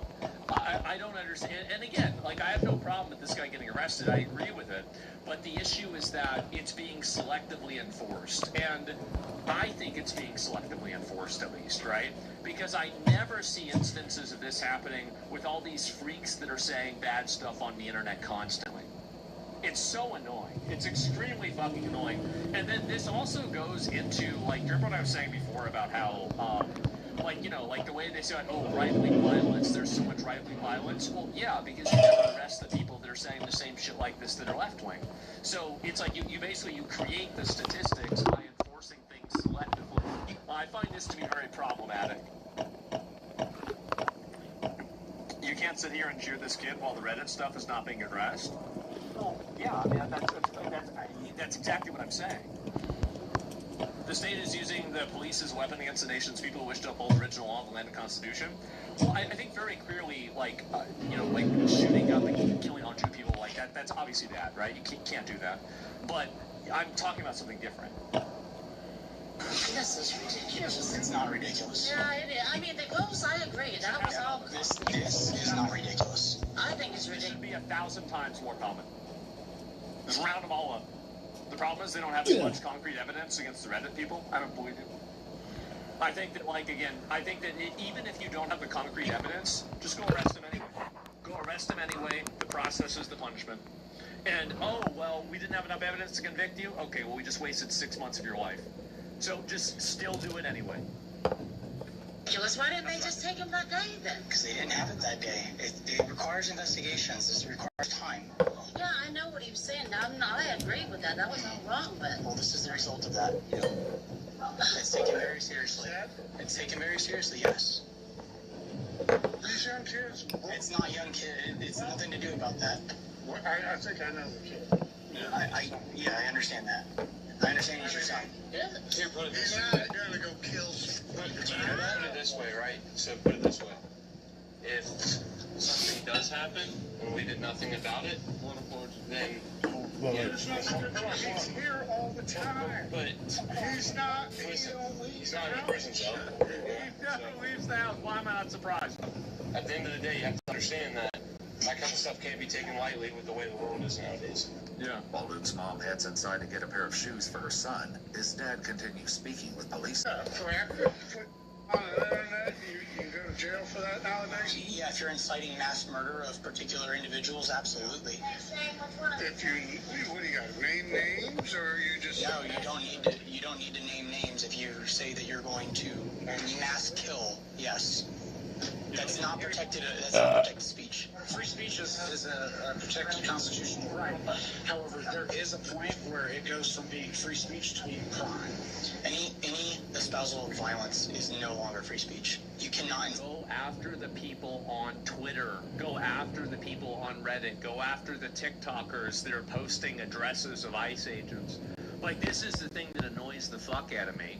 Is like, okay, then do it. Then act on it.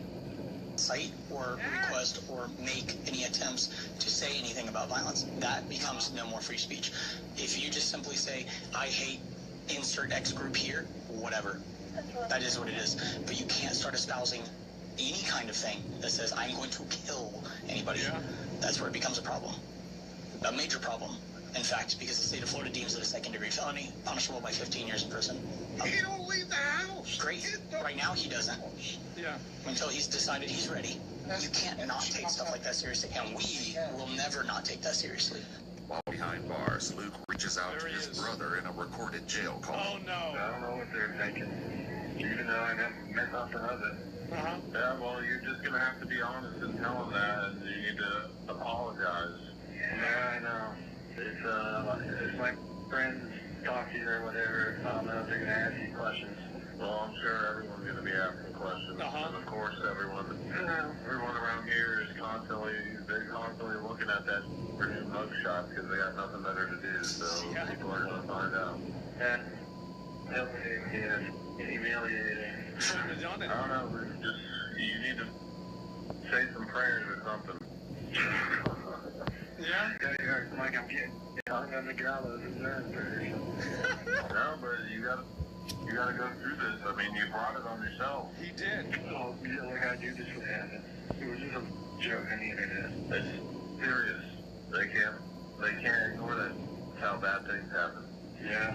Yeah. Luke's fears that his friends would all find out were eventually realized, as this conversation between Sea Salty Man and the FBI took place after Luke's arrest and his subsequent release from jail on a $10,000 bond. That's a lot. Fully aware of Luke's legal consequences, the team works to make his stance clear. I'm just going to put this on the record. I won't and can't relate to going and wanting to shoot a place. That's absolutely mad. But certain people, I guess, can, just because that, like, ambiguous anger that has, like, built up in some people, especially like that sit in the house all day. They have no outlet, and all they do is they're chronically online. It's just not healthy. He's right. What are your thoughts now, looking hindsight? Got that motherfucker. Definitely watch my emotions, and he definitely should do the same. Like, are you talking about, like, what I've learned from the whole experience? Not really what you've learned, but what are your thoughts about his likelihood to maybe act on any of these types of threats? I think that's a joke. At what point does a joke become a reality? When it happens. What's the line? Very good question. A joke, it depends on, like, certainly, like, the circumstance, but with this, like, with this specific situation, with him going out and harming something, I could sit here and say, because I've known him for so long, that I see the patterns, and who knows, but, you know, changes. So, truthfully, I don't know. The special agent and Edgewater police also visited the home of another of Luke's close friends. According to police records, Luke had sent him what they described as numerous threats and derogatory comments against women. One being like, I hate women so much, it's unreal. Just seeing them makes me seethe with rage, knowing other men, women, and I can't, makes me see.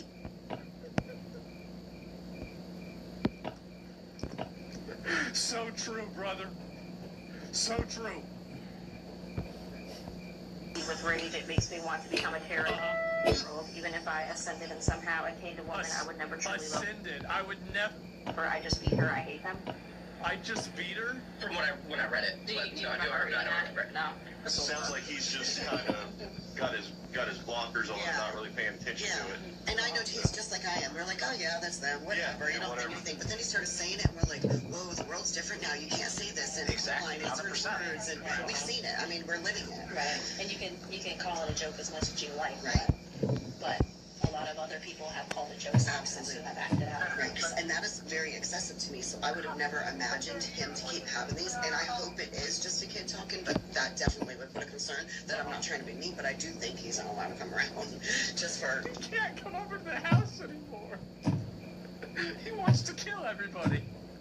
Yeah, he can't come over. I don't want to take any chances. Yep. According to court documents, 19-year-old Lucas Gregory Neptrele was charged with 1 count of written threats to kill or do bodily injury.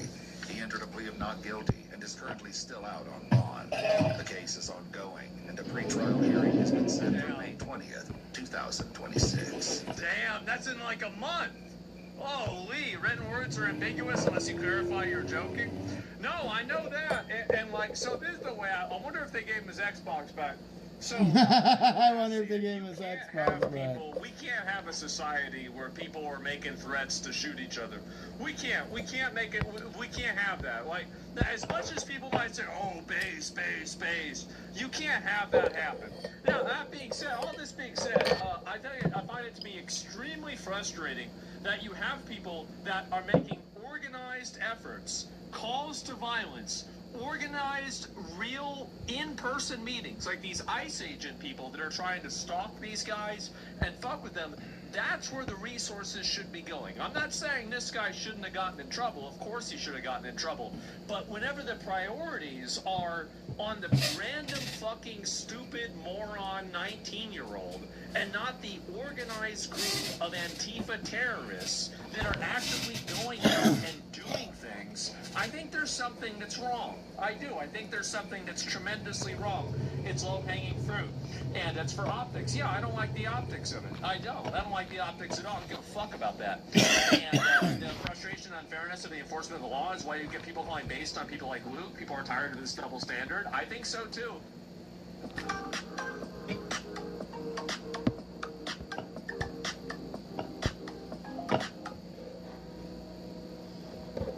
Thank you to War Thunder for sponsoring this video. Daisy is a game. We need some fucking roast battle. Oh, wait. I entered the Scientology building in Salt Lake yesterday. Today, I had the weirdest experience. Like literally having Jesus raid Scientology with you. The cops are in there. And here's the thing. I don't like this nonsense. I don't like the whole TikTok bothering people at work. There's people that work in these buildings, and like these kids unruly that don't think that they're gonna be arrested wearing Sonic uniforms, alien uniforms.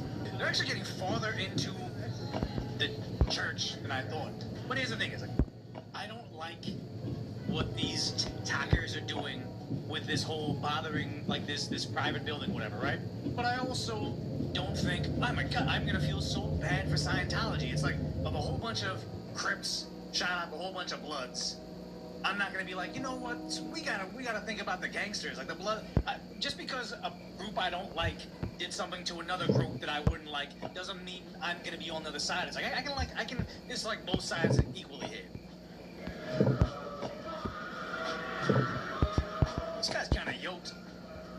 And here's one thing that people don't understand is it's very difficult unless you have like jiu-jitsu or ground fighting or wrestling training. It's very difficult to like detain somebody even if you're larger and stronger, because people can just be squirmy, and especially if you're not trying to hurt these people, and on a staircase makes it dangerous. And also the idea that in LA County, if they hurt any of these kids going inside the church, they'll probably be sued. It's the precedent, exactly. We don't want this to become socially acceptable. Even though I'm not here trying to say, leave the Scientologists alone, leave Tom Cruise alone. I'm not crying for that. But I don't like this.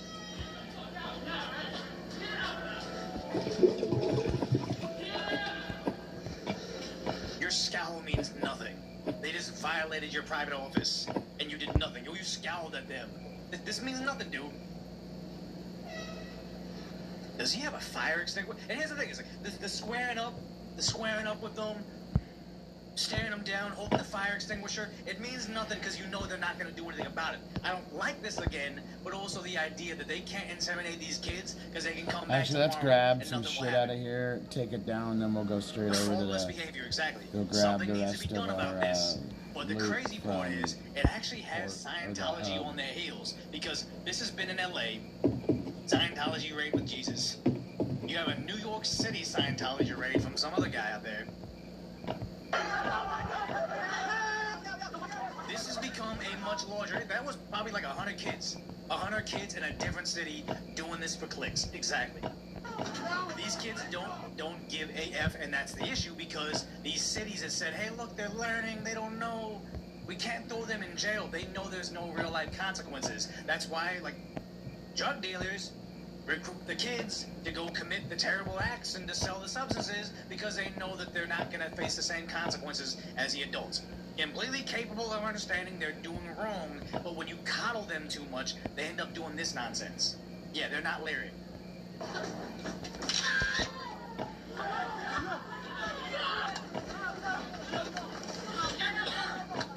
Stealing stuff, damaging things. Again, I don't care about them, but I don't want this to be a precedent. Because if Scientology locks down, they want the internet cloud still. I don't think they stop doing this. I think they just move on to Target or CVS Pharmacy or a Christian church. Ironically, there is one religion I don't think these kids would dare do it to. Oh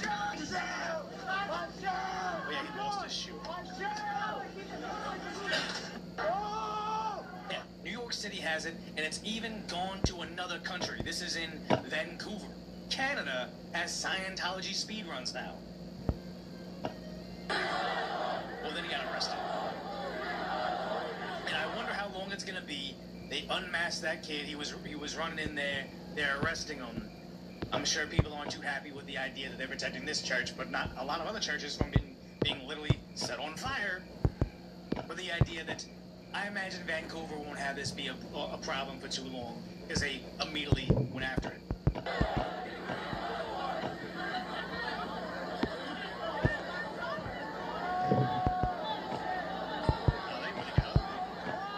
This has become a social event. This is just something for them to do in their free time. This is not something as a society we should tolerate. Again, I'm not crying tears for the church. I'm just saying I don't like this. Yeah, they don't think that anything will happen to them. But the problem is what we have here is you have this Instagram, I'll call him an influencer. 300,000 is a good amount of people. But he did a no doors, no problem, right on Scientology, right? But you see this guy, he's got 300,000 followers. His videos will get, well, I thought I saw the count, but his videos can get something like 1,200 likes, 700 likes or whatever as he's trying to do it. But then when he starts to do, what is this, no doors, no problem, this looks like a restaurant. He's doing this, he's in somewhere where he's not supposed to take dome ditching. It's like, when he's doing this, he can get more views and more clout. And then what happens is you see an influencer do it, and it bleeds on to some random guy. 30,000 likes, 200 likes, 1,000 likes. But when he there's the views right there, down there. It's when he raids this Church of Scientology, he can get 1 million views. So it's like, yeah, this one was probably, oh yeah, he doing stuff with cockroaches, that's terrible. But he's moved on from that to doing something stupid, getting no views, tens of thousands, to 1 million. This has incentivized them to go out there and commit more nonsense. And then again, it's just bad. Now, first we saw this where somebody apparently got trapped inside the buildings, and that's what I was saying when I covered it the first time. Or they're gonna start to get locked in there and get disappeared. Is that guy like trapped in there? What are you doing? Yeah. Tried to trap you? Yeah, he saw it on social media. He wanted to go in there and do it. And said, unfortunately, people are going to get hurt. Exactly. And the problem is, this guy, if he tries to hop this fence, it's very dangerous. These things have been known to go through body parts. You don't want that or an idiot committing a prank. But the real world is very unforgiving.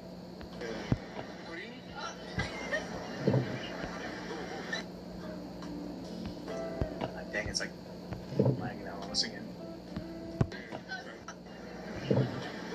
I'm like, who's quiet? They trapped people before for years. Exactly. Don't do that. Don't do that. Whatever. But the worst one about it is this girl apparently was saying she speed run a Scientology building in Salt Lake City. This is country. This is going international now. But she's saying she's being stalked and harassed by a Scientologist now.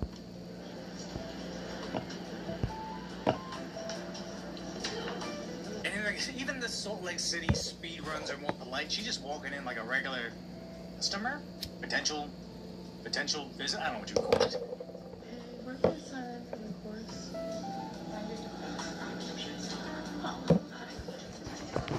I'm just signing in. How are you today? I'm good. Yes. I forget the name of it. It was Thai, something tea. Okay, that's fine. How is this right? I think she's about to sprint in there. Yes, that way. Yes, ma'am. Thank you.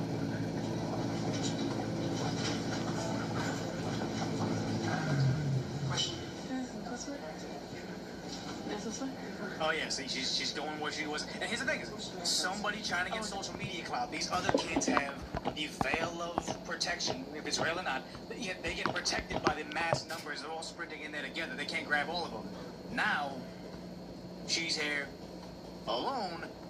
This is where it gets kind of dicey because it's easier to identify one person, and also it's easier to disappear one person.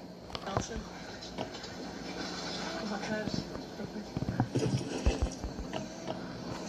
You don't understand why people do this? It's because they're idiots and they want social media clout. Is it this way?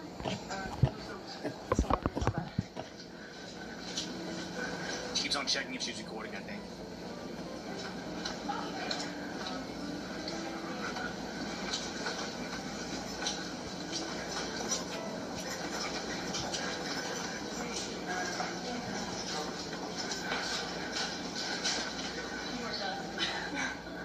Thank you. That was pretty mild. That wasn't much of a rage. That was literally nothing. Is there gonna be more? Is there a problem?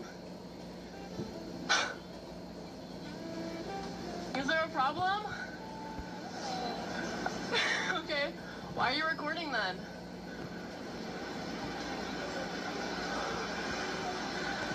When I can't go inside?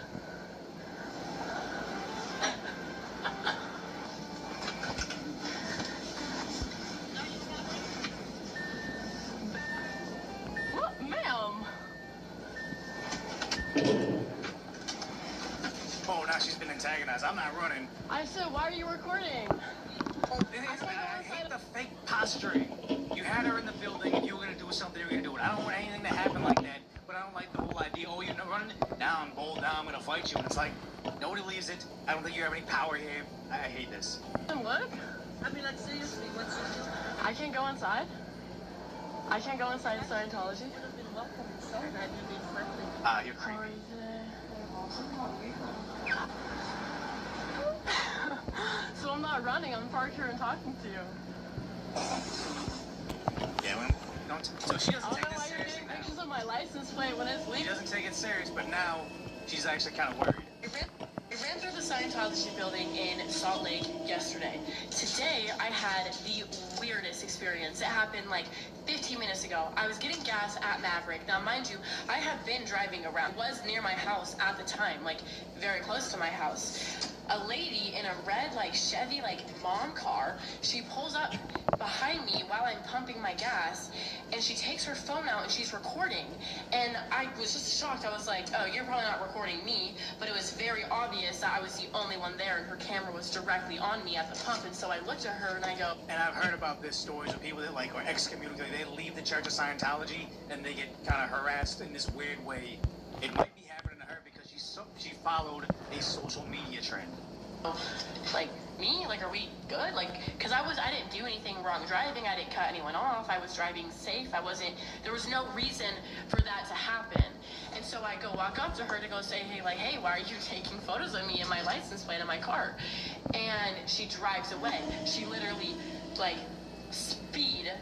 sped away and turned down a neighborhood and disappeared, and I couldn't find her. I think that this might be someone from Scientology. I don't know, and I'm gonna keep watching, but I'm gonna keep y'all updated. I'm saying it right now that if I disappear, it's because of Scientology. Here's the thing, is that maybe she's just being paranoid. But also, you wouldn't be in this scenario if you weren't trying to chase social media clout, because yes, it's everywhere. It's what the New York City one. They're running in there. You still got, what is it? Is this a different angle than this Vancouver one?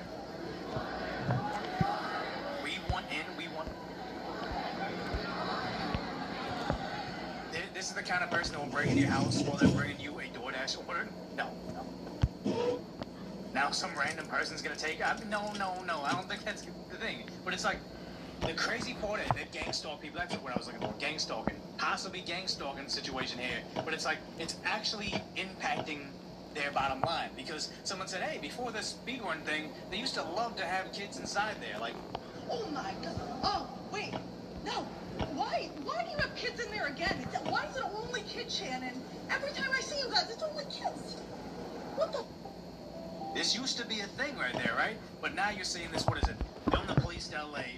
They have like day 5, day 6, day 8, like they've been shut down for a while now. Of Scientology's main recruiting center in the world being closed. They closed up shop because these kids have been doing speed runs. Now I've heard some people saying they removed the door handles from the outside, which is a fire violation. But as long as you can still get out, I kind of feel like that's okay, because yeah, they say you have to have doors so the fire department can get in, but it's like every fire escape doesn't have door handles. So, Chad, is that? Oh, I don't know the actual technical rule, but is this a fire hazard? Are they allowed to do this? But the thing is, they're having a hard time recruiting because TikTokers decided it's funny to essentially cyberbully them. Advocate doing it. I just recognize the fact that the end result of what they've done is this place is closed. And they are unable to recruit kids. So it's not fire codes. Like chain the doors from the inside? I just wonder how many of these ex-Scientologists that are on YouTube can say they've had this sort of effect. This is true. He was talking about ex-Scientologists that go on there. Who is it on? Is it Leia Remini? I think she's the girl from King of Queens, the wife of the mom. No, not the mom. She was a mom later, but the wife from King of Queens talks about being in it, leading it, and having them essentially like gang stalk her. She's probably had a little bit of an impact on them, but nothing like what the bunch of kids on TikTok are doing. Yeah, Leia Remini, she escaped them. They're actually they're impacting it. Because they're really quick to talk about how this is a child trafficking cult, that kids are being trafficked here, but when the kids say, okay, they're trafficking kids, let's go run up in there, and then they say, oh, no, we can't do that. Fair point. And oh my god, I despise everything about that. Oh, we're here to make content. You might be doing something that a bulk of civilization wants. But the whole content thing, okay, no, I can't, whatever. So, apparently, dare market, they dare people to do stuff on the internet. I hate that too. But it's like, they've given them a cease and desist from the Church of Scientology. Who knows if this is real? The firm represents the Church of Scientology, so who knows if it's genuine. We write regarding a series of violent break-ins and assaults by lawless trespassers who filmed and posted their criminal acts on TikTok. Again, I'm not saying they're wrong, but they were incited by Dare Market's Scientology challenge. No, I'm starting to kind of think that it's not, because like, do they really have that big of a following outside of this? If it's 36,000, I don't know how they would be on their radar. Okay, whatever. Trespassers, assaulted, stabbed, damaged property, interrupted religious services. I didn't see any religious services being interrupted, but that probably brings upon more legal consequences against them. Shouted profane and hateful slurs in hopes of winning prize money promised by your site. Oh, okay, so they put a site and had almost like a bounty. Could have went viral. Never mind. Yeah, this might be real. This might be real. You accomplish your goal articulated on October 14th. Vanity Fair article monetized the crime of breaking in. Oh, so Vanity Fair published it? Good guy. Yeah, these guys might be in trouble. Resulting incidents are now being investigated as felony hate crimes by LAPD's Major Crimes Division. I thought they were like ends with LAPD, but only this evening, a gang of over 20 young men took a door off its hinges and forced their ways past security to gain entry into a church building of Hollywood. They ran through a religious exhibit, yet they're using this as protection. Damaging property and terrifying staff, and exactly, those kids were damaging things and probably scaring the people. And they made their way to higher floors, eventually assaulting a security guard and calling him a slur repeatedly. Again, that's why I don't like these guys. Oh, I just fucking killed them all. One of the perpetrators who posted next to you $1,000 reward for the person that receives the longest run through a Scientology building. Yeah, it looks like a real website. If this challenge does not violate Dare Market's terms of service, which purports to enforce a zero-tolerance policy towards hate speech, doxing, and illegal stuff and prohibited content, it's hard to imagine what does. Dare Market may be held liable for serious injuries or death resulting from the Scientology challenge. That's almost like a thinly veiled threat. Let's watch it fucking kill him. Gotcha, TikTok and X-Phone against the people regarding to online challenges. Those courts rejected the argument the sites are demonized under Section 230. Your site takes a step further, and you are incentivizing this. Your dare is insightful, so you'll be held. So yeah, we demand you take down this challenge immediately, including all related posts. I'm kind of on the side of believing this. And then Fox News actually reported on it saying, hey, they're calling it hate speech. Well, Christine, these videos are happening more and more, and there's concern that someone is going to get hurt. Go, go, go, go! People rushing in, then running out.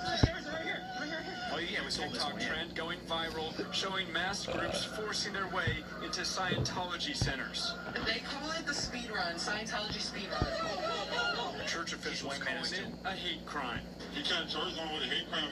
They're not doing nothing. I mean, we're not. Yeah, these are classes, and this is why you know he's an idiot. You can't charge us for a hate crime. It's like, well, religion is under one of the protected classes, and also if some of your group was in there shouting racial slurs, and it's recorded on several different cameras because you have the metas with the camera right there, you might think it's a prank, but you're gonna get yourself put in a higher classification of crime than you would have. They don't understand it. That's why they're idiots. And he's in black bloc. No, he's an idiot. He is what he is.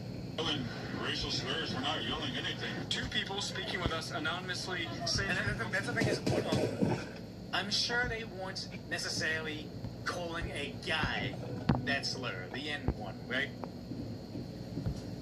I'm certain they were probably saying like, what's the word, whatever, like. There's no friendly way to say it, but they're saying it as in, like, with each other amongst buddies. But the simple fact that you were saying it makes it a hate crime if you're using that slur. I don't care if you think it's fun to say around the neighborhood. You're still saying it while committing this crime. They're using religion to protect themselves. You're escalating this. Involved in at least one of these videos. We're literally just running in to see what we can see and find. It's a rush. Like, it's a rush. Yeah, that's not the excuse you think it is, idiot. It could happen. Part of us are scared that we're gonna get like trapped in there. So then why do you want to do it? too stupid. Again, just to expose the truth, and I'm worried about these kids getting killed. Neighbors in Hollywood raising concerns this week at a police commissioners meeting. But vigilante justice is not a good idea. Nope. A church spokesperson says staff have been knocked down and hurt by these videos, adding the church welcomes lawful visitors. It does not welcome mobs forcing entry, damaging property, disrupting religious spaces, or endangering people for views. I feel like more than half or 50% of people agree with us, and there are people that don't, and that's okay. Well, I can't excuse you doing this viral clout nonsense because it's like, oh, we don't like this thing, because later on it's going to be used against something else. It incentivizes it, it snowballs, it becomes too acceptable. No, I want all of it to be done. We're going to keep doing what we want to do. Security now heightened with handles removed from doors. While within minutes of our interviews Wednesday, officers arrived with lights and sirens on. Are you worried about getting arrested? Honestly, there's nothing they can really do besides a trespass. That's where you're wrong. And the thing's like, you wouldn't be wearing your criminal trespass sunglasses if you thought you were actually going to go to jail. You're Johnny Somaling yourself in America. Because these doors are open to church. And that's one thing I don't like. It's unclear why. So many people don't understand the difference between public property and open to the public. I remember it's kids exactly like that. In a shopping mall, they think, oh, I can do whatever I want. This is public property. It's like, no, a park is public property. Do whatever you want there. That's why the bums sleep there and they can't kick them out. A shopping mall is open to the public, but it's still private property. You can still be trespassed. You can still be arrested. Like these idiots. Again, they're getting their information with TikTok. Not known for its intelligence. Police were here tonight, but so far, no arrests have been made. We're live in Hollywood. Matthew Seedorf, Fox 11 News. Yeah, I knew this was going to take a turn. I didn't know it was going to get that worse. I mean, Chad, do you think that she's actually being stalked by Scientology? I'm guessing yes. I'm thinking that they're actually sending people to intimidate her. And again, maybe because she's a little bit younger, she doesn't understand that, like, you can...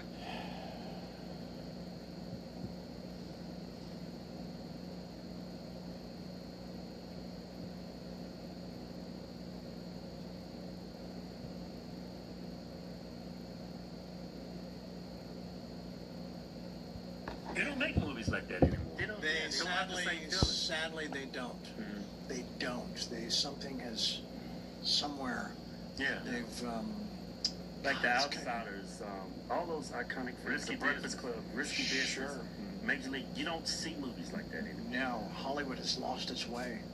Yeah. So it would feel. Yeah. Right. You know, I don't know. I think they stopped listening to what the majority of the people, the kind of stories that they yearn for, or are inspired by. Yeah. You know, it just doesn't. I'm not saying it's terminal, right. But it needs a kick in the ass. Right. Hollywood does. It needs to wake the fuck up out of something, and get back to delivering what it used to do. You know. Right. And you see a lot of these movies come out, and you're like, who did they make this movie for? Right. Yeah. Who's watching this movie? Yeah. I don't know anybody who wants to see this. Right. You know. It's a lot of politics now. Yeah. They push into the films now. They do. They do. Everybody's like, so, you know, the message. Yeah. The message. Yeah. It's almost like every movie you watch now is a lot of propaganda embedded into the movie. It's like y'all forgetting the sole purpose of what a movie is meant to do. Right. Take you to a place where you can just get a 2-hour break from your troubles, from your life, from whatever your reality might be, right. And just escape. Yeah, it feels like they're trying to coerce us how to think now. That's why I think they're going the wrong direction. I don't disagree at all. I mean, when's the last time you went to the movie theater? Have you gone recently? My son actually went to go see Michael Jackson. Okay. Yeah. Okay. That one's good. I was reading about it this morning, and I watched a couple trailers. Yeah. And they watered it down. I went to go see it too. I know his dad used to beat his ass. They didn't show a lot of that. Yeah, but it's interesting because I think they made a decision to just focus on his genius, on the greatest entertainer ever. You know? You want to go see some ass whooping? Don't just say it. He just toned it down. That's why I asked you about your dad, because I saw that movie and I wonder if he pushed you like Michael Jackson's dad. You know, he was No, he. like whoop you with a belt and shit. Hey, get this rhyme right. No. I mean, he had a temper for sure. Yeah, you didn't lip off growing up. You know, he would let you know what time it was. But no, there weren't any like legit beatdowns. You know. But there was the threat of them. Right. And there was the fear of them, which is sometimes all you need. Yeah. Just worried. Sometimes it's worse worrying about something happening than it actually happened. Right. Yeah. You know. Yeah. But is it Domingo Coleman plays the father? Yeah, and when I saw just in the previews, he looked pretty salty. I mean, he looked pretty ornery. Yeah. But it's interesting because I guess the critics are tearing that film apart, but the audiences are like, they love it. Thank you. There was a standing ovation after the show. Oh damn! Wow. Think about that. Yeah. Think about that. To some, like the people aren't there, right?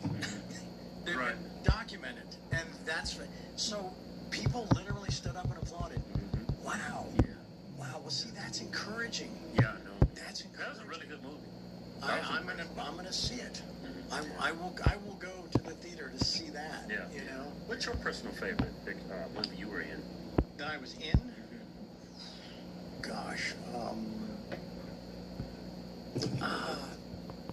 I think as an audience experience, I think Major League. Major League. I think that's the one. Yeah. Because I meet people that, you know, who I met as a child, you know, like a 10-year-old, and I meet them as an adult, and they still talk about how Major League, you know, how it landed then, and how it still speaks to them now. Right. And it's like it's got this weird, it's got a life, it's got a heartbeat. Yeah. Hearing at some point. Yeah. Right. Something from Major League. Yeah, that stupid dog, Joe Boo. That shit used to kill. Yeah. Joe Boo Serrano.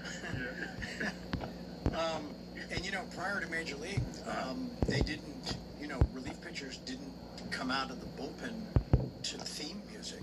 Right. Right. Yeah. Changed that. Yeah. Yeah. And then Mitch Williams started doing it, took the number 99, and then claimed that it wasn't about Wild Thing, that it was a football reference. Yeah, that was friends crazy. with like Gastineau or somebody. Right. Yeah, that was iconic. That portion of the movie, that song come on, you just walk out all nice and calm and slow. That was 4 a.m. Really? Yeah, there was nobody left in the stadium. There was like 50 people left. Wow. We had to like make it look like that section was filled, you know? Yeah. I was falling asleep, man. And I'm like, don't trip, man. Don't trip. There's sometimes it's harder sometimes to just walk normally on film than it is to deliver a monologue. Yeah, you was locked in though. Right, but sometimes it's like you're more conscious of your body than you would be like trying to deliver something 2 pages long. Right. It's the strangest thing. Yeah. It's a different muscle. It's a different muscle. Yeah. I mean, we just did a little bullshit acting on the side, and I was excited. Yeah. People don't really understand how you guys make it look so easy. Thank you. Yeah. Thank you. And I was exhausted. You gotta remember lines. It's more demanding than lifting weights. Yeah. It's a different muscle. You're right. Much more demanding. And so, did you do a television show or a movie or? We did some auditions. I forget the name of the movie, but we had a good chunk of the movie. We had memorized it. Okay. Going back and forth, we put together a scissor reel. Okay. And it was. Oh, so you were doing a movie about your It was just practice for us. God. Yeah, it was just practice. I mean, we was in a couple of shows. Yeah, I was in a couple cameos in shows, but nothing big. But you got a taste of like the mechanics of it. Oh yeah. Like having just the redundancy. Yeah. And having to like appear like it's fresh. Yeah. Every time you say it, right? Right. It's almost like being a comedian. You told that joke 1,000,000 times. Right. And you gotta deliver that same energy. Right. You know? That's interesting that you say that because, you know, I did these the Hot Shots movies, right? And people are like, oh, it's so funny. What was it like doing those scenes? And I said, imagine imagine being at a party for like 5 hours, right? And going around to everybody telling the same joke over and over the whole night. That's what it's like. And you just use the same reference. Yeah. So what got us through is the energy from the crowd. If that crowd was really hyped, yeah, our comedy, you would feed off the energy. But if that crowd sucked, All right. What do we need to do here? Yeah, no, I get that. I get that because we did 2.5. I need to go get my. And you can tell. I need to go get my if they're floppy they're disk, on board, and then go see what the sewers got for me. After that first scene, I would say to John, I would say, all right, this one is for the folks at home. This is one for the folks at home. And you just, it was like that night's crowd, like a Norwegian cruise ship pulled in. They just dumped them in there. They were like, you know. And you know what's weird about this? Some crowds would be loud, some crowds wouldn't be loud, right? And the crowds that were not loud, like, man, they didn't like the show.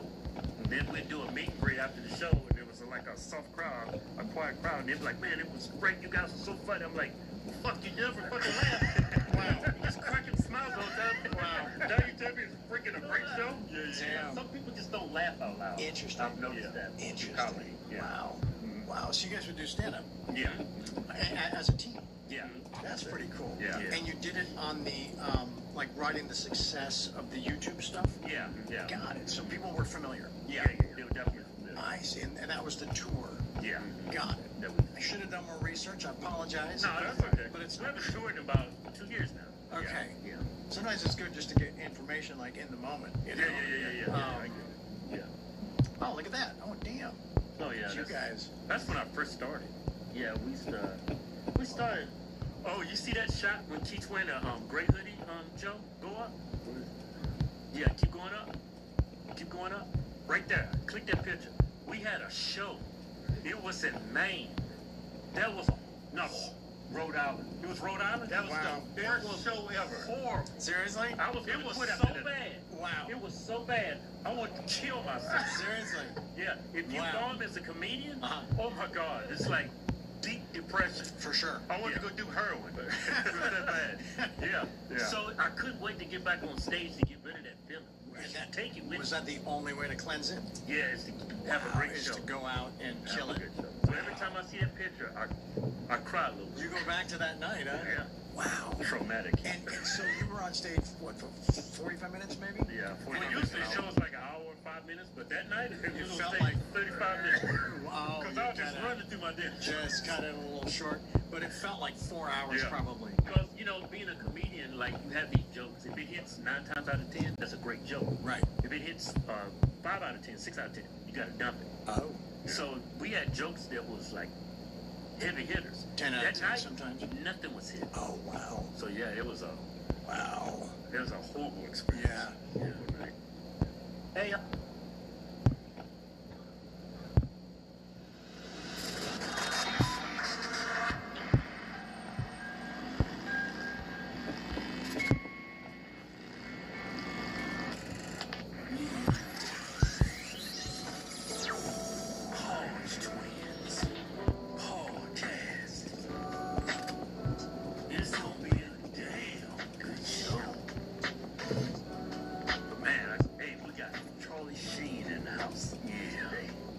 Honored to be here. Thank you. Man, it's an honor to have you. Thank you. Thank you. This is really cool. This is really awesome, really. It's a little surreal. Yeah, really. This is double. It's surreal for us. I don't know about you. Over here for sure as well. Right. As well. Well, there's always that thing that happens, like, you know, watching the show, and I'm a fan, obviously, and just digging what you guys are up to, and you know, just cheering you on from home.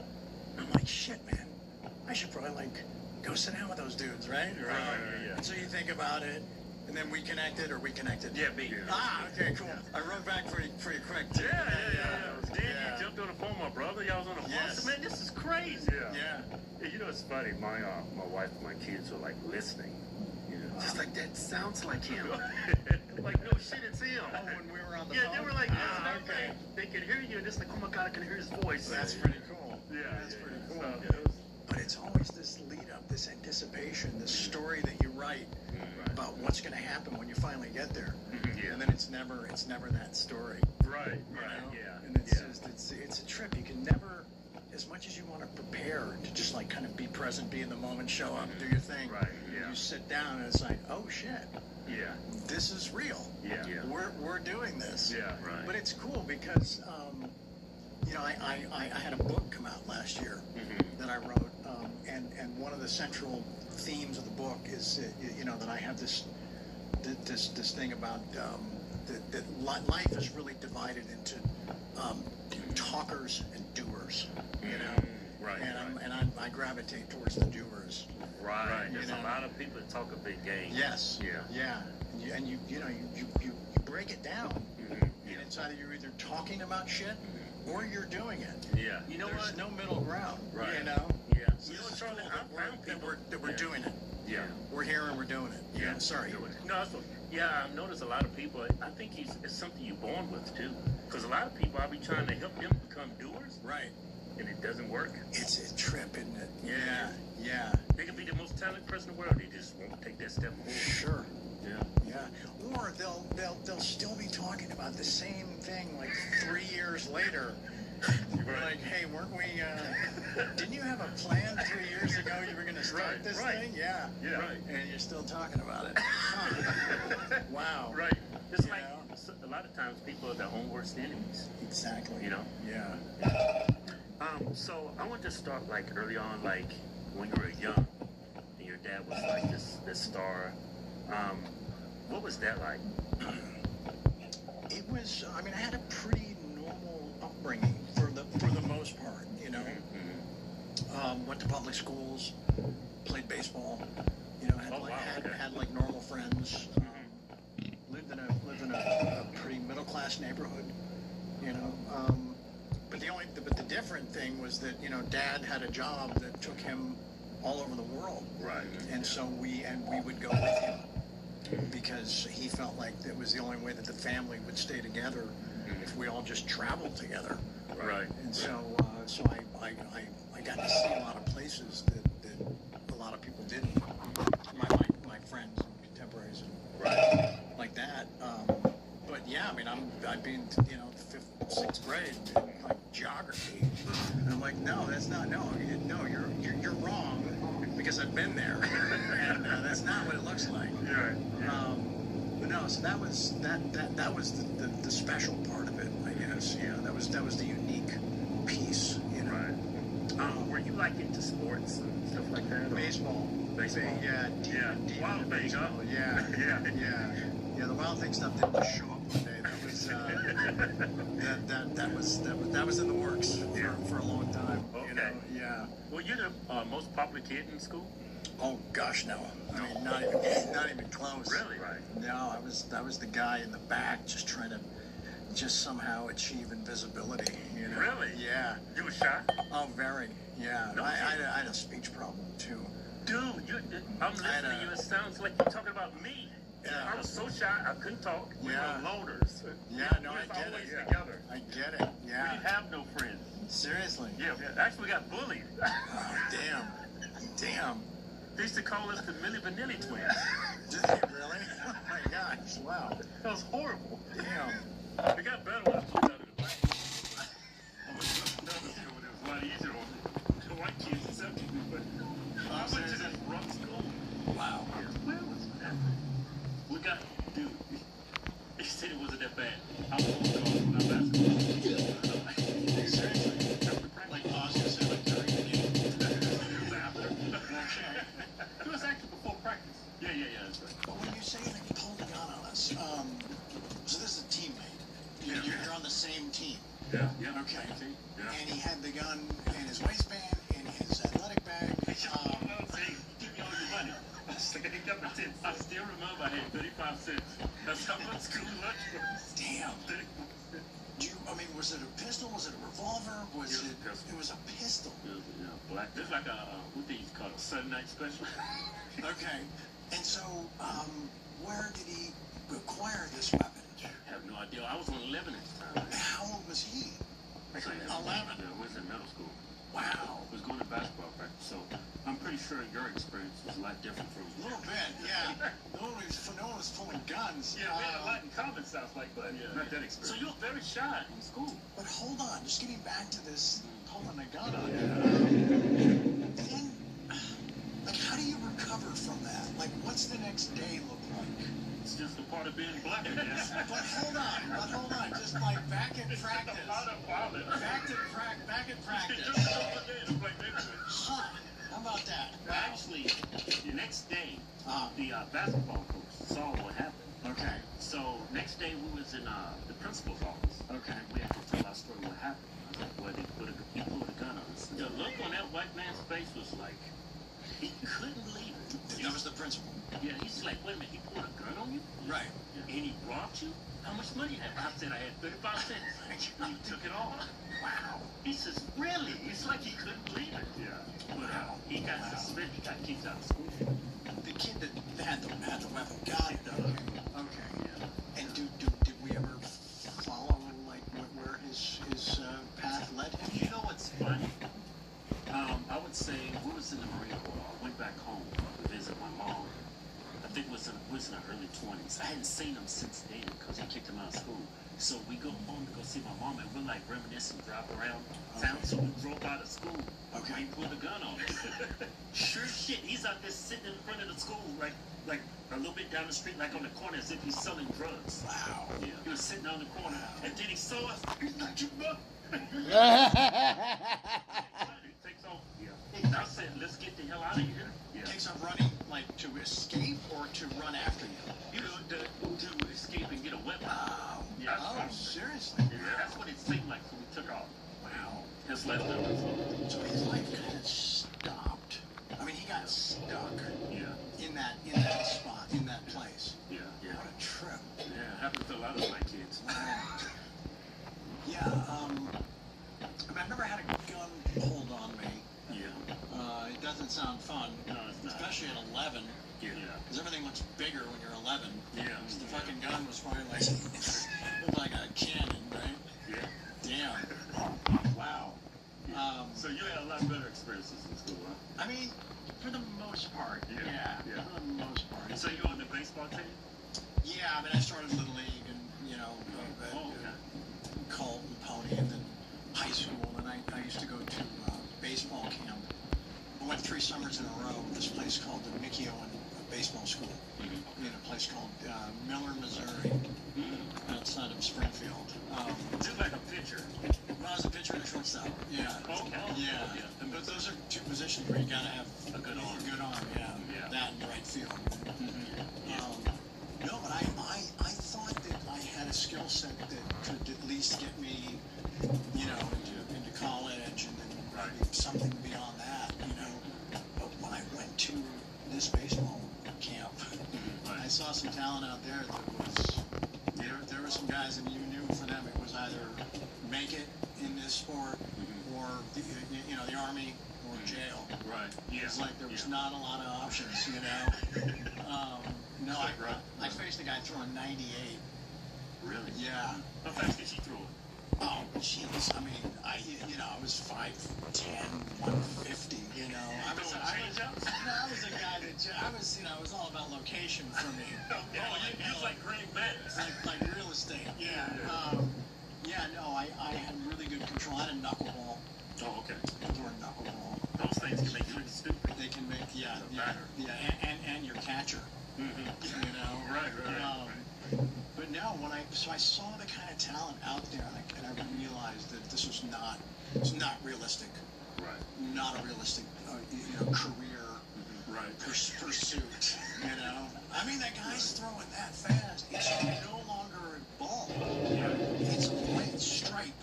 Yeah. That's like a lightning flash. Yeah. Right. And man, it's so deceiving when you watch it on television. Pitch like middle in, and you're like, how did he miss that? Right. Well, he had what? 16th of a second. Yeah. Right. To decide if he's going to swing. You don't really understand it until you stand in the batter's box and somebody throws it. Oh yeah. That fast. It's really quick. Pretty scary. Did you play baseball or football? We tried out, but I couldn't afford a glove, so. Are you serious? Yeah, I remember I went to baseball practice, right? Okay. It was tryouts. Right? I went to the grocery store. They were selling gloves there, but it was made out of paper. It was pretty much paper. It was paper. So that's what I bought. Because it's baseball price. Yeah. Wait a minute, your baseball glove is made out of paper. It wasn't Rollins. It was Kroger brand. Wow. I remember we was taking turns and it was hitting ground balls to us. And the ball came to me. It hit my glove so hard. It stung super bad. Yeah. And I was like, Mom, I needed real gloves. She said, well, I don't know what to tell you. Good job, basically. Yeah. Right. Wow. Wow. Yeah. Well, when you say made out of paper, is that an expression or like literally? Metaphor. Okay. And it wasn't leather. Oh, I got you. So it was like a synthetic something that didn't have. It was probably clever. Yeah. So it didn't. It wasn't supple. Yeah. Huh. So, when did you figure out that acting was going to be your path? Jeez. Was that high school or? It was, one of the hobbies that I developed an interest in, along with my friends that I was growing up with, was making Super 8 films, making short films. Okay. So, because we were watching Dad do his thing on his sets, and we wanted to emulate. We wanted to do something that felt like that, or looked like that, or just gave us the same kind of experience, Well, it was you. It wasn't your dad. It was us, yeah. We were in Ireland in 1974. I think I was 8 or 9. And my parents gave us a silent Super 8 film camera. And I was there with my 2 brothers, my sister, and they thought we would just be like filming boring touristy shit. Just like the countryside and some of the architecture. And we immediately went right to doing stuff that needed story structure and had good guys and bad guys, and the stuff we did right off the bat was really violent. My parents were like, it's got a good action. Mom's like, Martin, you want to talk to them about this? But no, we just wanted it. We knew that if we were going to get anybody's attention with it, that the stakes had to be there had to be peril. Right. If there was peril, we could hopefully keep people's attention. So that evolved over time, and then as Dad was doing better with his career and his work, our equipment got better. So we went from pleather to leather. Basically like that. And so that was sort of in tandem, in concert with baseball, was doing these Super 8s. Did you guys see the documentary that I did for Netflix? I came across it when we was reviewing everything. I'm gonna take a look at that. Yeah, it came out in 2025, right? It did, yeah. Yeah, the book and the doc came out almost on the same day. Right. And that didn't help the book, but whatever. It did? Whatever. No, because everybody was like, why would I buy his book? I just saw the doc. And a lot of the stories are similar, but the book goes a little deeper into some stuff that I can tell better as a writer than a storyteller. Right. Like that. I was looking at bits and pieces, and I found your story on. I saw you with Megyn Kelly. I saw you with Bill Maher. I saw you with Joe Rogan. Okay. And the story is fascinating. What you came from, what you was able to achieve. Thank you. It's amazing. Thank you. And I just mentioned the doc because it was the first time that people got to see any of these Super 8s, because they were just sort of and the director of the doc, he actually developed some film that had been just sitting in a box for 50 years. Yeah, wow. Literally for 50 years. And so you met him when you were a kid. Yeah. And so I was able to see some stuff that I didn't even know that we were still sitting on. I remember doing it, but was still enchanted by what was revealed. It was pretty cool. But the doc featured a lot of that stuff as kind of became another character in the story. I came across where your brother Emilio, his career took off first, right? Oh yeah. No, I was in high school when he started working. When he was produced when he did The Outsiders. I'm pretty sure I was either just getting out of high school or still stuck there when Breakfast Club came out. Yeah, you really love Breakfast Club too. Yeah. Breakfast Club was what, 82, 83? That's classic. Yeah, I love the Breakfast Club. Yeah, I think it's a perfect movie. Yeah. There's a couple films from that particular era, from that time, and another one that was Risky Business. Yeah. Oh yeah. Remember Risky Business? Yeah. I was in like junior high, high school. 81, 82. Yeah, that's another film that just there's not a single loose end. Yeah. Felt real. Yeah, it did. Yeah. God, she was hot. Remember that dude? That's like what that dude was doing? Man. Yeah, she's good looking gal. Yeah, that was Rebecca De Mornay. That was a black man's dream. What about it specifically would categorize it as such? Well, Tom Cruise, that's like, man, it's like almost feel like it was me right there. It's my age and everything. I got you. Not the house, not the money, but you know, that could be me. You know. What's that? Yeah. There she is. Yeah, we worked together. We did a film. She was in the Three Musketeers. We did a version of it. She's a nice lady. Well, that's the thing. Is it a redhead thing or? It's just a white thing. Okay, I see. Okay. The forbidden fruit is a black man growing up in the 80s. Yeah, we grew up in the South. But yeah. I mean, I think the country's changed a lot since then.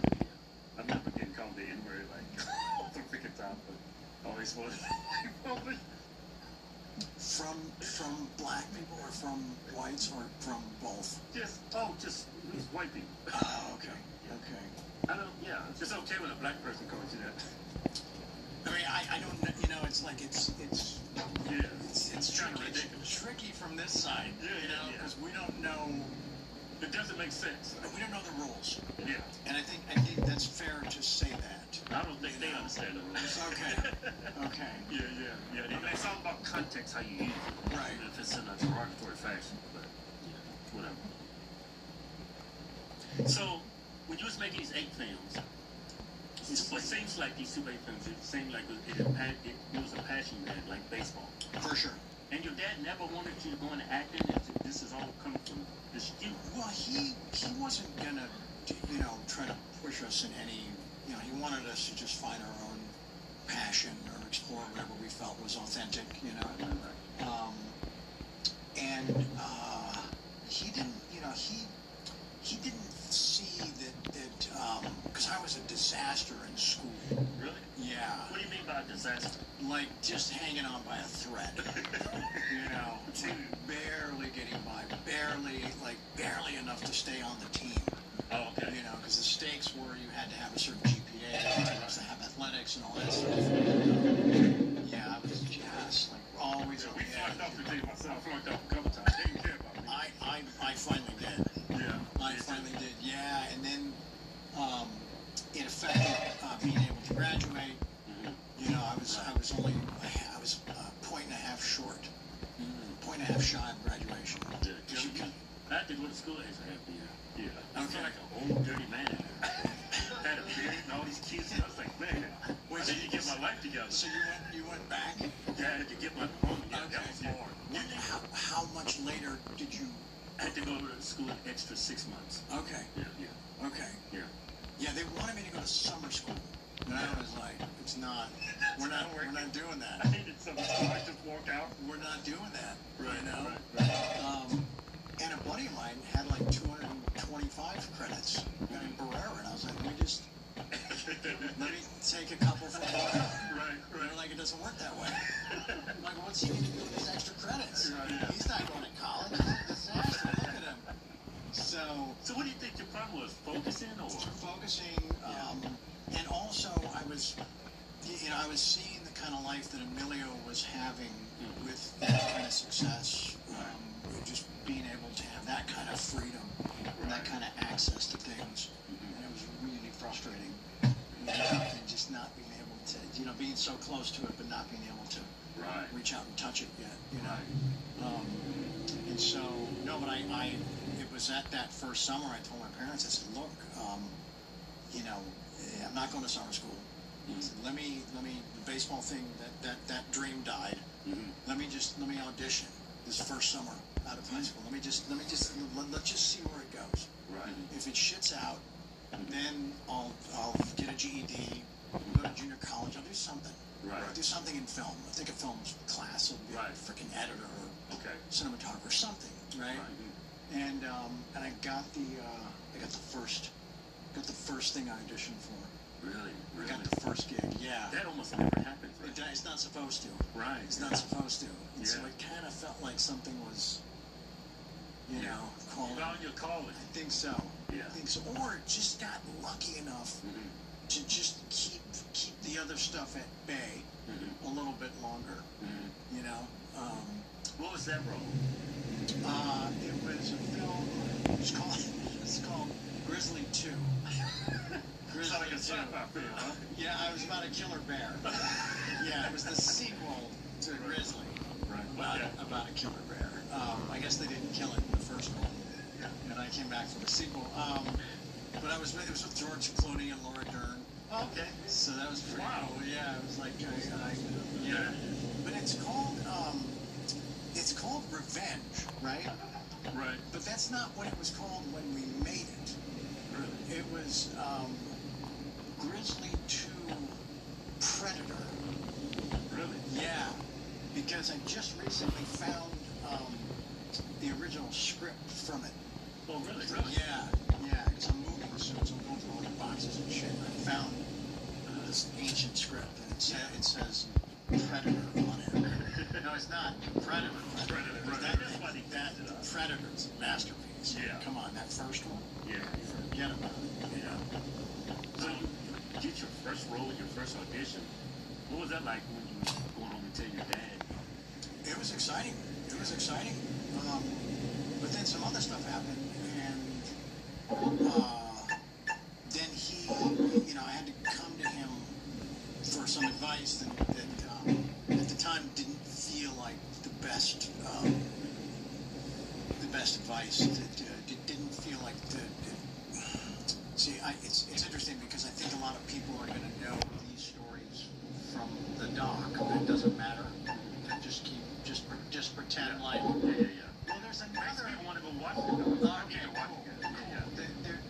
There was another audition that I had, and I got the part. It was a huge movie.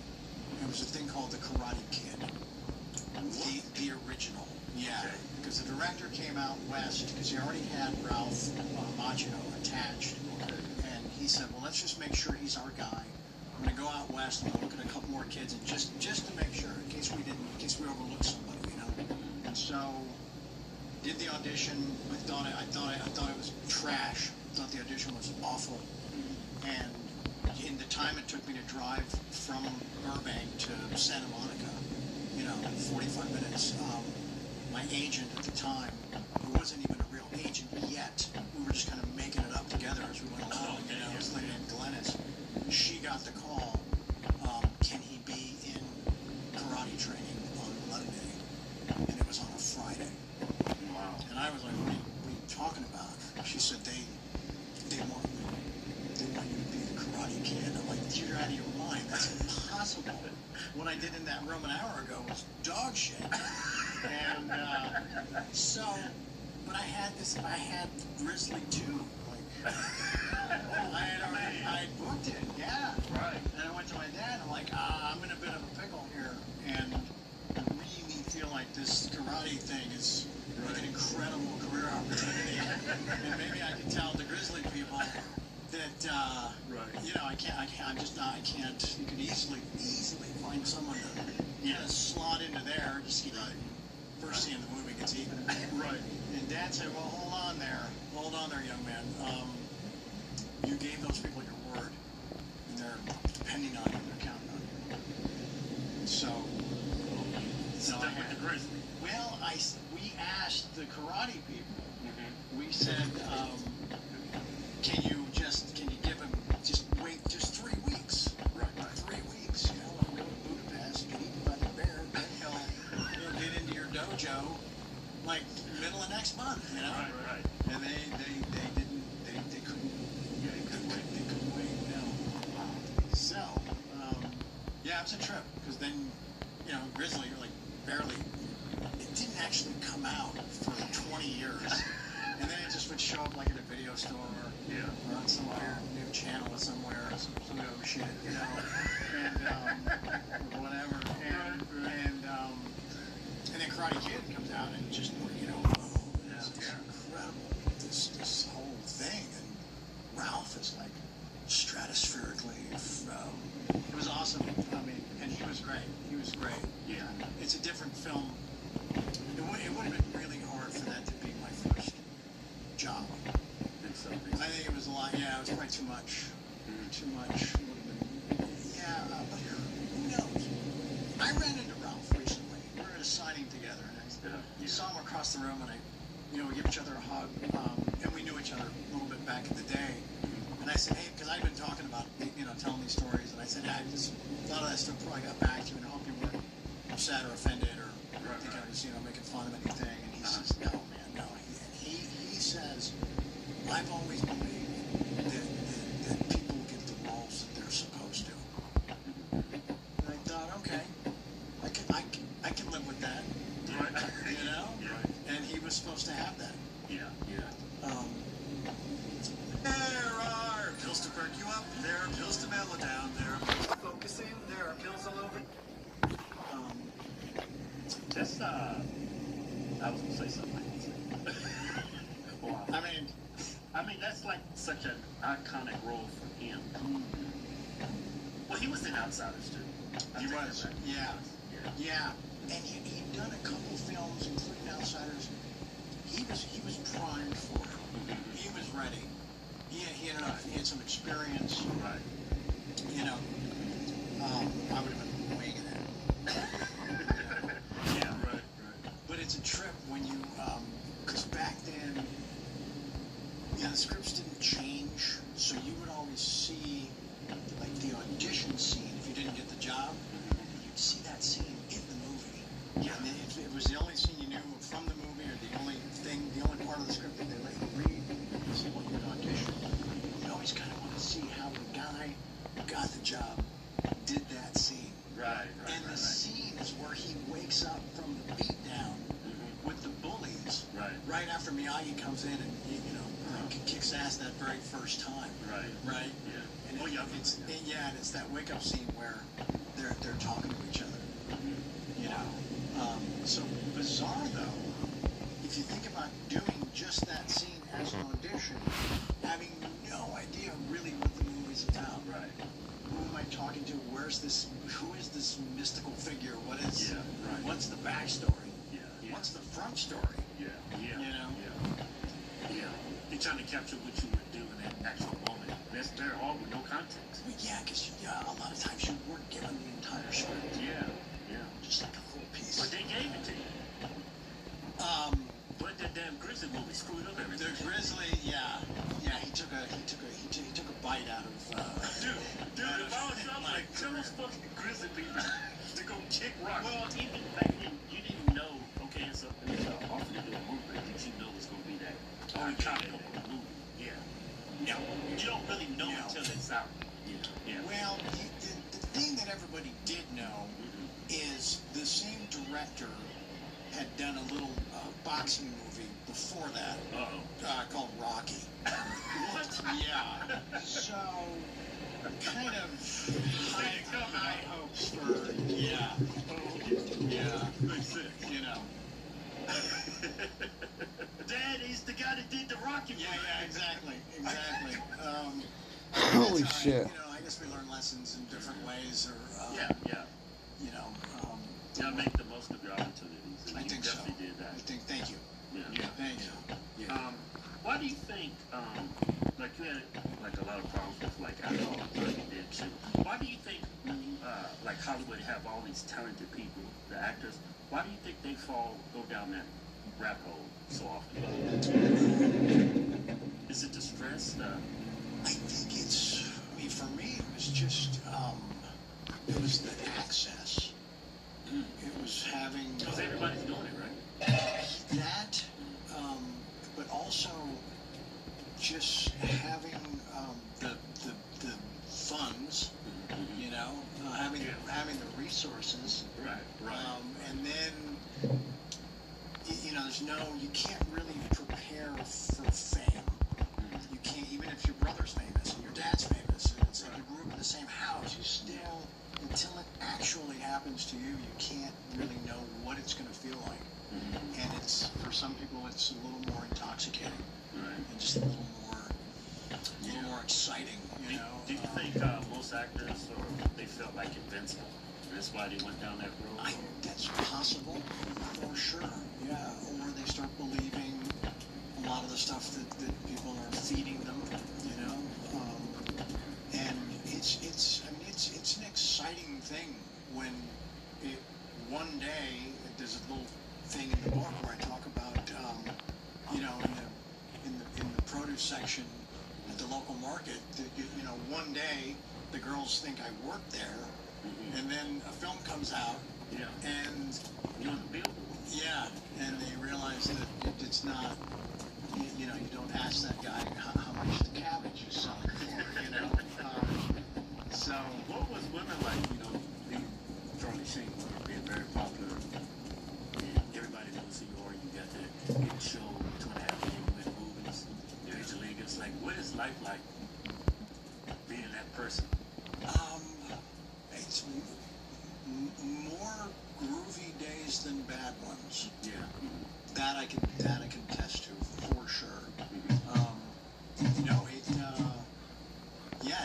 there was the I mean, women were all over you, right? What's it? Women were all over you, right? I mean, here and there. Yeah. Here and there, occasionally. Oh, come on. I'm a deadbeat YouTuber, and like, women are nuts. Yeah. You got a proposition. You, Charlie Sheen, you a big-time actor. In the Wild Thing. Yeah. Yeah, no, again, access, had a lot of access, you know, and definitely, you know, opened the door for much of it. Yeah. I mean, I wouldn't trade any of it. I wouldn't trade it, you know. Right. But people say that, but can you trade it? You can't. Yeah. It's already happened. Yeah, right. You know, I wouldn't trade a single day. Well, yeah, because you can't. Yeah. Right.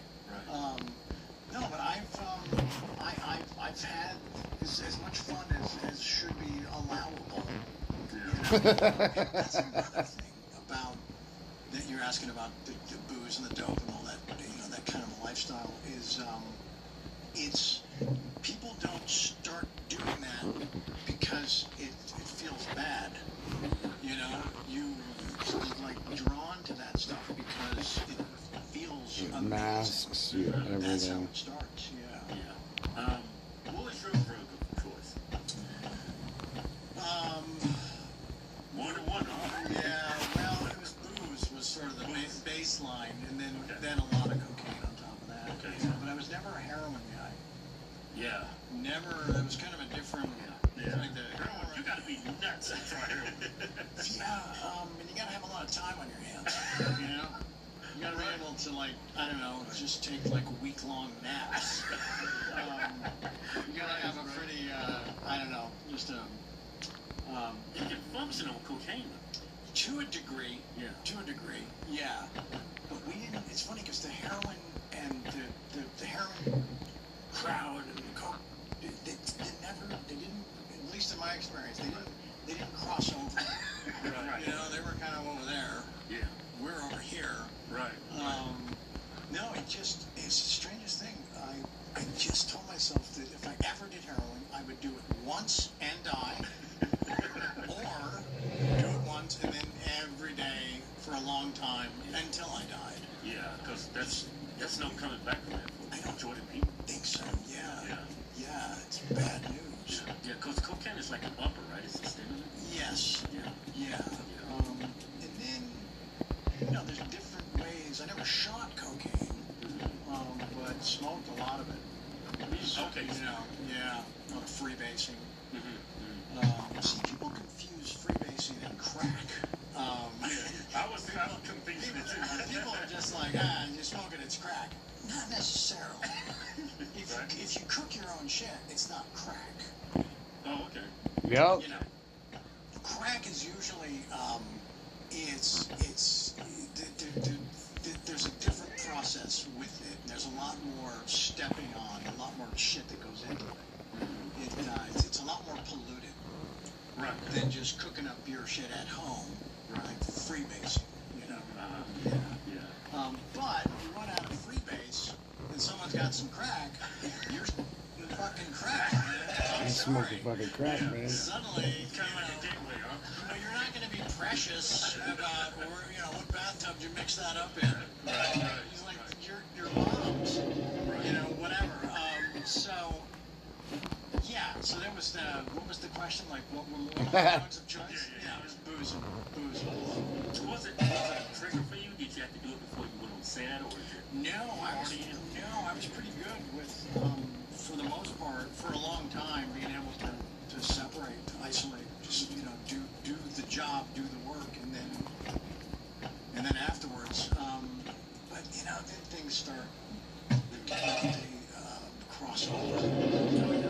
Like when you was the 2.5 Men, that was like extra pinnacle, right? But then that's when you had the crossover. The drug use. Yeah, but I started 2.5 like sober. All the best intentions. Oh, okay.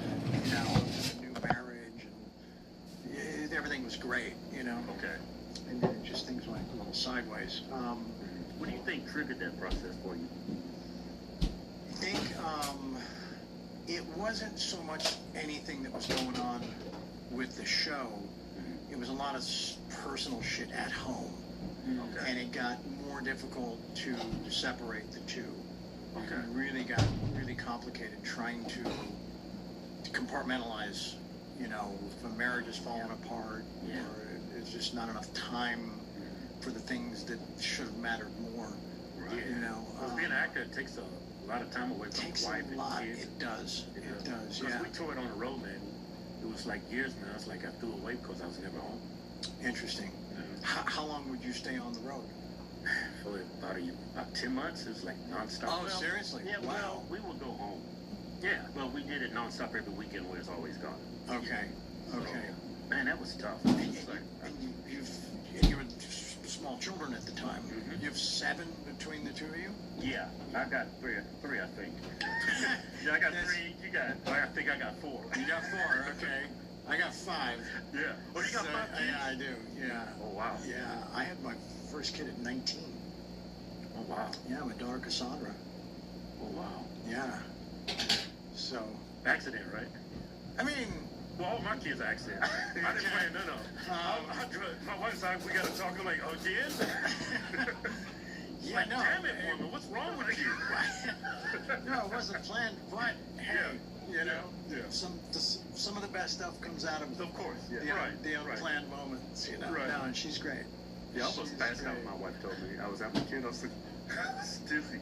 And how old were you for your first child? 23. Okay. Yeah. Okay. Was too busy worried about how we're gonna feed it. Yeah. Yeah. Right? Yeah. Mm-hmm. Yeah, it was real. I remember we worked at a store called Ross Dress for Less. I know Ross. Sure. Yeah. I was making $8.50 an hour. He calls. He said, "Oh, my wife's pregnant. Oh, what am I gonna do?" I don't know. Take care of it. I don't know. He's like dizzy. He's like dry mouth. I was like, man, I already had a kid. I was like, yeah, it's scary. You don't know how you're going. Oh, so you had the first one. Mm-hmm. Okay. And how old was your child when you were 18, right? No, 19. Oh, you're 19 for your. Okay. All right. So we get that in common. Yeah. We're also all Virgos, aren't we? Yeah. Oh, yeah. September 17th. On the 3rd. Yeah. Yeah. Virgos here. Yes. So you were shy in school. We were shy. Yeah. Well, Virgos tend to be introverts. Yeah. You know? Yeah. We was very introverted. I wasn't even trying to shut up. I'm talking. I introverted, like, until we turned on the camera. We started our YouTube channel. It kind of opened us up a little bit, right? Yeah, I would have never guessed you would be an introvert. Yeah, I know. I could just see you walking down the high school with like bitches. It was not. It didn't. Leather jacket. It's like that's more cheap, son. It looked nothing like that. Really? Nothing That like is that. Crazy. No, I know. They had Emilio's brother. Yeah, I had those two titles for a very long time. Yeah. Martin's kid and Emilio's brother. Yeah. So maybe that was part of the motivation. Yeah. But something, you know, just wanting to not be labeled. Yeah. Wanting to just be known for me. Yeah. I didn't know what the hell I was going to do yet. Yeah. But I knew it was going to be. It's gonna be something. Something. Yeah. Yeah. Were you a sex addict? Would you label yourself a sex addict? I don't know. They go around and tell everybody's a sex addict. I know. There's a spectrum to it. There's a spectrum to it. Right. What would like? See, I have a problem with the disease model of alcoholism, drug addiction, and so I don't know. Do they overlay that same disease model into sex addiction? Yeah. An addiction affects your life. Got it. Yeah. So if it affects your life in a negative way, then it becomes an addiction. I got you. Yeah. Okay. Doctor. Yeah, no, I mean, I wasn't, like, you know, having so much sex that I forgot to pay the fucking bills. I mean, when does it turn into a thing? Yeah. Like, do you have to get evicted? You know what I'm saying? You got to get all your shit repossessed? I'm like this. You're on the job, you go out for a lunch break, and it turns into 3 hours because you're picking up prostitutes. Okay. You know, it negatively affects you, yeah. I got you. Then I don't think I was. I think I was just addicted to feeling chasing things. Feeling sex addiction. That's okay. It's the first thing I think about. Because people are like, were you a sex addict? You're like, yeah, what's your point? Right? There's nothing wrong with that. What are we doing here? Well, beating off 8 times a day, that's a problem. That could be, yeah. That's a problem. Keep drinking 8 times a day is a problem. It's a lot. Yeah. It's a lot.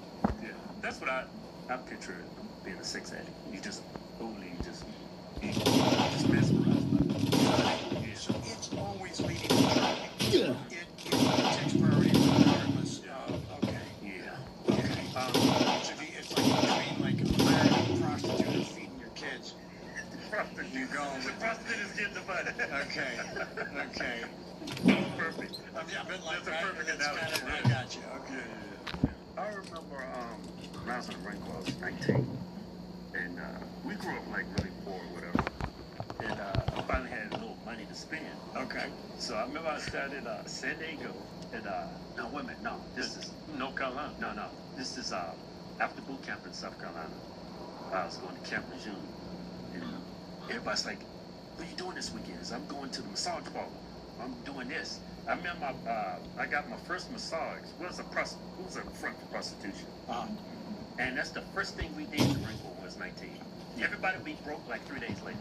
Yeah. That's just what we all did. Your whole check was gone literally in 30 minutes. So do you get like a check like a monthly or every couple weeks? What was it, the first and 15th? Yeah. Okay, and it's like the 31st. $300 or yeah, something like that. Okay. I remember this guy's name was Keith. I ain't gonna say his last name. You might be watching this. But every time we get paid, it's time to go to the massage parlor. Wow. And I was like, man, I wanted to go.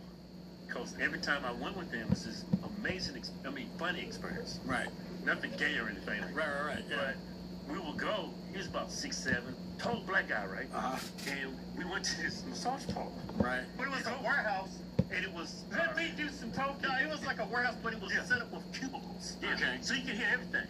All you hear is people getting jerked off. Okay. You hear people growing, but what made it special was Keith. Okay. It was funny as hell. As soon as he would go in the cubicle, right, you hear him unzip, and the girl's response every time he unzipped was, wow. I remember this girl. So Keith was gifted. is what you're saying. This girl said, "Oh my God!" She runs out. That man's got a devil between his legs. Wow. Dude was like, he had a horse, you know. Babies. And the only reason why I know because we was in the bathroom, and I happened to look out, I was like, "What the hell is that?" Wow. So I would go to the massage parlor just to hear the girls' response. That's your excuse for going? Wow. It was so funny. Did you ever see him over the years? Did you ever stay in touch? No. After I got my orders to go to California, my MOS, I never saw him again. So wait, so you were in boot camp in South Carolina? South Carolina. Yeah. So was it Paris Island? Paris Island. Okay. And we went to MCT training. That was Camp Lejeune. That's where I discovered massage parlors and prostitutes, really. Yeah. And that was a problem for me. I think it was a problem for everybody. Sure. 18 years old from a small town. I was from a small town in Bragg. Sure. And I was shy. I would just pay for it. You know what I mean? Sure. No, we had him in Santa Monica during high school. I mean, yeah, I get it. Yeah. Yeah, my best friend Chris Penn. Yeah, well, he died, unfortunately. He died young. He died at 40. Oh, really? Yeah, it's Sean Penn's younger brother. Really? Yeah, Chris and I grew up together and experienced everything together. Hollywood circle is very tiny. Yes, but then especially the Point Doom, the Malibu Mafia, is even tinier. Point you know? Doom. Yeah. But Malibu Chris and I Mafia. were doing the exact same stuff in high school. Yeah. Yeah. Prostitutes. Well, massage parlors. You know? I used to, looking back, I used to feel crummy when I was doing it. But then as I got older, I'm like, a lot of guys do this stuff. You know? Well, especially at that age. You know, if you don't have any confidence with the women, if you're not successful. Yeah. Because high school can be a beating. Oh, man. You know? It was the worst. Yeah. And so why just suffer all that failure all day long? Or just walk right down the street, you know? So you'll walk out of this place with a big smile on your face. Absolutely. I mean, what's not to be smiling about? Yeah. Jesus. But then you kind of run out of stories that you're trying to sell to your parents for. Right. You know, how many binders did you buy? How much is the school dance this week? What are you guys doing, you know? How hungry are you? What do we feed you at home? You know, trying to always... Right. Yeah. So, I guess I felt so crummy because my mama just baked in my head. She would, let me tell you about my mom. She's really religious. Okay. She would wake me up 2 o'clock in the morning and ask me did I do drugs. Yeah. 2 o'clock in the morning? 2 o'clock in the morning. She didn't want us to be on drugs because we had family that had that problem. So she would always make sure we never, it didn't even attempt it. It didn't stop there. She would ask me if I was a homosexual. At 2 a.m. But hold on, so, was the middle of the night thing sort of more about trying to catch you off guard? Vulnerable? Yeah. Like not having a chance to prepare an answer or... Yeah. But she was, probably 10 times a day, you didn't do any drugs, you're not gay, are you? I was like, no, mama. We used to have Bible study and all that, Okay, so it wasn't just 2 a.m.? Yeah, all throughout the day. Yeah. Okay. But she wouldn't do that shit at 2 o'clock in the morning. She didn't want us to ever. She said, don't even try it. Because if you try it, you're never going to be able to stop. It's like sex. It's hard to give it up. Okay. Yeah. So I was like, that's why. I mean, she wasn't wrong. Right. So I was being too much of a chicken shit to try anyway. Yeah, I was just feeling bad because every time I would go to these places and do things like that, my mom was the first image I seen. Damn. So now I wish I could go back in time and enjoy everything I was doing. But my mom... Motherfucker! I guess she... Alright, whatever. Well, let's go get another one. Wow. Oh, I'm annoyed. She hovered. She was the unintentional. She was your wing person. Yeah, because our dad died when he was like 14. Wow. So she was that voice in our ear. But I remember the first time. Thanks, dude. No, she died. I'm sorry. Yeah. About No one comes over from you know what's crazy about my parents? My dad died on my 14th birthday. For natural causes or like a car wreck? Work-related illness.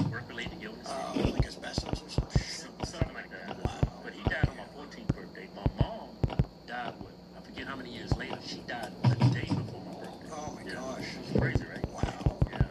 Wow. So birthday. 16th, 17th, 18th. When my mom and dad died. Wow. What do you do? How do you like? What do you do on your birthday to say? You know. I don't even really think about it. Yeah. Over time, you just forget. Did you stop celebrating your birthday as a result? I mean, you must, like, probably, right? No.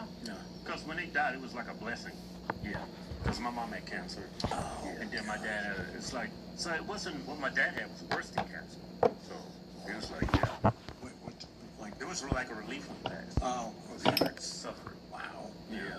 Wow. Yeah. What kind of work did he do? Like, He worked in a textile mill, cotton. He inhaled a bunch of cotton flowers in his lungs. Oh, shit. So it's like, you know what the miners used to die from? Black lung? Yeah. It was something very similar, but with textile. Wow. Yeah. Jeez. Man, yeah. Fucking growing up as us, it sucked. Wow. Life was pretty fucked up. I'm over here complaining about Malibu. Jesus. I got fucking paper baseball gloves. I was complaining about Malibu, paper baseball gloves. Dad died, mom died, cancer. Rough streets of Point Doom. But man, we had a lot of things in common. You were very shy, introverted. Yeah, we definitely. were the same way. Definitely, yeah. I don't know. I feel like maybe that's when we were planning everything, or developing motivation to when it did happen. Not like it's a revenge tour, but just like we knew that you know, we'd earned that next moment or that next thing. You know, not that we deserved that. I don't know what anybody really deserves. Yeah. But just that it's we've been quiet long enough. Right? You know, I went to Paris Island. Oh, did you? Yeah, just for like one night. And there was a big hall, and they were, because I was in Beaufort, South Carolina. It's nearby, right? Right. And it was 1988, and I was staying with Tom Berenger, and we were for like 2 weeks working out, getting ready for Major League. Okay. Yeah, with Steve Yeager, and so we were using the baseball fields, and there was a huge fight. It was Tyson Spinks, right? Oh, yeah. So they that was a quick fight, yeah. Yeah, like 91 seconds, right? You're right. And they showed it. They had a giant screening room set up at Paris Island. Oh, okay. On that Marine base. Yeah. And so we went in there, and one half of the room was for Tyson, and the other half was for Spinks. Oh man, if he was pulling for Spinks, he was crazy. I know. He was well past his prime. Yeah. I think that fight didn't go 91 seconds. I think it was 19 seconds. Yeah, I remember we watched that fight with our dad. Yeah. Oh, you did? Wow. Okay. I saw that fight. It was like run. And so in South Carolina? No, Virginia. Oh, in Virginia. Got it. Okay. Just kids. Yeah. What was it like filming Major League? Because that was an iconic movie in its own. Thank you. Yeah. It was, you know, people think, It must have been you so know, fun. any film, like an athletic film, a sports film, whatever, they think it's exciting to make it, but it's very tedious. Yeah. You're just Right. getting little pieces, little chunks here and there. Film a scene like 100. Yeah, and it's all the coverage, but especially filming sports stuff. It's like you can't stay warm the whole time. There's no, especially as a pitcher, there's no like 5-man rotation. Right. It's, you know, throw 160 pitches the day before and come back and throw 120. Oh man. Yeah. That's rough. Arm just numb the whole time. And the scenes that look the most exciting in the movie were not when you were doing them. You know? Yeah. But proud of the movie. Yeah. And it's turned into this like multi-generational experience. Like this So many characters torch that's passed. Yeah. Yeah. They don't make movies like that anymore. They don't have the same feeling. Sadly, they don't. They don't. Something has somewhere. Yeah. They've like The Outsiders, all those iconic The Breakfast Club, Risky Business, Sure. Major League. You don't see movies like that anymore. Now Hollywood has lost its way. Yeah. So it would feel. Yeah. Right. You know. I don't know. I think they stopped listening to what, you know, what the majority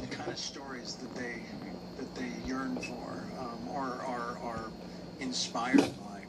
You know, it's just. I'm not saying it's terminal, but it needs a kick in the ass. Hollywood does. It needs to wake the fuck up out of something and get back to delivering what it used to do. You know, and you see a lot of these movies come out, and you're like, who did they make this movie for? Right. Yeah. Who's watching this movie? Yeah. I don't know anybody who wants to see this. Right. You know, It's a lot of politics now. Yeah. They push into the films now. They do. They do. When he's like, so you know, the message. Yeah. The message. Yeah. It's almost like every movie you watch now is a lot of propaganda embedded to the movie. It's like y'all forgetting the sole purpose of what a movie is meant to do. Right. Take you to a place where you can just get a 2-hour break from your troubles, from your life, from whatever your reality might be, and just escape. Yeah, it feels like they're trying to coerce us how to think now. That's why I think they're going the wrong direction. I don't disagree at all. I mean, when's the last time you went to the movie theater? Yeah, I haven't been. Have you gone recently? My son actually went. He went to go see Michael Jackson. Okay. Yeah. Okay. That one's good. No, I was reading about it this morning, and I watched a couple trailers. And they watered it down. I went to go see it too. I know his dad used to beat his ass. They didn't show a lot of that. Yeah, but it's interesting because I think they made a decision to just focus on his genius, on the greatest entertainer ever. You know?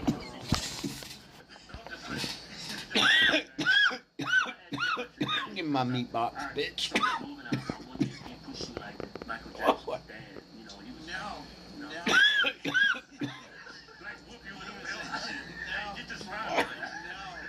I mean, he had a temper for sure. Yeah, you didn't lip off growing up. You know, he would let you know what time it was. But there weren't any like legit beatdowns, you know. But there was the threat of them. Right. There was the fear of them, which is sometimes all you need. Yeah. Let's do this again. Sometimes it's worse worrying about something than it actually happened. You know. I gotta make some more juice. Is it Domingo Coleman plays the father? Yeah. Yeah, and I just what I saw just in the previews, he looked pretty salty. I mean, he looked pretty ornery. Yeah. But it's interesting because I guess the critics are tearing that film apart, but the audiences are like, they love it. Thank you. There was a stand ovation after the show. Oh, damn. Wow. Think about that. Yeah. Think about that. To some, like, the people aren't there, right? They've been documented, and that's so people literally stood up and applauded. Wow. Yeah. Wow. Well, see, that's encouraging. Yeah, I know. That's encouraging. That was a really good movie. I'm gonna see it. I will go to the theater to see that. Yeah. You know. What's your personal favorite movie you were in? That I was in.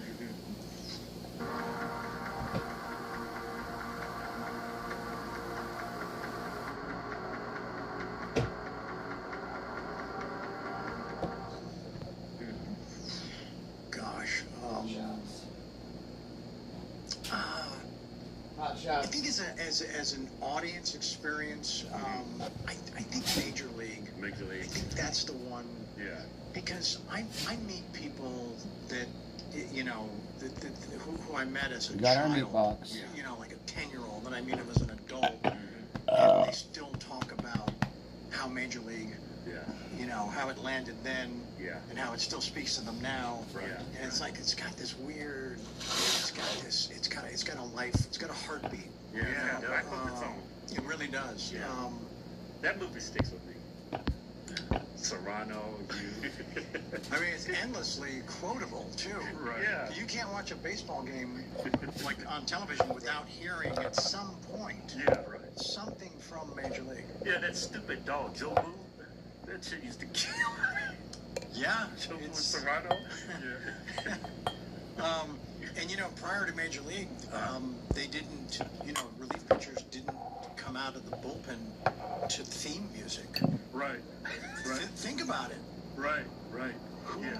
Change that. Yeah. And then Mitch Williams started doing it. Took the number 99, and then claimed that it wasn't about Wild Thing, that it was a football reference. Yeah, that was friends with Gastineau or somebody. Right. Yeah, that was iconic. That portion of the movie, and that song come on, and you just walk out all nice and calm and slow. That was 4 in the morning. Really? Yeah, there was nobody left in the stadium. There was like 50 people left. Wow. We had to like make it look like that section was filled, you know? Yeah. I was falling asleep, man. And I'm like, don't trip, man. Don't trip. There's sometimes it's harder sometimes to just walk normally on film than it is to deliver a monologue. Yeah, you was locked in though. Right, but sometimes it's like you're more conscious of your body than you would be like trying to deliver something 2 pages long. It's the strangest thing. Yeah, it's a different muscle. It's a different muscle. Yeah. I mean, we just did a little bullshit acting on the side, and I was exhausted. Yeah. People don't really understand how you guys make it look so easy. Thank you. Yeah. Thank you. And I was exhausted. You got to remember lines. It's more demanding than lifting weights. Yeah. It's a different muscle. You're right. Much more demanding. And so, did you do a television show or a movie or? We did some auditions. I forget the name of the movie, but we had a good chunk of the movie. We had memorized it. Okay. Going back and forth, we put together a scissor reel. Okay. And so you were doing a movie about your it was just practice for us. God. Yeah, it was just practice. I mean, we was in a couple of shows. Yeah, I was in a couple cameos in shows, but nothing big. But you got a taste of like the mechanics of it. Oh yeah. Like having just the redundancy. Yeah. And having to like appear like it's fresh. Yeah. Every time you say it, right? Right. It's almost like being a comedian. You told that joke 1,000,000 times. Right. And you gotta deliver that same energy. Right. It's interesting that you say that because I did these the Hot Shots movies, right? And people are like, "Oh, that's so funny. What was it like doing those scenes?" And I said, "Imagine being at a party for like 5 hours, right? And going around to everybody telling the same joke over and over the whole night. That's what it's like. And you just use the same reference, So what got us through it is the energy from the crowd. If that crowd was really hype, our comedy show would feed off the energy, but if that crowd sucked, okay, I'm just spitting these lines out. Yeah, no, I get that. I get that because we did 2.5 in front of a live audience, right? And you can tell in the first scene if they're on board, or if not. And if they weren't, I would, after that first scene, I would say to John, all right, this one is for the folks at home. This is one for the folks at home. Right. And it was like that night's crowd, like a Norwegian cruise ship pulled in. They just dumped them in there. Yeah, right. They were like, And you know what's weird about this? Some crowds would be loud, some crowds wouldn't be loud, right? Yeah. And the crowds that were not loud, like, man, they didn't like the show. And then we'd do a meet and greet after the show, and it was like a soft crowd, a quiet crowd, and they were like, man, it was great, you guys were so funny. I'm like, well, fuck, you never fucking laugh. Wow. You just cracking smiles all the time. Wow. Now you tell me it's freaking a great show? Yeah. Some people just don't laugh out loud. Interesting. I've noticed that. Interesting. Wow. Wow, so you guys would do stand-up? Yeah. As a team? Yeah. That's pretty cool. Yeah. And you did it on the, like, riding the success of the YouTube stuff? Yeah. Got it. So people were familiar? Yeah. They were definitely familiar. I see. And that was the tour? Yeah. Got it. You should have done more research. I apologize. No, that's okay. But it's we haven't toured in about 2 years now. Okay. Yeah. Sometimes it's good just to get information in the moment. Oh, look at that. Oh, damn. Oh, yeah. You guys. That's when I first started. Yeah, we started. Oh, you see that shot when Keith's wearing a gray hoodie, Joe? Go up. Yeah, keep going up. Keep going up. Right there. Click that picture. We had a show. It was in Maine. That was Rhode Island. It was Rhode Island? That was the worst show ever. Seriously? It was so bad. Wow. It was so bad. I wanted to kill myself. Seriously? Yeah. If you farm as a comedian, oh my God, it's like deep depression. For sure. I wanted to go do heroin. Yeah. So I couldn't wait to get back on stage to get rid of that feeling. Take it with Was that the only way to cleanse it? Yes. Have a great show. To go out and kill it. So every time I see a picture, to that night, huh? Yeah. Wow. Traumatic. And so you were on stage, what, for 45 minutes maybe? Yeah. Well, usually the show's like an hour and 5 minutes, but that night it felt like like 35 minutes. Wow. Because I was just running through my day. Just kind of a little short, but it felt like 4 hours probably. Because, you know, being a comedian, like, you have these jokes. If it hits 9 times out of 10, that's a great joke. Right. If it hits 5 out of 10, 6 out of 10, you got to dump it. Oh. So we had jokes that was like heavy hitters. 10 out of That 10 night, sometimes. nothing was hit. Oh, wow. So yeah, it was a horrible experience. Yeah. Hey, you was with the show 2.5 Men for what, 9 years before they went a different direction. Sure. Do you think you could have kept doing the next 3 years that the show was going, or if they had perhaps considered, you know, letting me get back, you know, on planet Earth. Oh, is that If bad? they, yeah, I just stepped away from all things familiar. Yeah, it was a weird thing. I didn't lose my mind, because I'm not sitting here like crazy today. Right. But it was, I still don't really know what happened. It was but it was more personal stuff.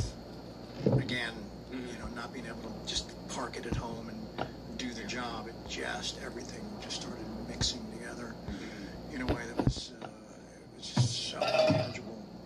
Just a lot of bad things had to happen at once before that happened. So yeah, it was just an imperfect storm of just too much stuff.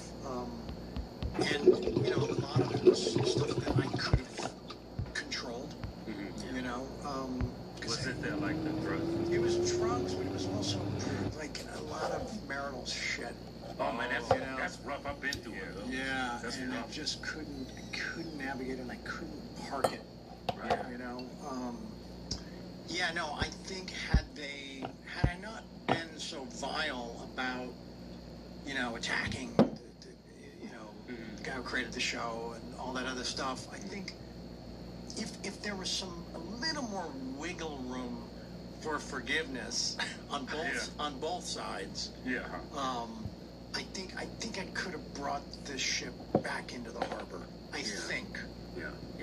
Being in a tumultuous relationship, that could be, because I've been through a couple, and you take that stuff to work, and it's hard. You keep it at home. You take it everywhere. Yeah. It contaminates everything. Yeah. But then it's like the other side of that is, as I get older, it's like the only thing I can really control is how I respond to things. Right. How I react. Right. That's all I can control. Right. You know? Stuff. It's like, you know, doing a comedy. Doing a freaking comedy that, like, a lot of people were enjoying. I mean, you were the I was, yeah. Like 10 million an episode? Something like that.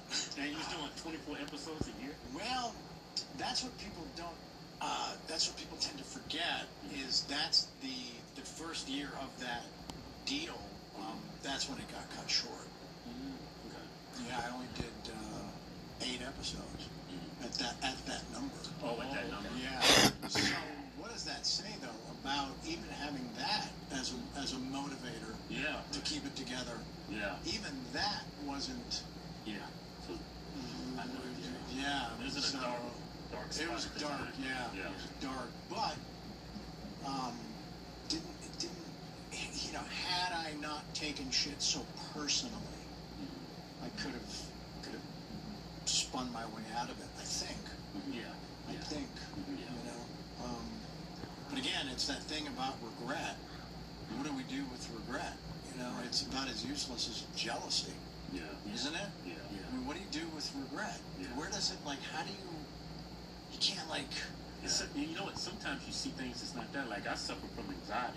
So I'm already making assumptions what I'm made of it. So it's 10 times worse. Sure. You're writing those stories. Yeah. Yeah. Yeah. And they're usually never true. Right. Yeah. Right. We've got it all figured out.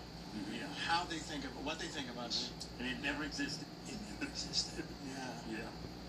It's exhausting, isn't it? Yeah, it is. It's like a full-time job. Yeah. Right? I don't know how many times I thought people thought the worst of me, and I was just gonna go fucking off on them. And it turned out they don't see me that way, and everything turned out great. Yeah. But if I had just opened my mouth up maybe 10 minutes sooner and just let them have it, I would have blew everything. Sure. Yeah, I've had those situations looking back on it where I'm my own worst enemy. Yeah. And it didn't come to be though, because I bit my tongue for an extra 5 minutes. But sometimes but it's like count to 10. Yeah. There's such wisdom in that. Yeah. But a couple times you're like, one, fuck it. Yeah, I know. It's a long ways away. Yeah. It actually got us far from his job. Oh, the AAA. But you know what? Yeah, what was the AAA thing? I read just a tiny little piece of this on the. We like to tell stories. He never Is it AAA like the AAA that we all know? Yeah, somebody got a point. Because I just got my AAA card in the mail the other day. Yeah, I'm a AAA, yeah. But have you ever used AAA? No. I haven't either. I've been carrying that fucking card for like 30 years, man. As soon as you don't have that card, your car's gonna break down. Okay. Right, you're gonna need it. But they'll like show up. They're available. Someone will answer the phone. Yeah. Okay. If you're not in an hour. Okay. If not soon. There's always that one card that kind of makes my wallet a little fatter than it needs to be. Right. And I'm like, is this even real? Because it's only like $100 or something, right? And it's super cheap. Right. There's a lot of fees they probably tack on after they show up, right? I'm thinking, no? They just you're right. But you get like one tow every like 6 months, or you can't break down every week, right? No, you can't. Okay. Let's start talking on some fees. All right. Okay. But AAA is legit. Yeah. Good to know. So keep carrying just keep it in my glove box, right? Yeah. Yeah. Okay. You better have to. I got you. Like a gun. Yeah. Okay. Hey, that's cool. What do you think? Sorry. Yeah, go ahead. So what was the AAA thing? So we got this. Oh, well, we had jobs at AAA. We was like insurance adjusters. Okay. You have an auto accident, you would call it. That job was suck Monday mornings. Horrible. I hated that job. But anyway. Where's my rental car at? Oh, because of all the stuff on the weekend. Exactly. Got it. Okay. Where's my damn rental car? I tell you, I was already having a panic attack. I was having problems at home too. Okay. My wife is arguing. Did phone ring? I was like, don't pick it up. Don't pick it up. I was like, I gotta pick it up. Where's my damn rental car at? I was like, I slammed the phone. I walked out like 30 minutes to tell nobody. Panic attack. Wow. Because it was that stressful, man. You're constantly on the phone. Where's my rental car? Where's my car? Why's my truck so hot? Why you didn't call me back? It's like that. 24/7. This is at the office, though. Yeah. Okay. This isn't. They're not calling at home. No. Got it. Okay. Hating life. And they will pay you a job just to show up. Okay. But long story short, he came to my cubicle one day. Okay. He said, Is that not yeah, you got yes, permit. Okay. My cubicle said, hey man, I got a great idea. Let's make the business. I said, let's start. I said, that's why you don't start stories. I said, let's start a YouTube channel. Okay. Doing comedy. Okay. Right? All right. And at the time, we was going to school because we wanted to be accountants. Okay. We was going to school for an accounting degree. I was like, wow, that's something. Now you go from accounting to YouTube and acting and comedy. And he started explaining to me, I was like, yeah, it sounds like a good idea. So we started doing a YouTube video. Yeah, and we didn't really have time to do it because we had full-time jobs. So on our lunch break, we would go in this conference room that was vacant. Okay. That's how HR finds out that we're doing YouTube videos and we're cursing in the videos on property. Okay. Yeah. So but no one ever knew that. Yeah, but so they fired us cursing on property. But there was no signage or anything. Yeah. I think it was racism when I look back. Wow. I think the time they took a dump and then we were overstaffed and they had to get rid of people. So yeah. But if they never fired us, we'd have never started that YouTube channel. But it gave us more time to do the YouTube. But I don't think that's why they fired us. I went ape shit, man. I started chimping out. So I started chipping out. Right?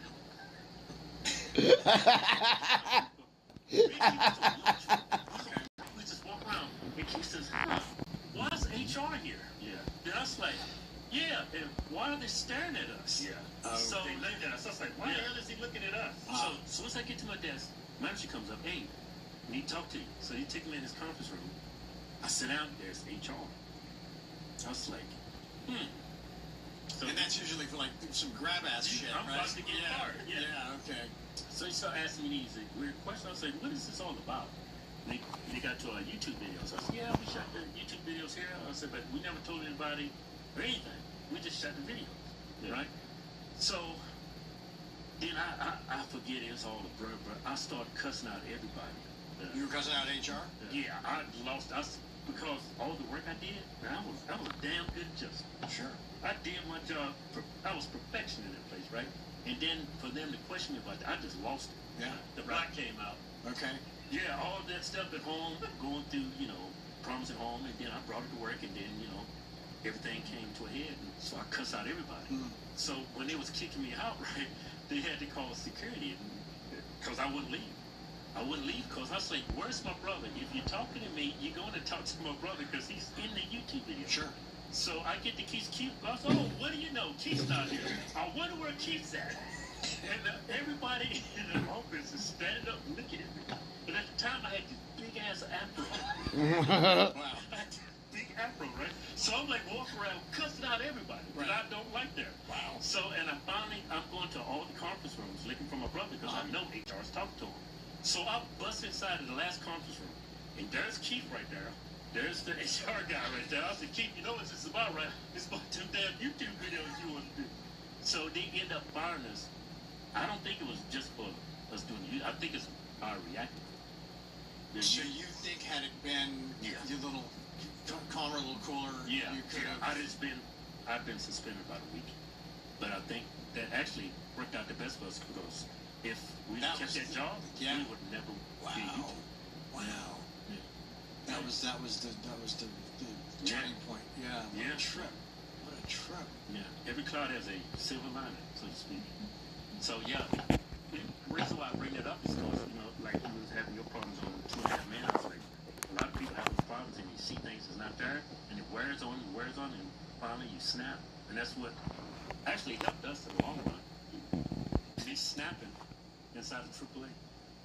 I mean, it's amazing. And I wouldn't be sitting here today right now, right, had you not had that outburst. Right. I mean, you think about what it activated. Yeah. The butterfly effect of like the amount of shit that put in motion. Yeah. Right. Yeah. It's like a flashpoint. Yeah. Yeah. Do you want to start acting again, or? I do. Yeah. I do. Yeah. I mean, I'm not in a rush just to do it. I would like to do another show. I'd like to explore, perhaps, get back to my dramatic roots. See if those muscles are still flexible. Right.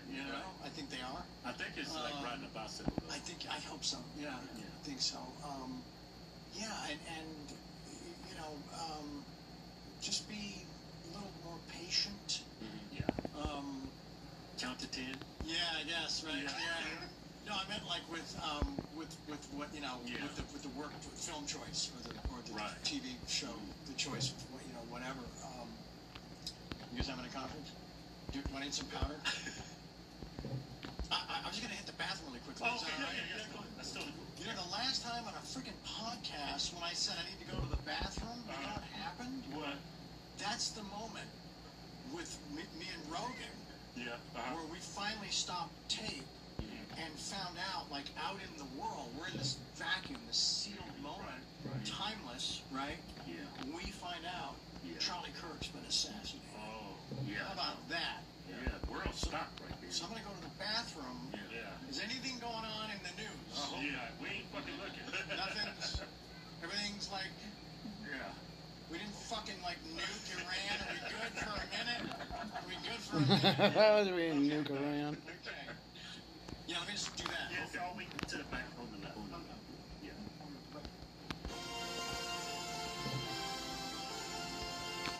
I wasn't always here, but thanks to Purdue Global, I got my literal dream job. 3 years ago, I didn't have it.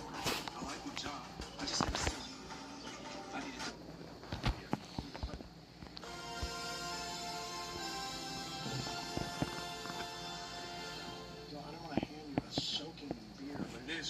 It's nice. It's how it should be served.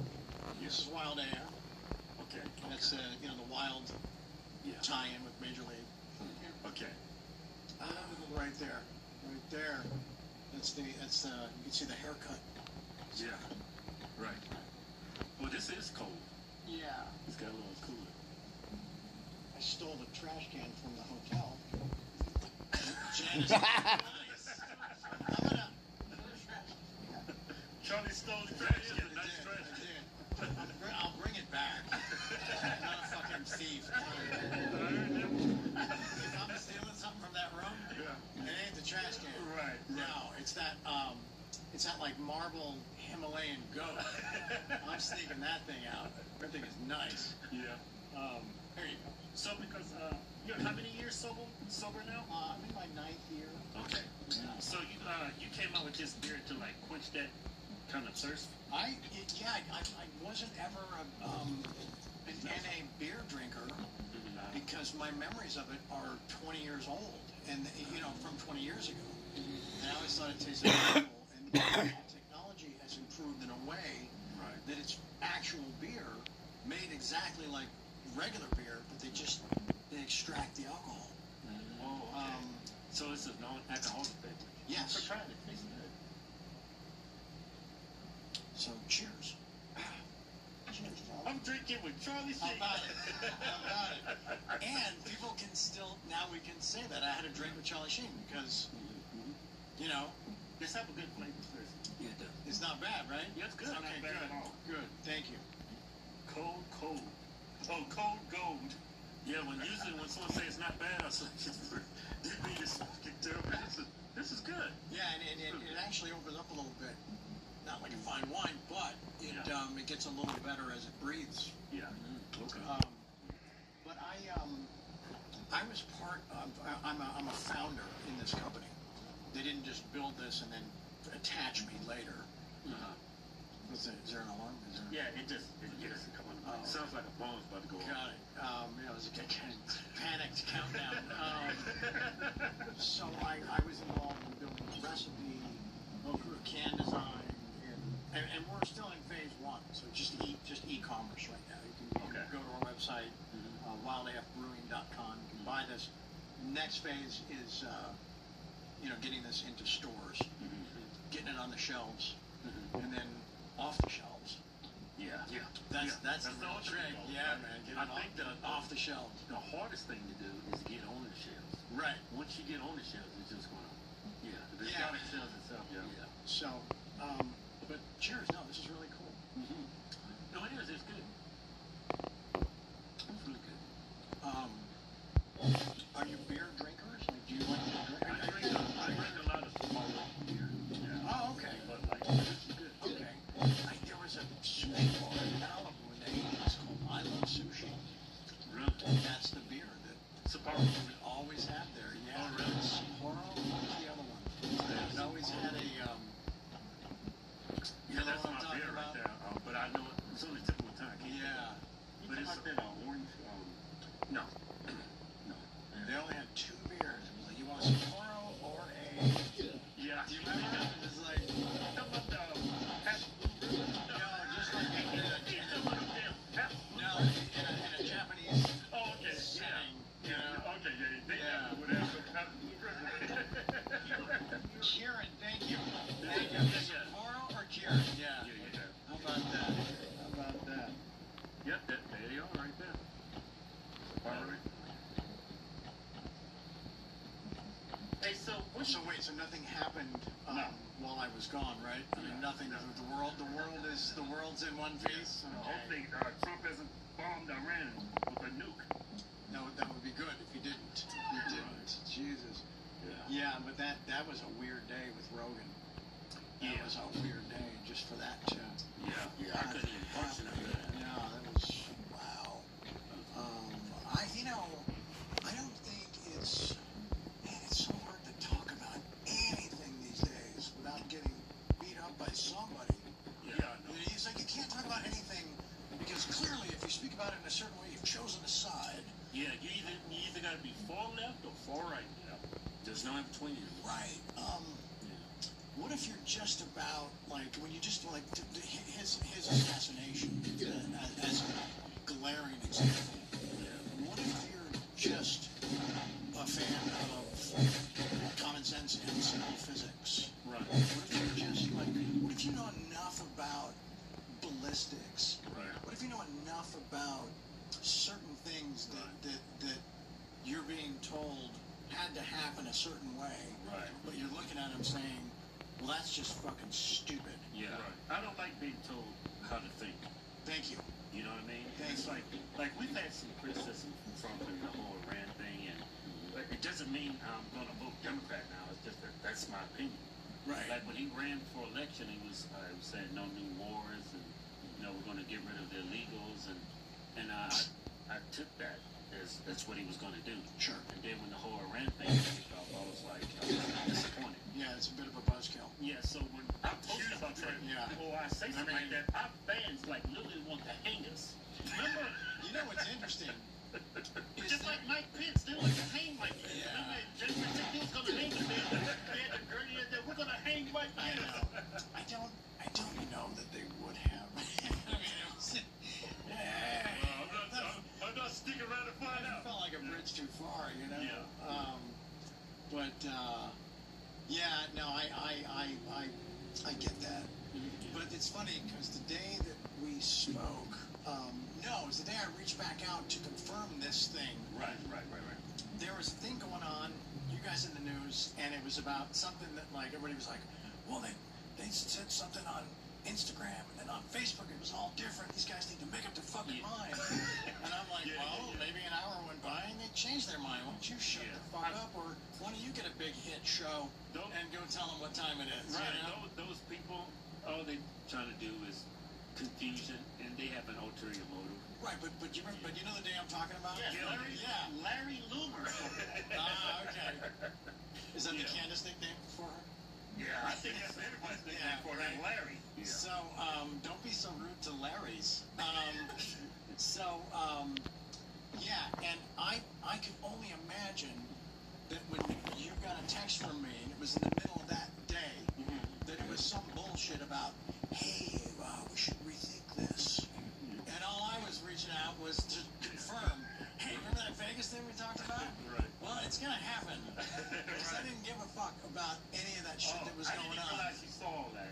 You know what? I pay attention to a lot of stuff, and I consume a lot of it from all different types of media, and I just choose not to just jump in the middle.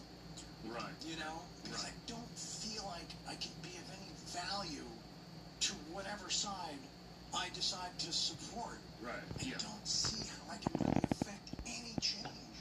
Right. You know? You know what I hate about the left and the right? There's no middle. There's absolutely no middle now. You have to pick a side. I know. You know, like Democrats, they want, like Democrats, for example, they want everybody to come in. They want the borders open, and then Republicans, they don't want nobody. It's like there's no in between. It's like you either got to be like very far left or very far right. And any criticism, whether it's genuine or they don't care. It's either one way or the highway. But we have, we have 12 children between the three of us, right? Yeah. And I got 3 grandkids. And so I see that there's been some decision, there's some activity to make the streets a lot safer. And I got a lot of girls, you know? Yeah. And so I don't understand. I don't know. It's really frustrating. Yeah. That there's a whole movement to protect really bad people. You know what I'm saying? To get in the way of just get in the fucking way of some stuff that I was very much in favor of. Just so my kids can have safer neighborhoods to travel through. I mean, is that asking too much? You know? That's like common sense. But I can't engage. I can't. Right. Or I'm not towing the party line. Yeah, I know. Yeah. I don't know. But we're everybody's that's our thing. That's our round. Everybody loves that until they hear something they don't like. Thank you. Thank you. No, we're across the limit over here. As soon as I say so, what the fuck did you just say? Right. You're a traitor. Right. They were never black. They're just grifters. Right. I'm like, and I always tell people this: if I was a grifter, I wouldn't have anything critical to say. I would agree with everything he said. That would make me a grifter. If I don't have any opinions of my own. Interesting. Grainger offers professional-grade products, easy ordering, and next-day delivery, making them the go-to play for everyone keeping arenas game day ready. Call, click, or just stop by. Grainger, for the ones who get it done. Yeah, it's difficult because before this whole Iran thing kicked off, I was thinking like maybe Republicans are on the right side of history. We are the more objective ones. But since that whole Iran thing kicked off, and then I'm just holding this man to what he promised us. Right. And how people just jump in line, hook, line, and sinker, and just totally just attack this for having an opinion other than what Trump was pushing or what he promises. Right. It's crazy how people. It's like both sides is just too much tribalism. It's a cult. They're supposed to be they're supposed to be working for us, and it seems like to me that on the left and right, it's just we holding the pom pom, treat them on like they're football teams. Interesting. There's no individuality. There's no independent thought. It's either you all in or you're not. Right. In at all. What do you think? Do you see anything? I mean, what would it take to I don't want to say shatter, but sort of realign that paradigm? I don't think you can. Yeah, I don't think you can fix this. It's too cultish on both sides. I mean, I used to say the left is a cult, and then whatever Trump says, he loved it. I'm like, that's a total lie. You think so? He's been saying on Truth Social about internet civilization. Like, how can you support that? Yeah, that was a little rough. Yeah, that's kind of nuts, right? Yeah, that was. And then, but we criticized that. They said, man, he didn't mean it. It's the art of the deal. He's just trying to scare him into a deal. I'm like, dude, you don't talk to people like that. That's dangerous. Yeah. What do you think? Especially with a megaphone that loud. Yeah. You know? And I've seen how he turned on a lot of people that his supporters because they're criticizing him now. And he calls them traitors and low IQ. I was like, man, that's just rubs me really the wrong way. I'm still rooting for the guy. Yeah. Don't get me wrong, I'm still rooting for a country, but man, I see him in a different light because I start to notice he's like a pathological liar. He lies about everything. It's pretty disappointing. Yeah. He lies about everything. He lies about things that he don't have to lie about. I know. But we all know that like that list he compiled are some of the smartest people alive. Right. At least in those lanes, in those spaces. Like those are some of the most focused voices. Successful. Yeah. That we are lucky to have. Right. You know? And so it's hard to take it seriously, you know? Right. It Like just feels like it's silly. It's silly. Yeah, it's like juvenile. It's juvenile, thank you. But I watched a lot of Nick Fuentes, and that guy. You guys had him on, didn't you? Yeah, we had him on a couple. And then you got yelled at for like, how dare you? Yeah, how dare you? He's a racist. He's this now. I'm like, no, he's anti-Semitic and stuff like that. This stuff like that, and it's like he has a great perspective on things, you know. And it's like he tells the truth. I think he has a lot of integrity coming from this point of view. It's like there's a lot of people in the political pundit realm like us who just want to grovel at every little thing Trump does. I think it's so sick and pathetic. Yeah, you know, it's sickening. It's like, man, I can't even put it in words. Do you think that the midterms are going to be a complete blue wave, a blue tsunami? I'm thinking it's going to be, but it may surprise us. I don't think it's good. Typically, when when there's a Republican president, you always have a blue Congress. Yeah, when there's always a red wave. Right. It's a Democrat president. It's a Republican red wave. So yeah. So based on history, we should get our ass handed to us. It wouldn't be out of the ordinary. But I wouldn't be surprised if things got worse for the Republicans. Yeah. It's because they have absolutely no integrity. Nobody on the right is willing to call Trump out on the field. Interesting. But What if Tucker ran for president?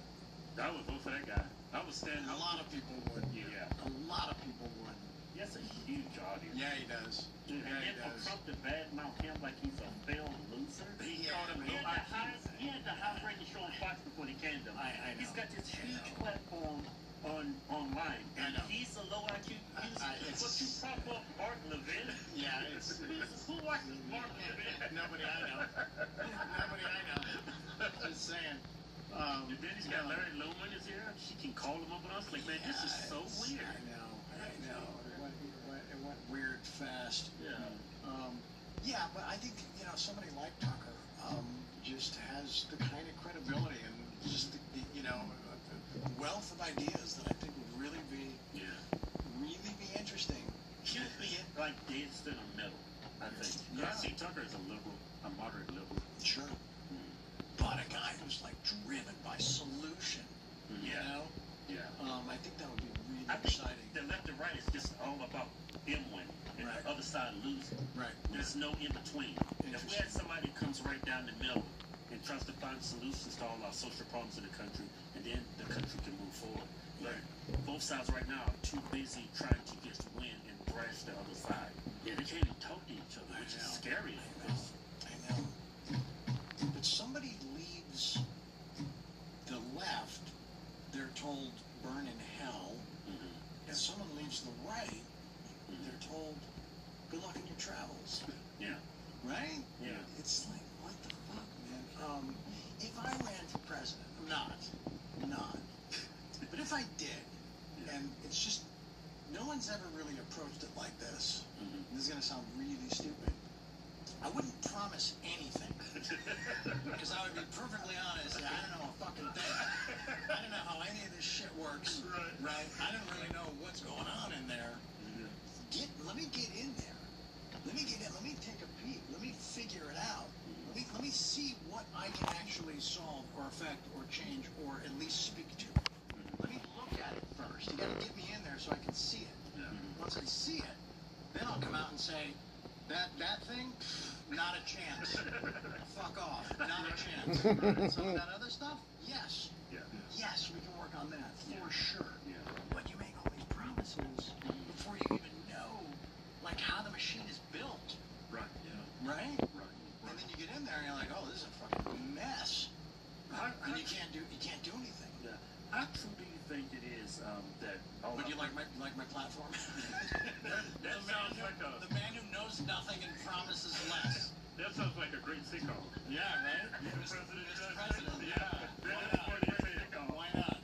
It'd be like that show, kind of like Souls of Our meets House of Cards. Yeah. And you the president. I mean, let's do it. Let's do it. That would be a great comedy. There was a sitcom with George Scott, I think in the early 90s, called Mr. President. And, it was only lasted one season. Well, I can totally see that show now. Yeah. I would keep it on the air. I'd keep it on the air. 2.5 Men meets Soul Survivor meets House of Cards. There it is. There it is.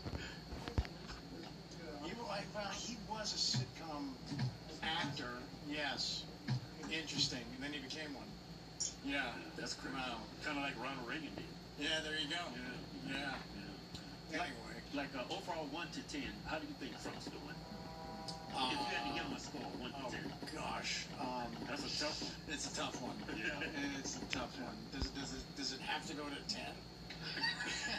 Jesus. Can that be my answer? Well, 10. That's the clip you're going to pull. Fuck.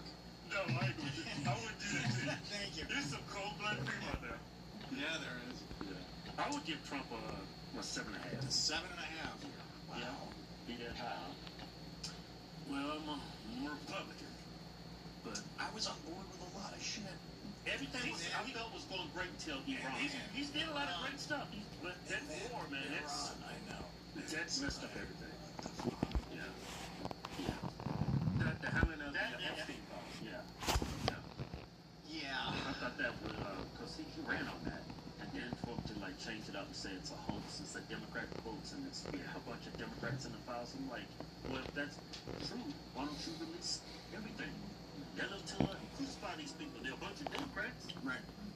It's just, I don't know, just very disappointing. Other countries, though, where there are certain, names that have been unredacted,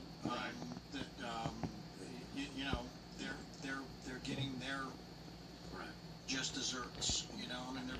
They're having to resign. They're having to, face some kind of consequence. But not here. Not here. Yeah, one person I knew who was never in the files was Charlie Sheen. There's a guy that did a video about it, and it went fucking viral. And I actually wrote to him. He's a comedian. He's like, who's not in the Epstein files? This guy. He's got a shot of me with all these cigarettes in my nose. This spoof video that I did. I'm not in those fucking files. I am not. Wow. How about that? Trump's in there like 10,000. You know what? Actually, I mentioned, but a lot of people are just as an aside, just as like a thing, not like in the middle of like weird, creepy, fucking, like Trump? Well, no, there is a reference where, they thought it was when I was having that meltdown and going on that crazy tour. Somebody in his orbit mentions that with Charlie Sheen going that nuts or something, paraphrasing, it's given us some great cover for this other thing not to be spoken about. So that's the only way I was mentioned, but for stuff I was doing on my own over there, on a different planet. It's the whole little world. It's all between consenting adults, though. Yeah. Ain't nothing wrong with that. Ain't nothing wrong with that. How's the beer? It's almost gone. Is it? Yeah. Oh, shit. Okay. This is good. It's not, all right, good. That's Good, good. thank you. Yeah, it's really good. Well, if it sucks, It's smooth. yeah, it is. Yeah, thank you. It would suck to, put my name on something and put it out there and people are tolerating it. This would go great with spaghetti. Okay. Pizza. Okay. It goes really good. And baseball. Yeah. We're actually doing some work with Major League Baseball right now with the Players Association. Oh, that's awesome. Yeah, they're involved, and then so our the fantasy, the dream with this is to be the official heading here of MLB. Yeah. Wow. Yeah, I mean, I don't think that's a bridge too far. So, Tastes good. thank you. Yeah, it tastes good. Thank you. Yeah, Charlie Seats. Wow. And look at that. That's red, white, blue can, huh? Yeah. Brandon. Good. Patriotic. It's got a patriotic feel. Awesome. Trump's gonna buy on purpose. It sucks. I mean, hey. That Charlie Sheen is a traitor. He was on the Horse Twins podcast. He's low-IQ. What that would do for the beer? I don't care how bad he hates it. Yeah. He mentioned it. Yeah. He mentioned it. Why not? Why the hell not? How you come with this idea? This idea right here. My business partner, Todd, Christopher, called me out of the blue one day and said, NA beer. And I said I never had a reason to drink it because I enjoyed, regular beer, and other spirits too much. He said there's a company, Harpoon Brewery in Boston, who wants to sit down with us. We just have to come up with an idea so we started hatching this, and we sat down with them. We flew out to Boston, had a meeting, and toured the facility, and just started really seeing it as something that,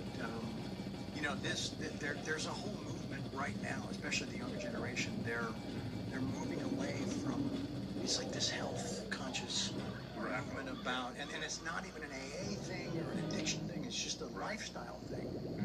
And there's like a 30% drop in the amount of young people that want to drink. But like my daughter Sam, as an example, you know, like is so excited about this because she loves beer. She's not like doesn't drink beer all day long, but when she, the only thing she drinks is beer. But there's days, she just told me on the phone the other day that there's days that she has to like drive around and handle complicated shit, and so but wants a beer, but it's not gonna mix the wheel and booze, and so there's people that just want the taste of beer without the sloppy effects of it. So it felt like the right time to do something like this. I've never really done anything entrepreneurial. This also helps you because you stopped drinking, so you need to put that thirst when it came to beer as well. Yeah, a little bit. And people say, well, it's still got 0.5, whatever. And I'm like, well, go fuck yourself, because fucking Listerine has more alcohol. Your toothpaste has more alcohol. Take it easy, right? Jesus. How does it feel, being recovering from alcoholism, when you see people drink or around people drink? Is that difficult for you? Or? No, because most people sip. Most people sip. I mean, what if this asshole is just guzzler? He's like, give me another one. Give me another one. Go, man. Go. Whatever gets you through the night.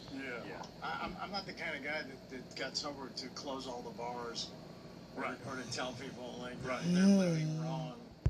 Because I know how much I hated hearing that stuff when I was drinking. You got to really take a look at this, buddy. I'm like, okay.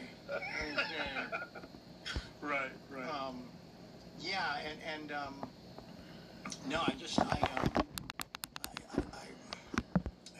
don't offer unsolicited advice. That's a good attitude. I just don't. It's like, if someone asks and I have the information, I'll share it. But no, it was time. And it's like I was around AA for years. Never really, I think I'm done for the night. I never really felt like I was doing this for me.